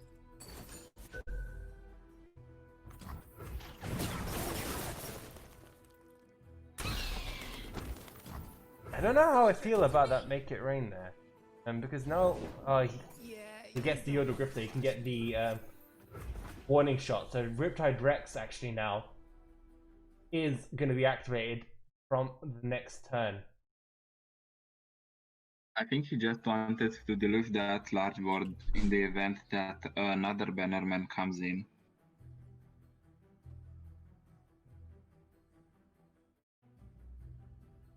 And Urimika now, all of a sudden, it's in a pretty okay position.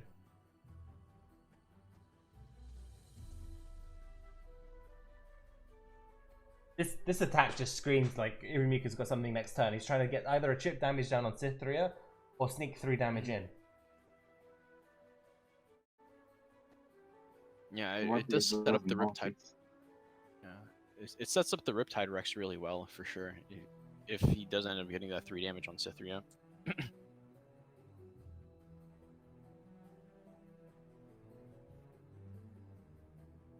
He's just trying to hope that 3 damage goes through because he can set up, and if Cytheria does block it, he's still alive to an open attack, right? He should have. If Nautix had blocked that with Cytheria, he wins. If Nautix had actually blocked that with Cytheria right there, he would have won. That is I insane. don't think there is a problem anymore. Well, no, because he would have just open attacked with back to back. Exactly. Oh, that would have been brutal. You can never know what you draw the next turn though. I know, no, but I'm just thinking if you look just even right in that second, if he'd actually blocked it, he would have been fine. Yeah. He still is fine Genevieve. though. Yeah. Genevieve here is pretty insane as well. I think if you want to develop a unit here, you develop the Garen, but not the Genevieve. Yeah, I'm surprised that Garen has been sitting in his hand so long. You know, we talked about how that Garen is just really hard for your opponent to deal with overall. Unfortunately, Ooh, that just removes everything. it Or does. would have. I don't think it will remove something with back-to-back in hand.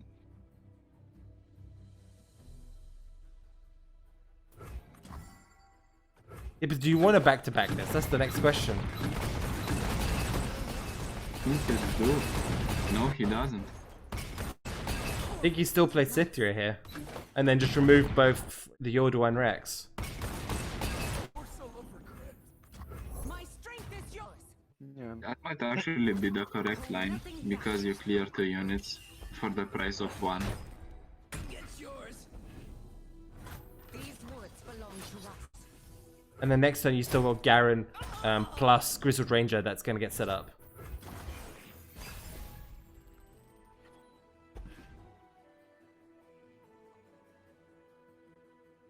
Hmm. Can do something? I really wish Nowadix had set up this Garen earlier. This would have been a lot easier of a game for him, and now he's kind of slowly clawing back into it. Obviously, his hand does outvalue Irumika's in my opinion, but Irumika feels like he navigated through like what 3 Genevieves already? Like that's insane. 2 Genevieves and a Cythria.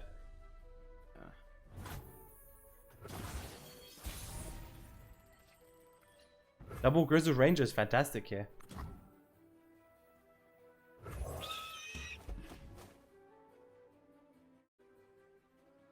We see the single combat as well, by the way, in Irumika that he managed to nab away from Nautix.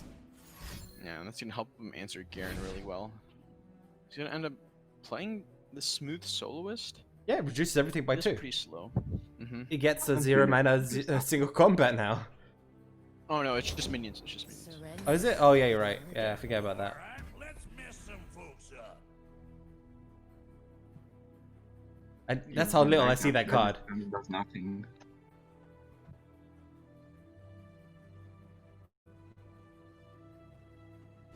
That discount literally did nothing. You just get another blocker on the board, nothing else, nothing more. You're not going to attack with the double Grizzled Ranger? Their ranks. With the scout attack? I do not understand what he's trying to do. Wait a second. You always attack with I would've double liked scout the attack there. attacks here as well. Hey, friendo. What's the punish Friend, you need for to double level scout? up. He's- Scouts attacking. I'm also confused how Yumika isn't blocking this Garen. I feel like Garen, like getting this single combat now is the best way. Oh, the Grizzled Ranger's resolve, I guess, will help him give a lot of value. Yeah, but you could have forced that Ranger's resolve with the first Grizzled Ranger's attacks, right? Agreed. You would have kept both Grizzled Rangers alive and then had another attack going in afterwards. I'm really unsure why you didn't go for the scout attack.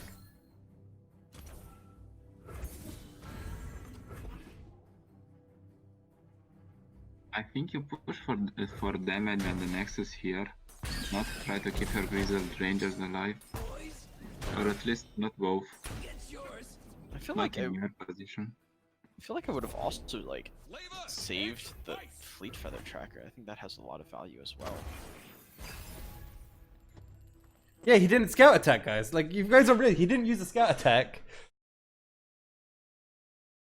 Just Let's hope honestly, this time- entire He game could have had is it. so If confusing. he used the scout attack last turn, I think he would have had it even better. But now, luckily, he draws his Relentless Pursuit. But still...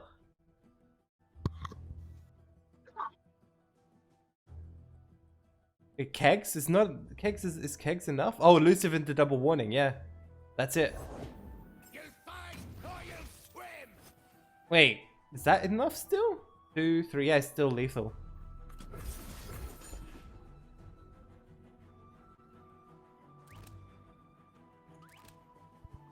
Wait, he needs to go for this loose attack right now then, right? Batter 'em. Relax. That's lethal from Irumika. Yeah, it is. No one That's goes. just lethal. Nautix, Well, why didn't he go for the scout attack? Yeah. I'm still trying to contemplate why he didn't go for the 2-1, scout attack. That whole match was so weird, guys. The one before. Honestly, clearly Iriyumika pilots this deck way better than I even ever thought, right? Being able to... I think that was just a when mistake, I saw the double right? Genevieve, Cytherea, Garen, like, I thought the match was just over.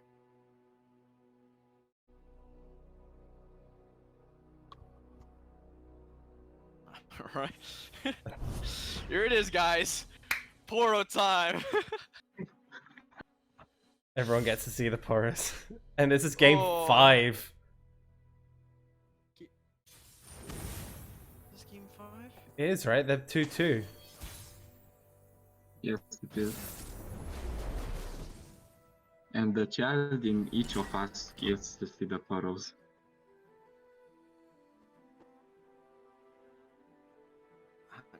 I think Final this match. carried Yumika.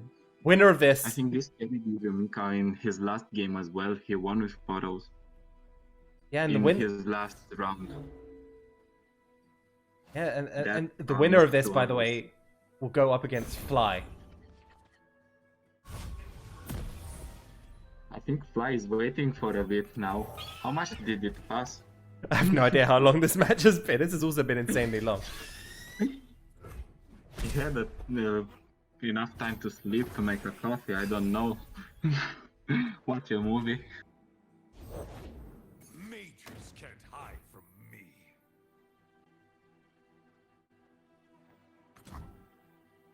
At least everyone gets to see Poros. A fighter cooking. You guys wanted the We wanted this Poros. whole time, I You think. got the Poros. Stand in judgment. Ladies and gentlemen, we give you Poros. Yeah. He has a lot of good setup here in his hand too with the Mighty Poros. He has a Braum for the following turn. He could even just Poro snacks if he wanted to start, just to get bigger Poros onto the board. This is a whole range of hand that Yumika has in order to start. But I think he should lead with this Mighty Poro. But now this Fiora coming out makes me consider to not. It's a free trade if he does, right? Or he could just wait for after the attack, yeah. Otherwise it's 6 damage to the face and that's not any better. I think the main issue is that this Poro deck does take a while to get rolling, right? Like the Aurora Borealis costs a lot, the Poro Snacks cost a lot. I don't know, like the triple Braum in hand, that may save him, honestly. Like, especially with 2 Take Hearts now and a Fury of the North, like he has such a great way to just launch his way back into this game with Braum. He just doesn't need to attack though. Yeah, there's a single copy of Riposte in the deck. Does he play around that though? Do you play around a single copy of Riposte here? No, I wouldn't. Honestly, it would suck to see it. I mean, no matter what. But We know the I also Riposte think that exists. if you know that the Riposte exists, then I would not pull in this Fiora. Like, you may as well. You sacrifice 1 health, right? Sorry, one more tick on your level up. But the fact that the Fiora could level up here, just get like closer to the level up here is really rough. Yeah, this is super rough. But like I said, do you play around? If you're in Iriyumika's position, I don't think I would ever play around it if I was in his position. it's not. I mean, I'm looking at the list. It's literally a single copy of Riposte. Oh, 3. If he has Fioras, yeah. If he has other Fioras, he has more copies of Riposte. But now he knows that that Riposte is getting cleared out of his deck. Now it's only Fioros, or he can get valuable trades or levels on the Braum.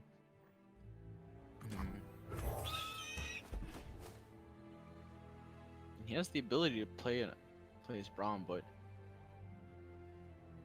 he has the Poro Herder as well, so it's gonna cycle through his deck just a little bit. Now, where did that one run off to? think you play the Poro Hoarder because that still enables for yourself the Fury of the North. Hmm. That keeps you somewhat safe in case Fiora tries to get a good trade. He doesn't go for the barrier on Fiora? I'm really confused. I think he goes for barrier on both. It's just a matter of sequencing. Oh, yeah. That's fair. My shield is yours. Now you really can't play the Fury of the North, huh?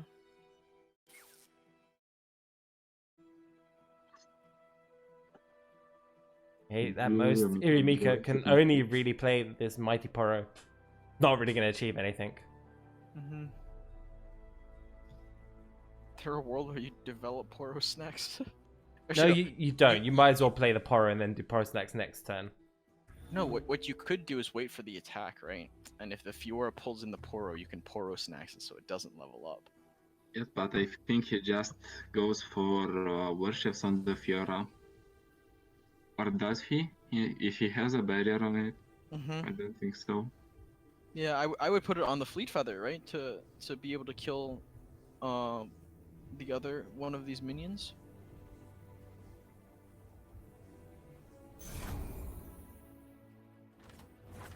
Yep. Feel the sizzle. This is Eat up, friend. And you push better. push yeah. 8 you push 8 damage as well, which is great. And there's nothing I think Irimika could really do to stop it. Agreed. He needs some insane comeback here, otherwise he's just going to get out of this. He doesn't even run like anything like Avalanche or either, so that's gonna be really tough. And we have Relentless Pursuit on the next turn as well, Okay. potentially.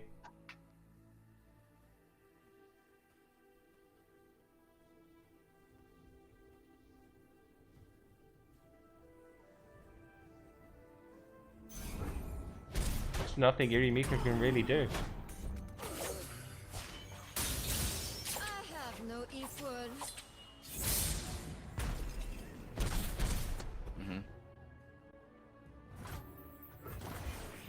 Pass. He's gonna try to combo off of this Braum here, right? Double. Ooh, okay. 6 mana, double Relentless Pursuit. Do we go for it? Yeah, every time.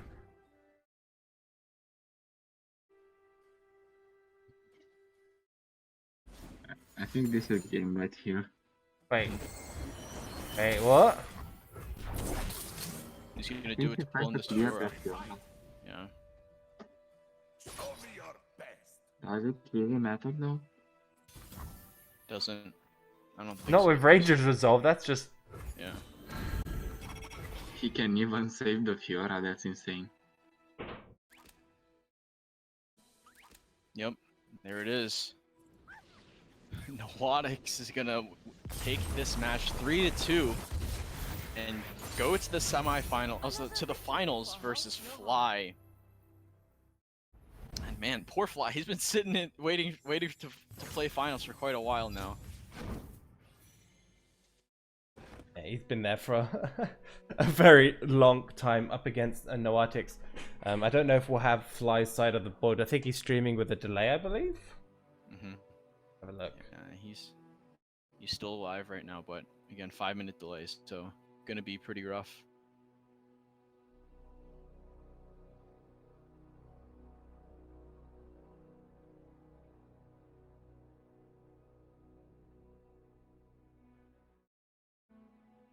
Get that up and ready. Grab their deck lists. Yeah, so the Watix we just saw, I think he has a really consistent lineup. Probably the only player that we've seen, like, throughout the course of the last 2 days, bringing this Elise Callista lineup, right? A deck that kind of flew under the radar overall. So excited to see that for sure. It existed even in the last meta, and he had a pretty good shot against most meta decks, but I don't think many people were playing it. Agreed. And just kind of give everyone a refresher on Fly's deck overall. Fly is running the Ashe Sejuani, an Ezreal Twisted Fate deck, and then a Thresh Lux deck, kind of focused around pulling the Lux out over and over. So overall, these are pretty control-based lineups on both sides, in my opinion. Nawada's kind of leaning towards more of mid-range matchups overall, but yeah, I'm very excited to see these games play out. A quick question, guys, before we jump in this one. Who do you think will win this one? Who I think will win this one?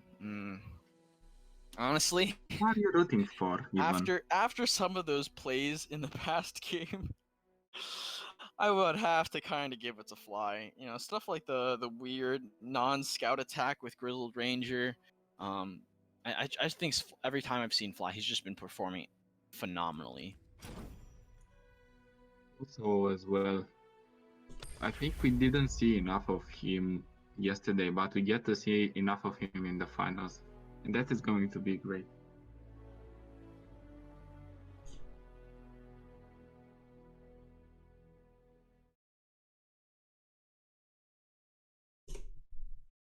Perfect. I'm just having a quick chat with some of these players, sorting this out. Yeah, no worries.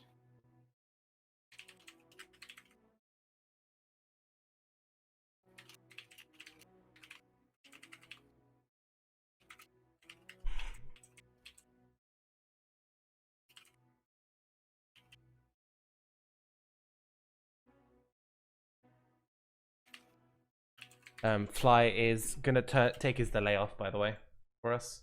Awesome. What a nice guy.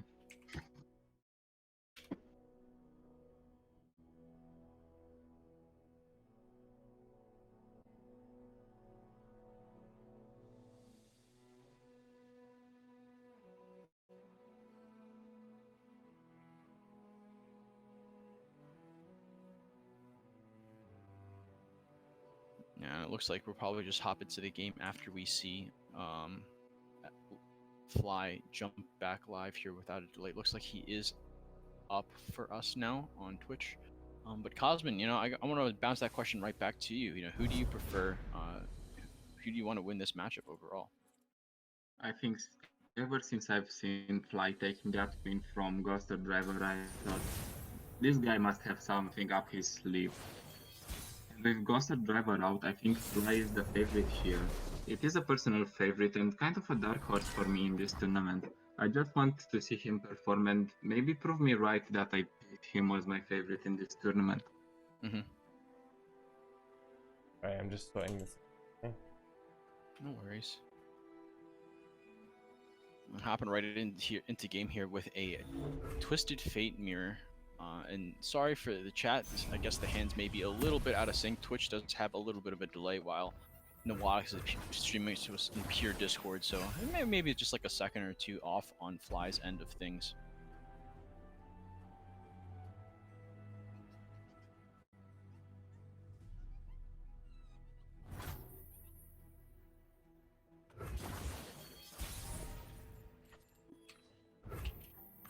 I've whipped up something special. Okay, so everything should be up and running.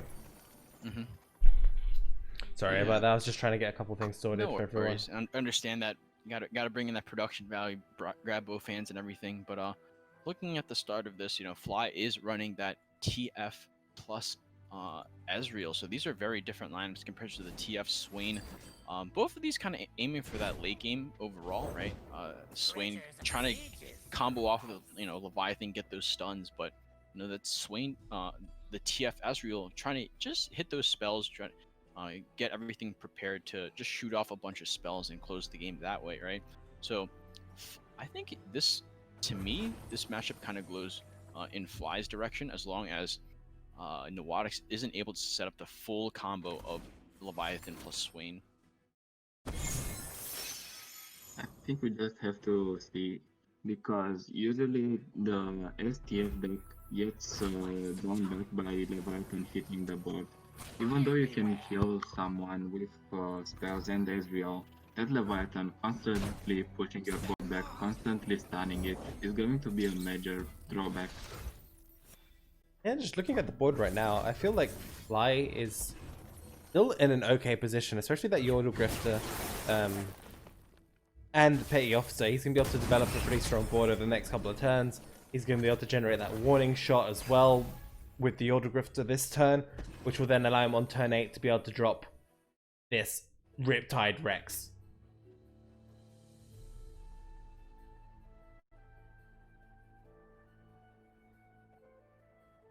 Question is, does he go for the Petty Officer instead?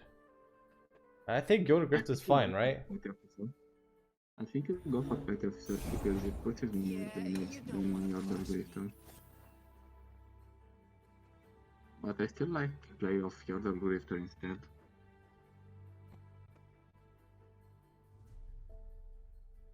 Didn't hit the Allegiance. Fly. Bit of a shame. I think he would have liked to have drawn an extra card, give him a few more options here from Nautic's deck, because there's a lot of cards in Nautic's deck that Fly could definitely make use of. Guillotines, Noxious Fervor's Death's Hand, another Riptide would have been great. A Leviathan would have been hilarious. It Not- will make it and help him proc.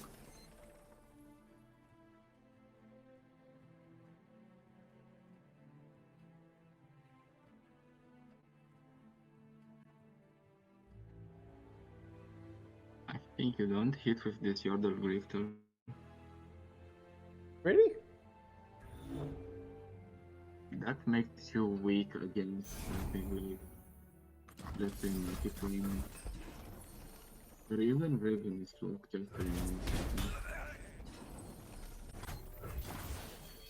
Ends up getting removed with just the Culling Strike anyway.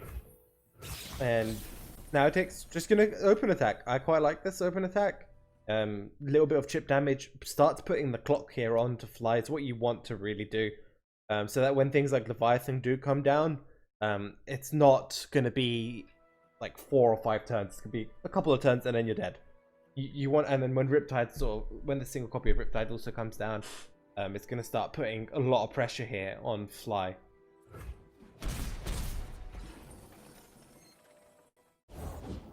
You'll fight or you'll swim!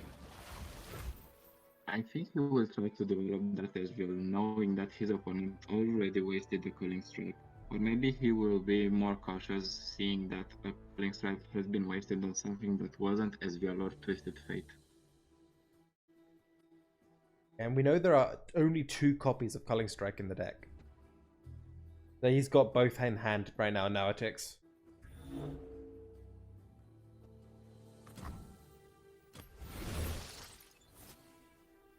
I'm always up for a round or two. Blue card. Do we see, I think we see the Make It Rain here on top.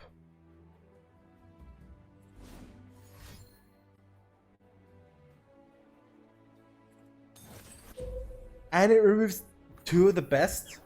Only the spider is left up. That's pretty good outcome here for Fly. I think he would have been even happier, obviously, if he removed the spider, but 2 damage to the Nexus. Not going to be too upset about that at all.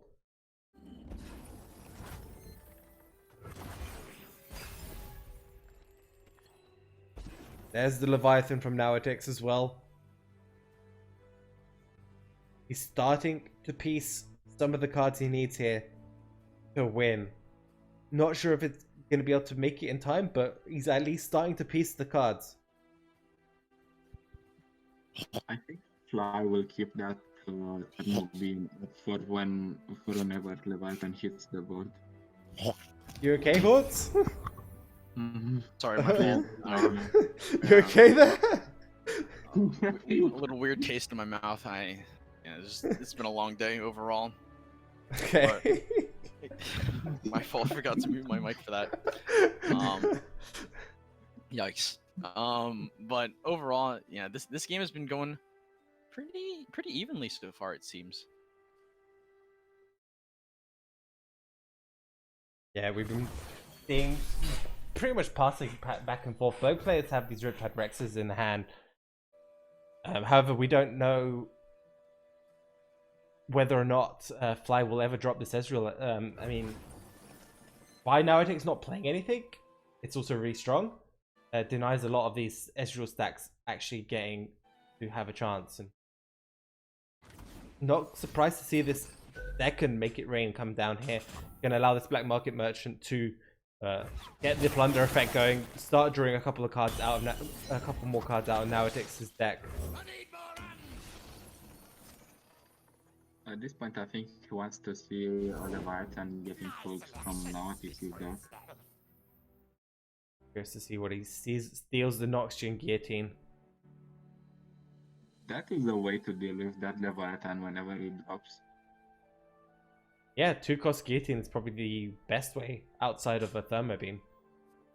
You even have the Make It Rain to enable easier clears if he hits with both Swain and Leviathan.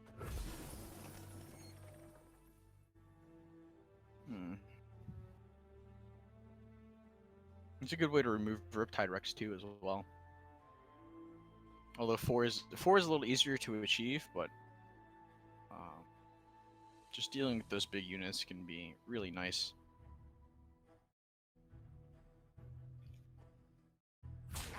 As weird as it looks, I think you block here.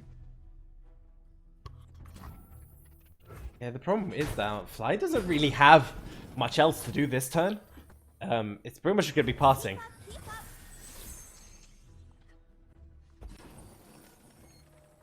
Don't think he can risk ever dropping this Ezreal down. I think this is going to play like a normal Ezreal match where you drop Ezreal only when you are sure you are going to win. And Nautix picks up double ship, which is going to be pretty fine for him if he manages to get that Noxian Guillotine out of the way. Yeah, the problem is if he goes for this Leviathan here, and I love Fly's attack here. So what's great about Fly's attack here is he's going to force a pass initiative over to Nautix. Because it's turn 8, Fly he's not been seeing too many units. He's going to be expecting one of the Leviathans coming down, and he's quite happy to pass and not see a Leviathan as well. And if we do see the Leviathan, Riptide Rex is coming down straight away. Is it? Is it not just a good Thermoturn and keep Well, I mean- Riptide Rex for doing damage to his Nexus later in the game? I mean, think Riptide I prefer could the win it, Riptide. right? Yeah. You It- level it up also Ezreal. helps remove. You just level up It Ezreal. also levels up Ezreal helps remove the Zap Sprayfin because of that elusive is just a little hard to deal with, and that could block out your Ezreal on the attacking turns. I think that Zap is seeing the Mystic Shot here. I'm absolutely loving the way Fly's playing this.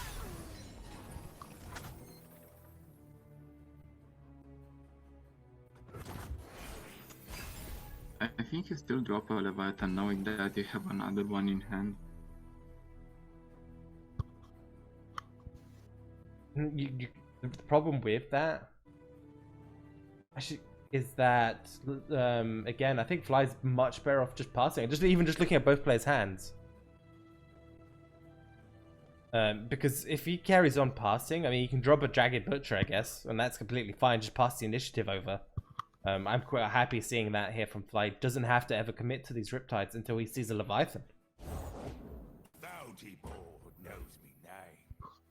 Yeah. I think that should get removed by Death's Hand.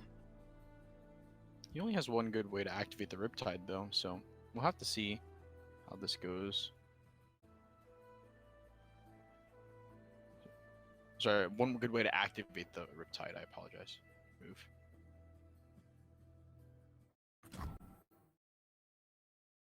Also, Fly has double Riptide in his hand. If he finds another way to activate the second one, we might see, okay.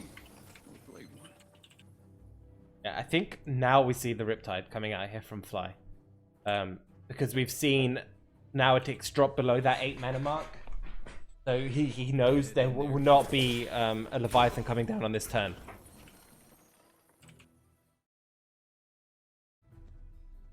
And he can do it with Make It Rain. He doesn't have to even use the warning shot. Doesn't go for it still, goes for the Petty Officer instead.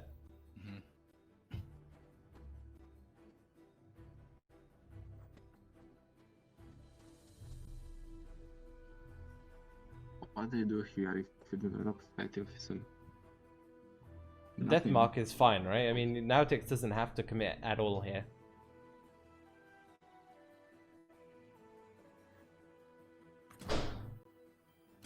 I agree. Opting to go for the Arachnoid Sentry. I'm a bit surprised on that play, to be honest. He trying to bait out a Riptide Rex, maybe? You cannot since he's got the Rex mana as well. Maybe for next turn. Or maybe he just doesn't want to block with his Twisted Fate.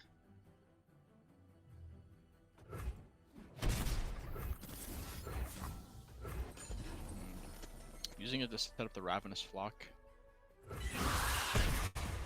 Pretty low value Ravenous Flock. Again, I'm loving the way Fly's navigating this. I mean, he had the opportunity to drop Rex. I mean, by not doing that, he's forced Nautix to not ever have a really good turn to drop this Leviathan. And that's delayed his game plan so much.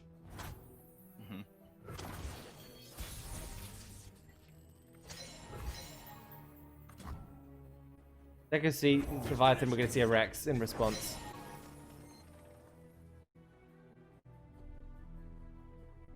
Yeah. We could even potentially see a Make It Rain plus Guillotine. But he's just going to go for the You do, Rex, if yeah. you go Rex, and if it survives, then you have Guillotine. Yeah. Yeah, you do have the mana for both, right? Yeah.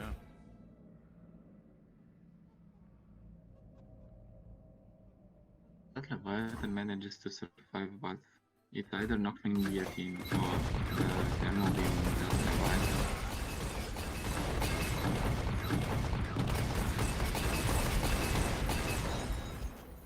Not a bad Rex at all.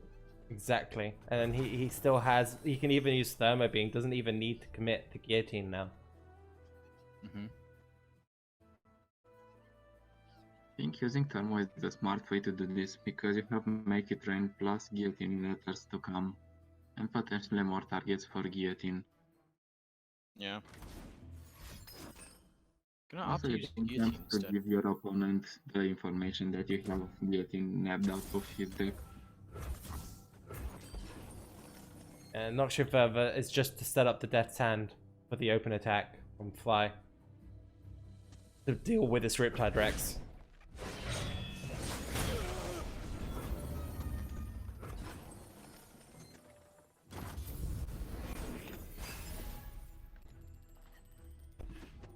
Now it takes draws his second one.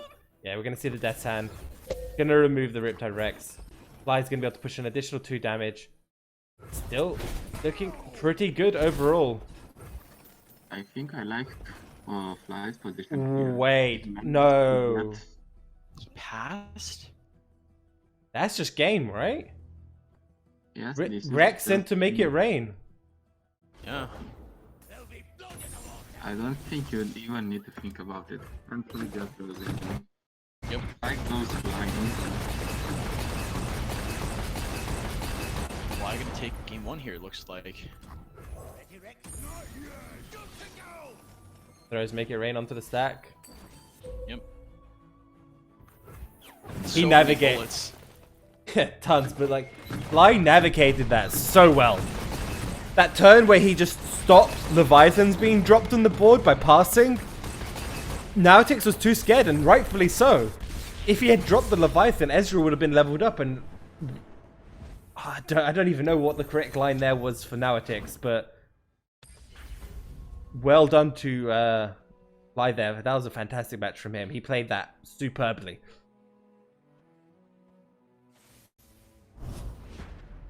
Yeah. and 1-0 now. Fly gonna keep up his Ash Sejuani deck back into this Twisted Fate Swain.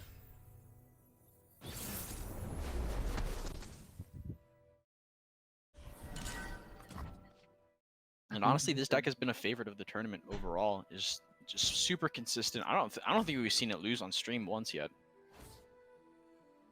I think this deck can even deal with Nautix's Swain deck. Because you just freeze those Swains and Leviathans constantly. You can even get a good reckoning in the process, and you just deal with his board, and he has nothing to do about it.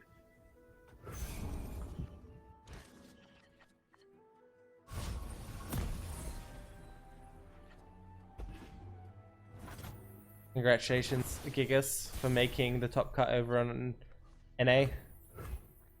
Just showing us the power of EU players Yeah, nice. across the board. I know Simon's playing over there as well, so hopefully he makes it into the top cut as well.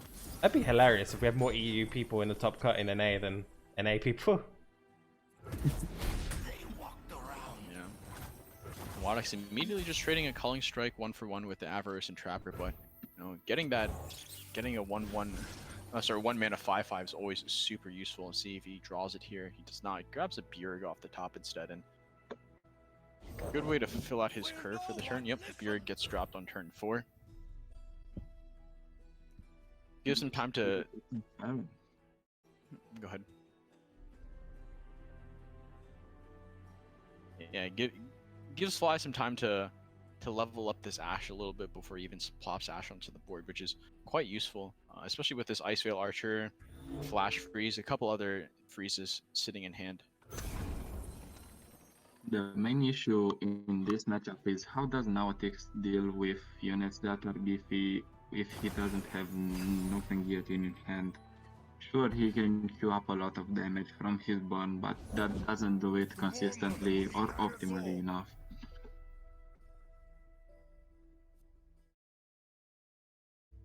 Hearthguard, again, a fantastic draw here for Fly. Puts everything just even more out of range here for cards like Death's Hand, Make It Rain from Nautix. He's I think this match is very favored for Fly because the only way he really has a chance of getting back in is if he can get Swain plus Leviathan on the board. At that point, though, Fly's just gonna have a huge stat advantage in general. He's gonna be able to play multiple Hearthguards. Everything's gonna be 5/5, 6/6s, which are all very horrible stat lines in general for Nautix to deal with outside of just getting a Swain level up with some stuns. Yeah, and even with these attacks here, like these spells, right, Ravenous Flock and a Hearthguard. Next turn, Fly can just Hearthguard plus Yeti. You know, you dealt with one 5/5, but here's 2 more 5/5s. You know, how do you continue, you know, dealing with this pressure? You know, obviously, your spells can only take you so far. Leviathan, though, it's a really nice pickup. Pass.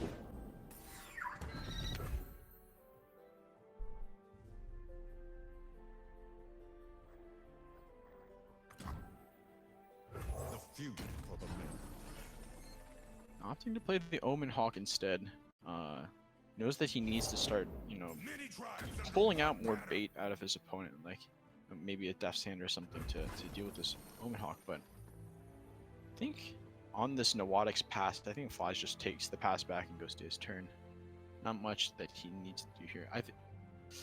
Culling Strike is a really good card to deal with the Swain, but he decides not to do it. Yeah, the problem with going for that Culling Strike, I mean, how close is Swain to leveling up? That's the question, 7 right? out of 12, I think it was. I think it was pretty safe then to go for the Culling Strike. The trap is The most they can do... Actually, no. 7 out of 12, no, that's not safe from Noxian Fervor, right? Yeah, but it was only 4 mana on the Noxian side Fervor of would have been punished. Waters.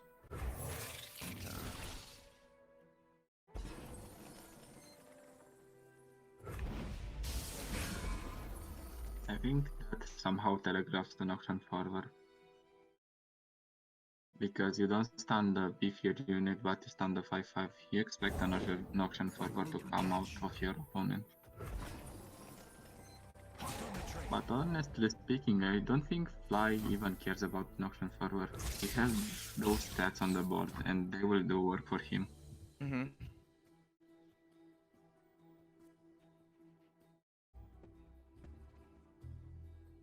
I think he even recognizes his opponent doesn't have the flock in hand, because otherwise he wouldn't have gone for that weird stun.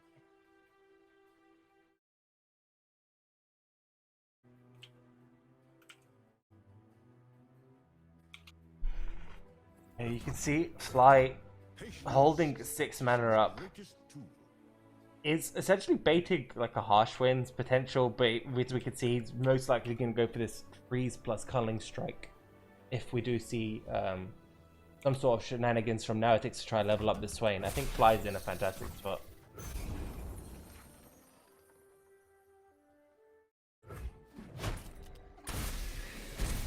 Yeah, for sure. The pressure is just going to be continuously building up and up and up, and you know, using an Oxen Fervor to remove a 6/3, I think you're pretty happy with this. I think if he would have gone for this line, he should have done it in combat and blocked the 5/5. What was the real punish there? I don't think there was one.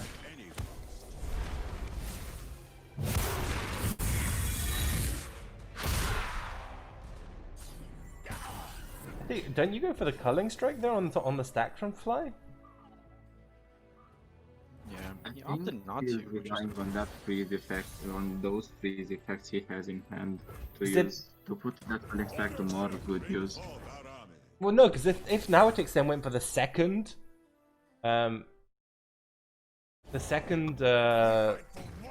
Noxian further, he would have been in a great spot there, because then he could just flash freeze. But he must be just trying to set up an Ash turn now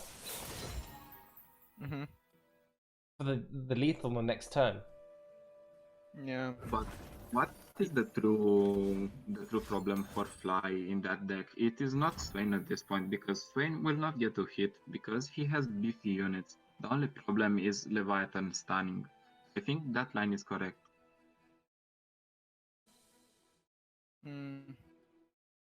That's fair. And especially with the Leviathan coming out now, like you definitely killed the Leviathan first because of the second Swain in hand, right? If you kill this Swain, he's just gonna replace it quite easily. What do you even Noxian Fervor?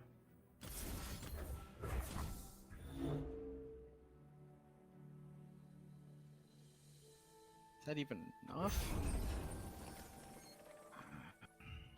I think he's setting an option yet in turn. Yeah. I agree, but sure you can get 3 good Noxian guillotines off here, but you need to set up the other 2, right? So Oh, realistically, he can only get like 2 guillotines off in this situation. Baron And plus what do you want to Yeti. do here? Yeah. I think that's the line. You replace the Hawk and just go ham on your opponent. I like the open attack, honestly. If most of these attacks go through, he can just set up a Captain Farron after the attack and just start putting in a lot of damage. Even if the Swain blocks the 8/5, that's still 0 life at the end of the day. So he's gonna force out a Noxian Guillotine and live by 3 in this situation, but I think he can still stun a bit. He can use that Death's Hand to stun the 8/5, and he can use the Noxian Guillotine to deal with something else. You can't stun while they're attacking. yeah.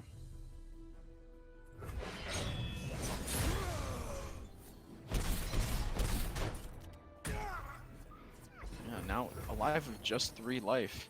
I think this is game here if he drops the Captain Farron. Yep. That is indeed game. Fly gonna be taking this game 2-0 now. Advantage to Fly, and you know, he's just been playing super well. He has been playing flawless up until now.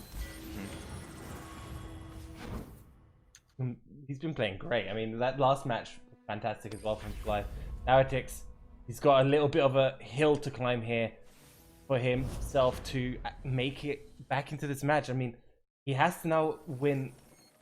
Yeah, Fly has one more deck left. Thresh The Lux. Thresh Lux, yeah.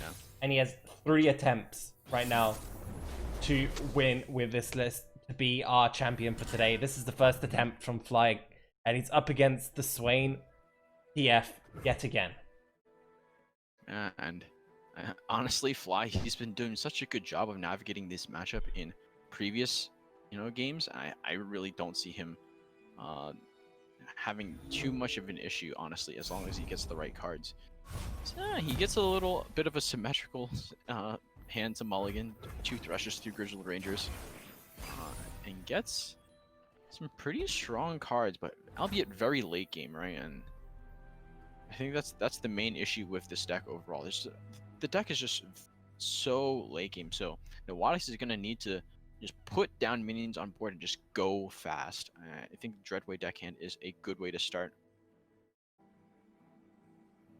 I don't think Fly is in any rush against this deck. Well, it can put a bit of pressure, but you can clear some of the threats as well. I whipped up something special. But definitely he didn't draw some of his removal here. Nothing like even Binding Assault to put some clears in. Not even a single he drew single combat, but he has no unit. Got a surprise. Yeah. I don't think he's all too worried though. Nowadix goes for the open attack, knowing that there is stuff like the Remembrance and other pretty important 3-drops, and actually opts to float 3 mana. So now Fly's going to be able to establish this Grizzled Ranger, which is going to be pretty punishing since he's going to be able to get the scout attack off and have the Badger Bear resolve afterwards. You'll fight or you'll swim. Here we go. That's an interesting 1-drop. However, in this matchup, we're not going to see any barriers happening. I don't think there's any potential way of barriers even occurring here. Yeah. 1-drop gives barrier. I don't think so as well. If he could, like get a Yoinkers effect or something, but not even Flies playing any barrier effects outside of just the Lux itself, right? So ends up getting traded off, establishing this Badger Bear, and Fly looking at a really good situation going in these upcoming turns. If you could even like sacrifice this Badger Bear to get a Radiant Guardian off this turn. He has the Remembrance, he has the Thresh. Thresh is immediately going to get answered by Culling Strike though.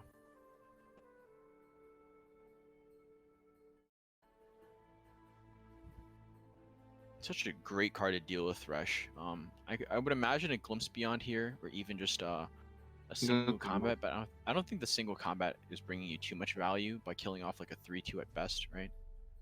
I think it does because it removes one additional attacker you have to deal with, and it puts less pressure on you just to go to that late game that you want to reach. Yep, gonna opt to do that.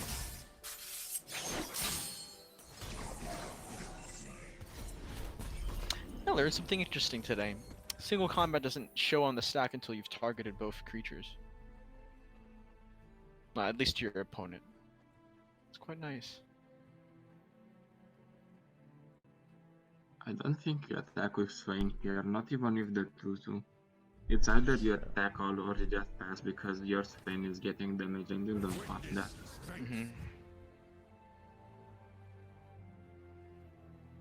Yeah, you're guaranteed to push 2 damage with this attack. Yes, your Swain does drop down to 3 HP, but again, in this matchup, I feel like Nowadix has to just take any little bit of damage he can get pushing through to the Nexus.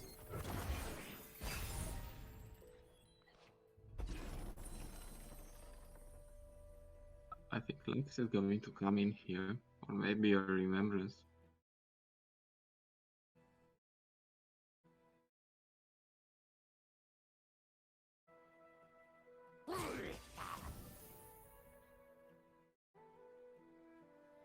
Trying to set up his Radiant Guardian. Yeah, he is trying to set up the Radiant Guardian here. Whether or not Nowadix really goes for it, though, is another question, because he could just let 3 attack go through, and I'm not sure in this matchup he even cares about 3 HP. Agreed. If not, Done everything later. if not, Fly could just drop the Lux here, right? I think he's pretty happy to establish the Lux in this situation. And there is no real counter to that Lux.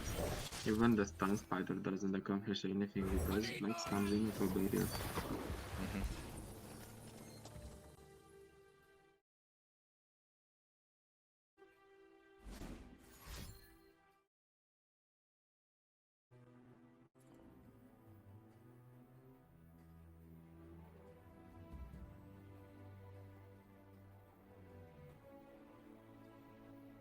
Yeah, he could set up his own Radiant Guardian with that glimpse in his hand, right? He could glimpse off the bear and then play Radiant Guardian. So he does have options.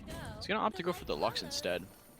I don't think he wants to do that. If he wants to go for Glimpse, it's either on his opponent trying to do some damage to a unit, and we see the Leviathan getting pulled by Noatics.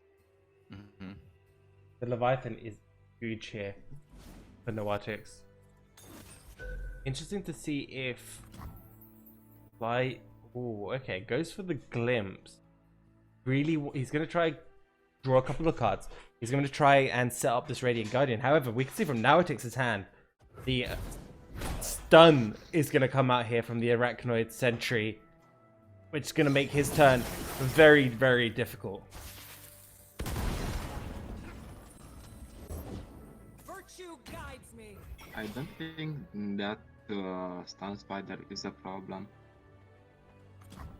Not even Noxian getting a Ravenous Flock because Fly has a Rekindler in hand and he can just resummon that Lux the turn after. They should thank you for It is the 50-50 though. He has the Thresh in the grave as well, so. Is it? No, it just summons the strongest. It just summons Lux. It would only summon Thresh if Thresh was leveled up, I believe. Yeah, opting to go for the Radiant Guardian, which is really strong. Still a great attack. Swain gets to push an extra 6 damage. This is just brutal. such little life.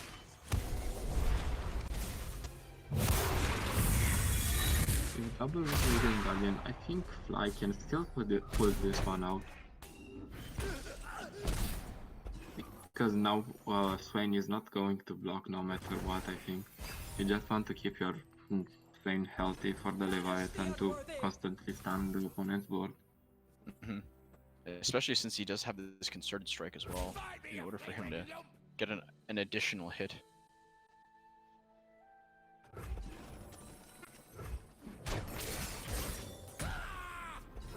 It's not what he's trying to set up a Noxian Guillotine here, maybe. Or he just wants to go for the Ravenous Flock. Go safe. Either way, they're really strong cards in order to deal with Radiant Guardian, right? So. Like, really can't go for the Concerted Strike at all, because he knows there is a Flock. Flock just demolishes that, and he doesn't have an answer to it. But what do you play here? I think Rekindler for more targets. It doesn't even matter. I think you Cannot just block lose. next I think turn. Noatix has got this. Indecision is the first of many. I think so as well. We burn, then kindle anew.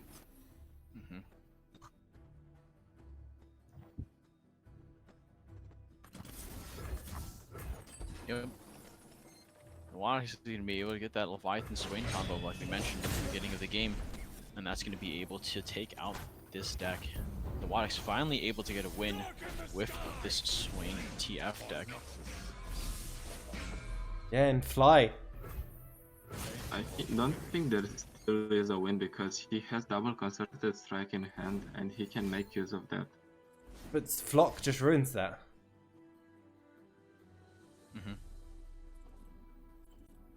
And even with double Concerted Strike, you hit, what, the Leviathan and the Swain, that's still 5 damage on board.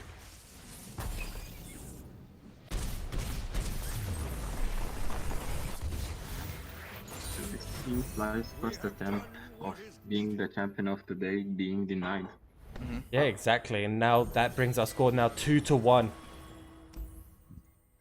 We've already seen one reverse sweep today. Are we going to see another? Personally, as Fly is my favorite, I wouldn't want to see that, but it can happen. Yeah, but now we're gonna see Endure Spiders versus this Thresh Lux deck. And already finding the Dehu Endure to start and a double Elise. It's a really, honestly, a fantastic start. Do you even keep the Dehu Endure? I'm not sure. I don't even. Do you even keep the Elise? The second Elise? You don't need 2, right?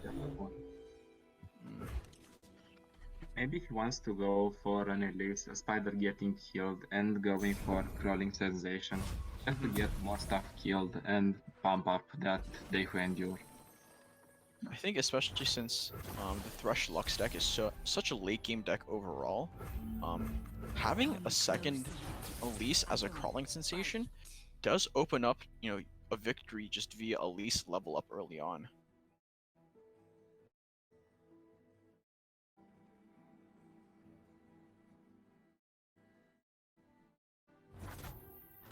You won't suffer long. Yeah, you can see the Fly is deliberately trying to get this Remembrance down onto the field here. Even playing the double hapless aristocrat he had earlier on. And that's a fantastic outcome for him. Getting the tough unit will deal with pretty much any of these 1/1s and does pretty well against Elise.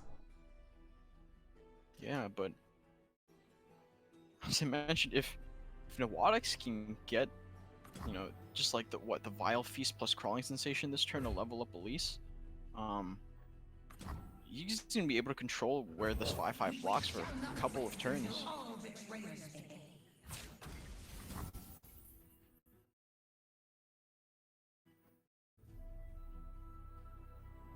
Part of me wants to see him just tank this as well, especially with Blighted Caretaker in hand.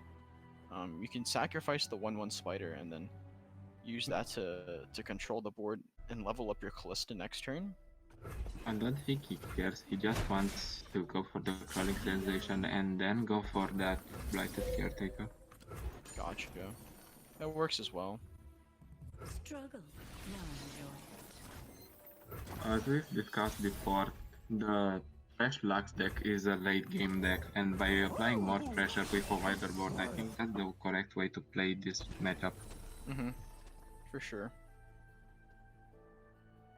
And anything that Fly would try and drop on this board is going to get pulled by these saplings.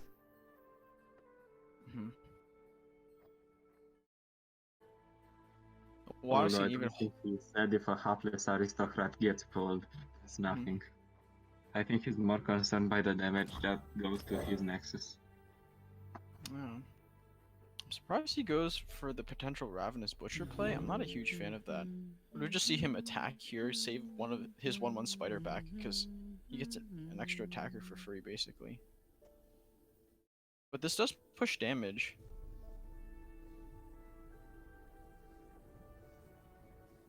I think It doesn't push as much though, because when we see that second hapless aristocrat down, I mean Callista does level up, but it's only going to summon, I believe, a spider, a 1/1 spider. Yeah.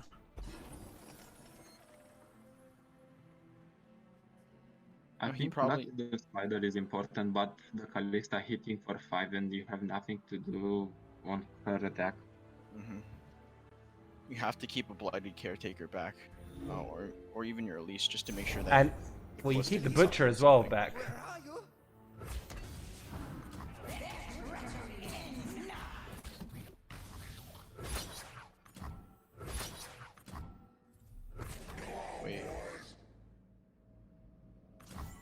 Wait. This is. This means that the Callista summons second. Use a bite. I don't think he really cares. I think he cares about See- that damage.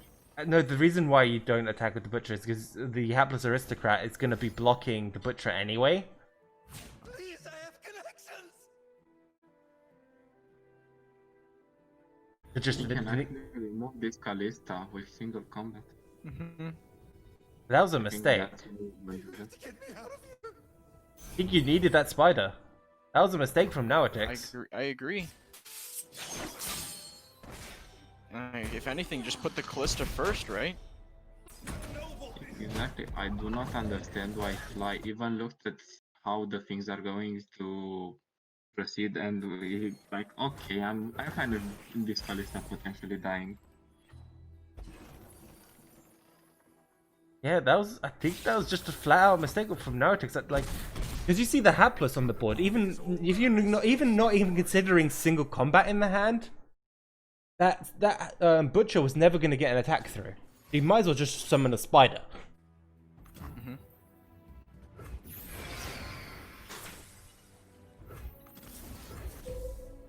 I Good think wild I feast. can capitalize on this mistake though. A tribute to the spider. He's not in such a rush to hit that late game now that Nautix has mistaken and he's got his Kalista killed for nothing basically. You won't suffer long. And in this situation, good read to understand that you need that butcher in the back line. Since the spiders, anything that he puts up is gonna get blocked out by one of these 1/1 spiders anyway. So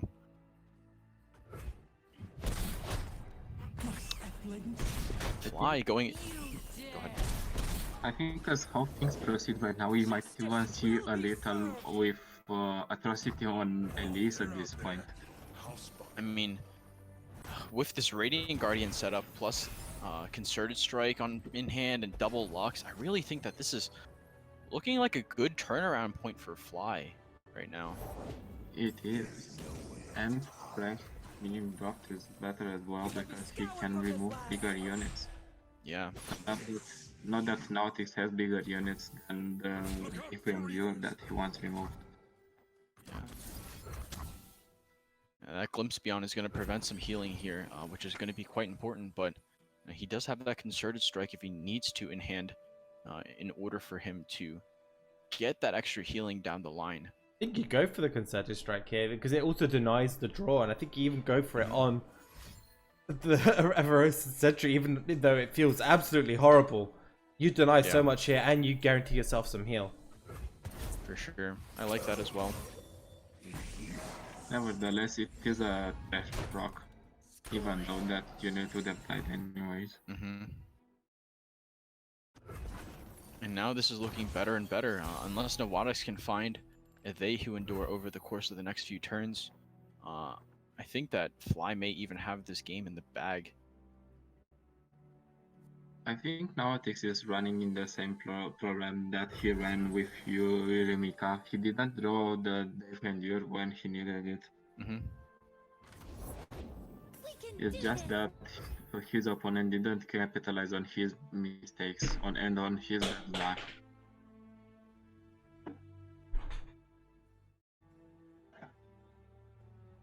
He's now reliant on drawing this Endure. That's again the similar situation we saw him in earlier, where he got given plenty of turns to draw in Duel. Will Fly give him that same privilege? I somehow don't think so. Yeah, agreed. Especially with stuff like the single combat that he's just top decked. Nawadax basically has to fight from, like, have a 20 health Endure, and I'm not even sure if enough units have died for the They Who Endure to be at 20 health. I don't think you even want this attack. I think you're better off just well feasting your own Avarosan entry.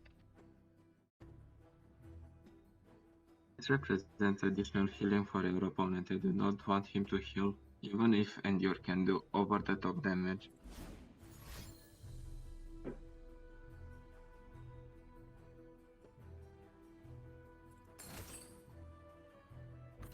He's gonna line up a single combat as well onto this Bark Beast so it doesn't become a 3-3.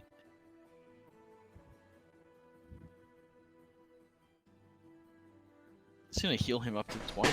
He's healing up to 20 regardless, I believe. Yeah.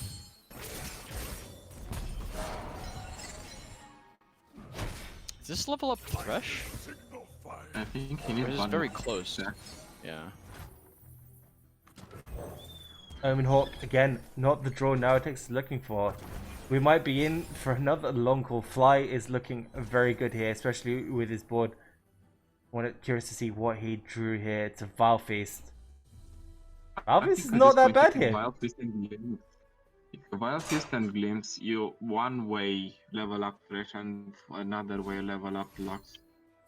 I think that's the play to go here. Thresh is on what though? That's the question. Thresh is on 5.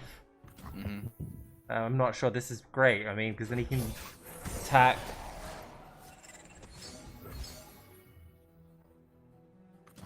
Curious to know how close Thresh is to leveling up. I think he has one more attack. Yeah, he's on 5 now. I'm just looking at Fly's Yep. board. And Lux is on 4, so with this Glimpse Beyond, this is enough to level up Lux, but a great Vile Feast answer to deter that. I mean, he still levels up. Valve still levels up. He can barrier to get the draw. Stand by. Hmm. Pushing my limits. The barrier guarantees the draw happening. And you also put a Lux back in your deck. Yeah, and then you're gonna pull out a second Lux now when you attack with Thresh. Fly's in a fantastic Jeez. spot. Holy. That's just looking very, very good for him. I feel like this all comes back to that turn here where we saw that mistake from Nautix with the ordering with the Callista. It's put him into such a sort of precarious situation now where he is very reliant on destroying an Endure to have any chance.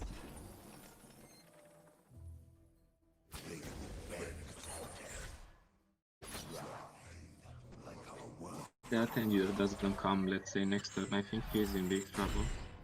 He's gonna opt to attack only with the Thresh. I like it. It just lowers the chances of Endure being even bigger from Nautix if he doesn't decide to draw it. And doesn't need the lifesteal now, so attacking with the Radiant Guardian is only gonna get it blocked by these 2-1 challengers, and Blighted And Caretaker not what you want to see. Vanguard Sergeant. I think that just ends the game, guys. I'm not gonna lie. That's gonna generate Fortune Master. That's gonna generate another. Yeah, that's not what you want to see. That is just game. Fly is gonna be our champion here at Duels of Runeterra. I don't think there's anything.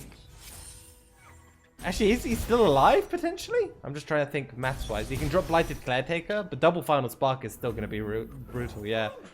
He went with why he went with the Curse Keeper. I'm not sure. It's because he can I play guess Blighted you Caretaker. Caretaker Yeah. on it.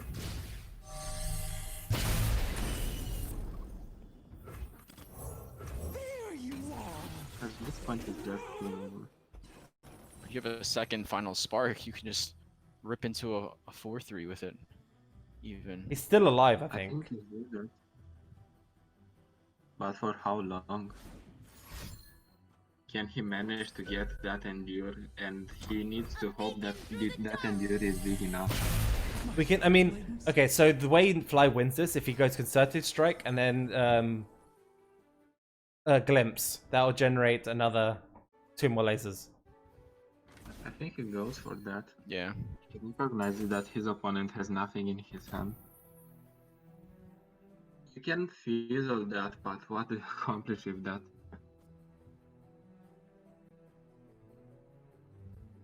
And 2 more Final Sparks is pretty much gonna seal the game, and Fly's already seeing the out, I think. So. Yep. There it is, Glimpse Beyond on the 6/6. Drawing him options, even though he doesn't have the mana, he doesn't really need them. 2 Final Sparks coming out. Cheers emote from Fly. Fly is your Duels of Runeterra number 13 European champion. He played that fantastically with that Thresh Lux deck in the end. Second attempt was all he needed to get through it, and congratulations to him. He's been doing fantastic this entire tournament. Was, I think, one of the top players through Swiss. I think he was one of the. I think he was the only 7. And was he the only 7 or 6-1 or day one? 1 loss. Yeah. He's had 1 match lost this whole time around. He's overall 11-1 in this Duels of Runeterra, which is incredible, honestly. So shout outs to him. Yeah, he's been doing fantastic. Congratulations as well to him for taking this. Be great if I can grab him. Fly, if you're around, it'd be great if we can grab you for a quick little chat here.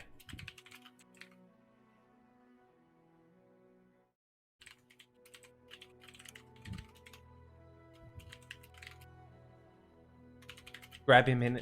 Try to see if we can give him a couple of questions here with his lineup.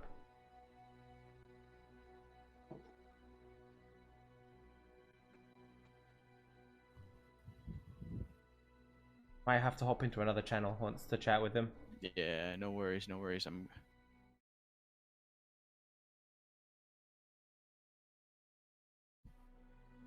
I shot him a message in his chat. He said he's down. Perfect. Sweet. Might have to Let's go boot. to. We can also just boot Nowatix out of this chat, Yeah. just so we have space. Yeah, for sure. I'm going to disconnect him now.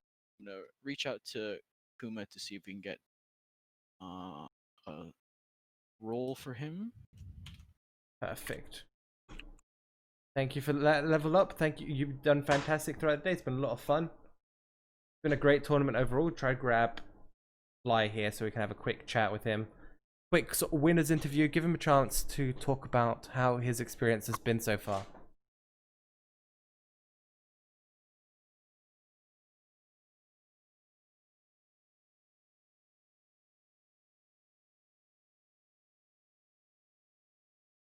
So again, just a quick recap as well. This tournament's been absolutely insane. We've seen some fantastic new decks, some new tech choices throughout the day, tons of great lines, storylines being built here. I mean, we saw Ghost of Driver nearly making it again into our finals. I mean, he got all the way up to top 8 this tournament. We saw some insane matches coming out here yesterday with Nick Demon's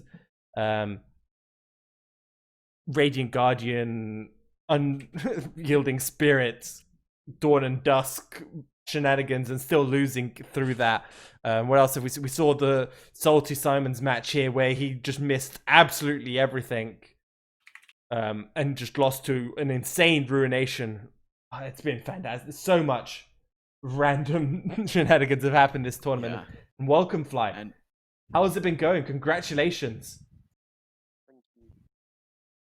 Yeah, I don't know. I guess I won. Let me I turn you didn't up. You're expect very to- quiet right now. Oh, my. Hold on a second. How about now? better. Just a little bit here. Yeah, and congratulations again for making it so far into Duels of Runeterra. I have to ask you, what did it feel like to play that Ruination on Simon in semifinals? Yeah, you can't imagine the smile on my face when you put that Mina down. Yeah. That was crazy. Yeah, I saw you react with that Lux thumbs up emoji, and I was just like, oh, like that's kind of odd. He seems a little happy about it, and then dropping that Ruination, it's just like, just the chance of hitting that, that 1-1 with the Grifter, and then also pulling a Ruination out of that. Just, I said it earlier to Simon, but that's like a trolled in Hearthstone moment, Yeah, I was told there's like a 0.001% chance or something of that happening. It's Super absolutely low. insane. So, just a quick question with this Thresh Lux. And just in general, your lineup is very different to what a lot of others have been playing throughout the tournament. What made you think to bring this Thresh Lux in general over, let's say, some of the other more traditional decks we've been seeing in this tournament? So before Duels of Runeterra, I was watching the Giant Slayer tournament, and a lot of people were playing the Ash Sedge deck, so I decided to bring that. And I think the STF deck is just strong, so that's why I brought Mhm. that. And Fresh Lux, I just net decked from BG. So, It felt stronger than meta, I guess. okay, so were you specifically targeting any decks with it? Not really. I sort of I looked at my lineup and I thought to myself, I just can't. I'm not gonna win against like big units, so I just banned that. So like deep and stuff like that. Mhm. Yeah, and I was just like, I thought this lineup would be good at controlling the board overall. Gotcha. And I think overall you did a fantastic job navigating a lot of these matchups. We were complimenting you almost all the way throughout finals. One big question I have for you is that a lot of us when we first started the day, we were like, oh, like as Karma is going to be so strong, as Karma is going to be so strong. What made you decide to go as Twisted Fate instead of the as Karma? I think as Karma is like one of the worst decks in the game right now. Really? Yeah, Why is that? I don't think since this new patch, I don't think I've lost to that deck at all once. Even like bad matchups, it's just whatever deck you play, you just overwhelm them with units and they can't do it. Hmm.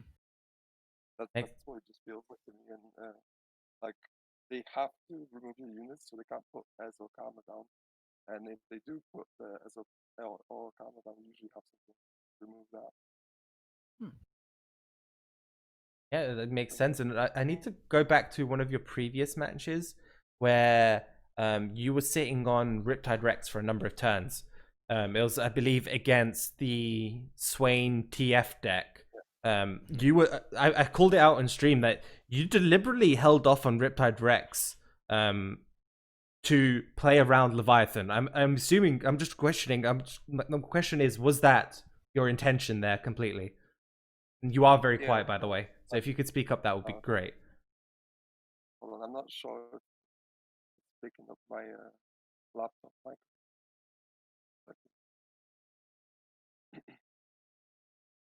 I think we can turn his volume up a bit. I have him on max.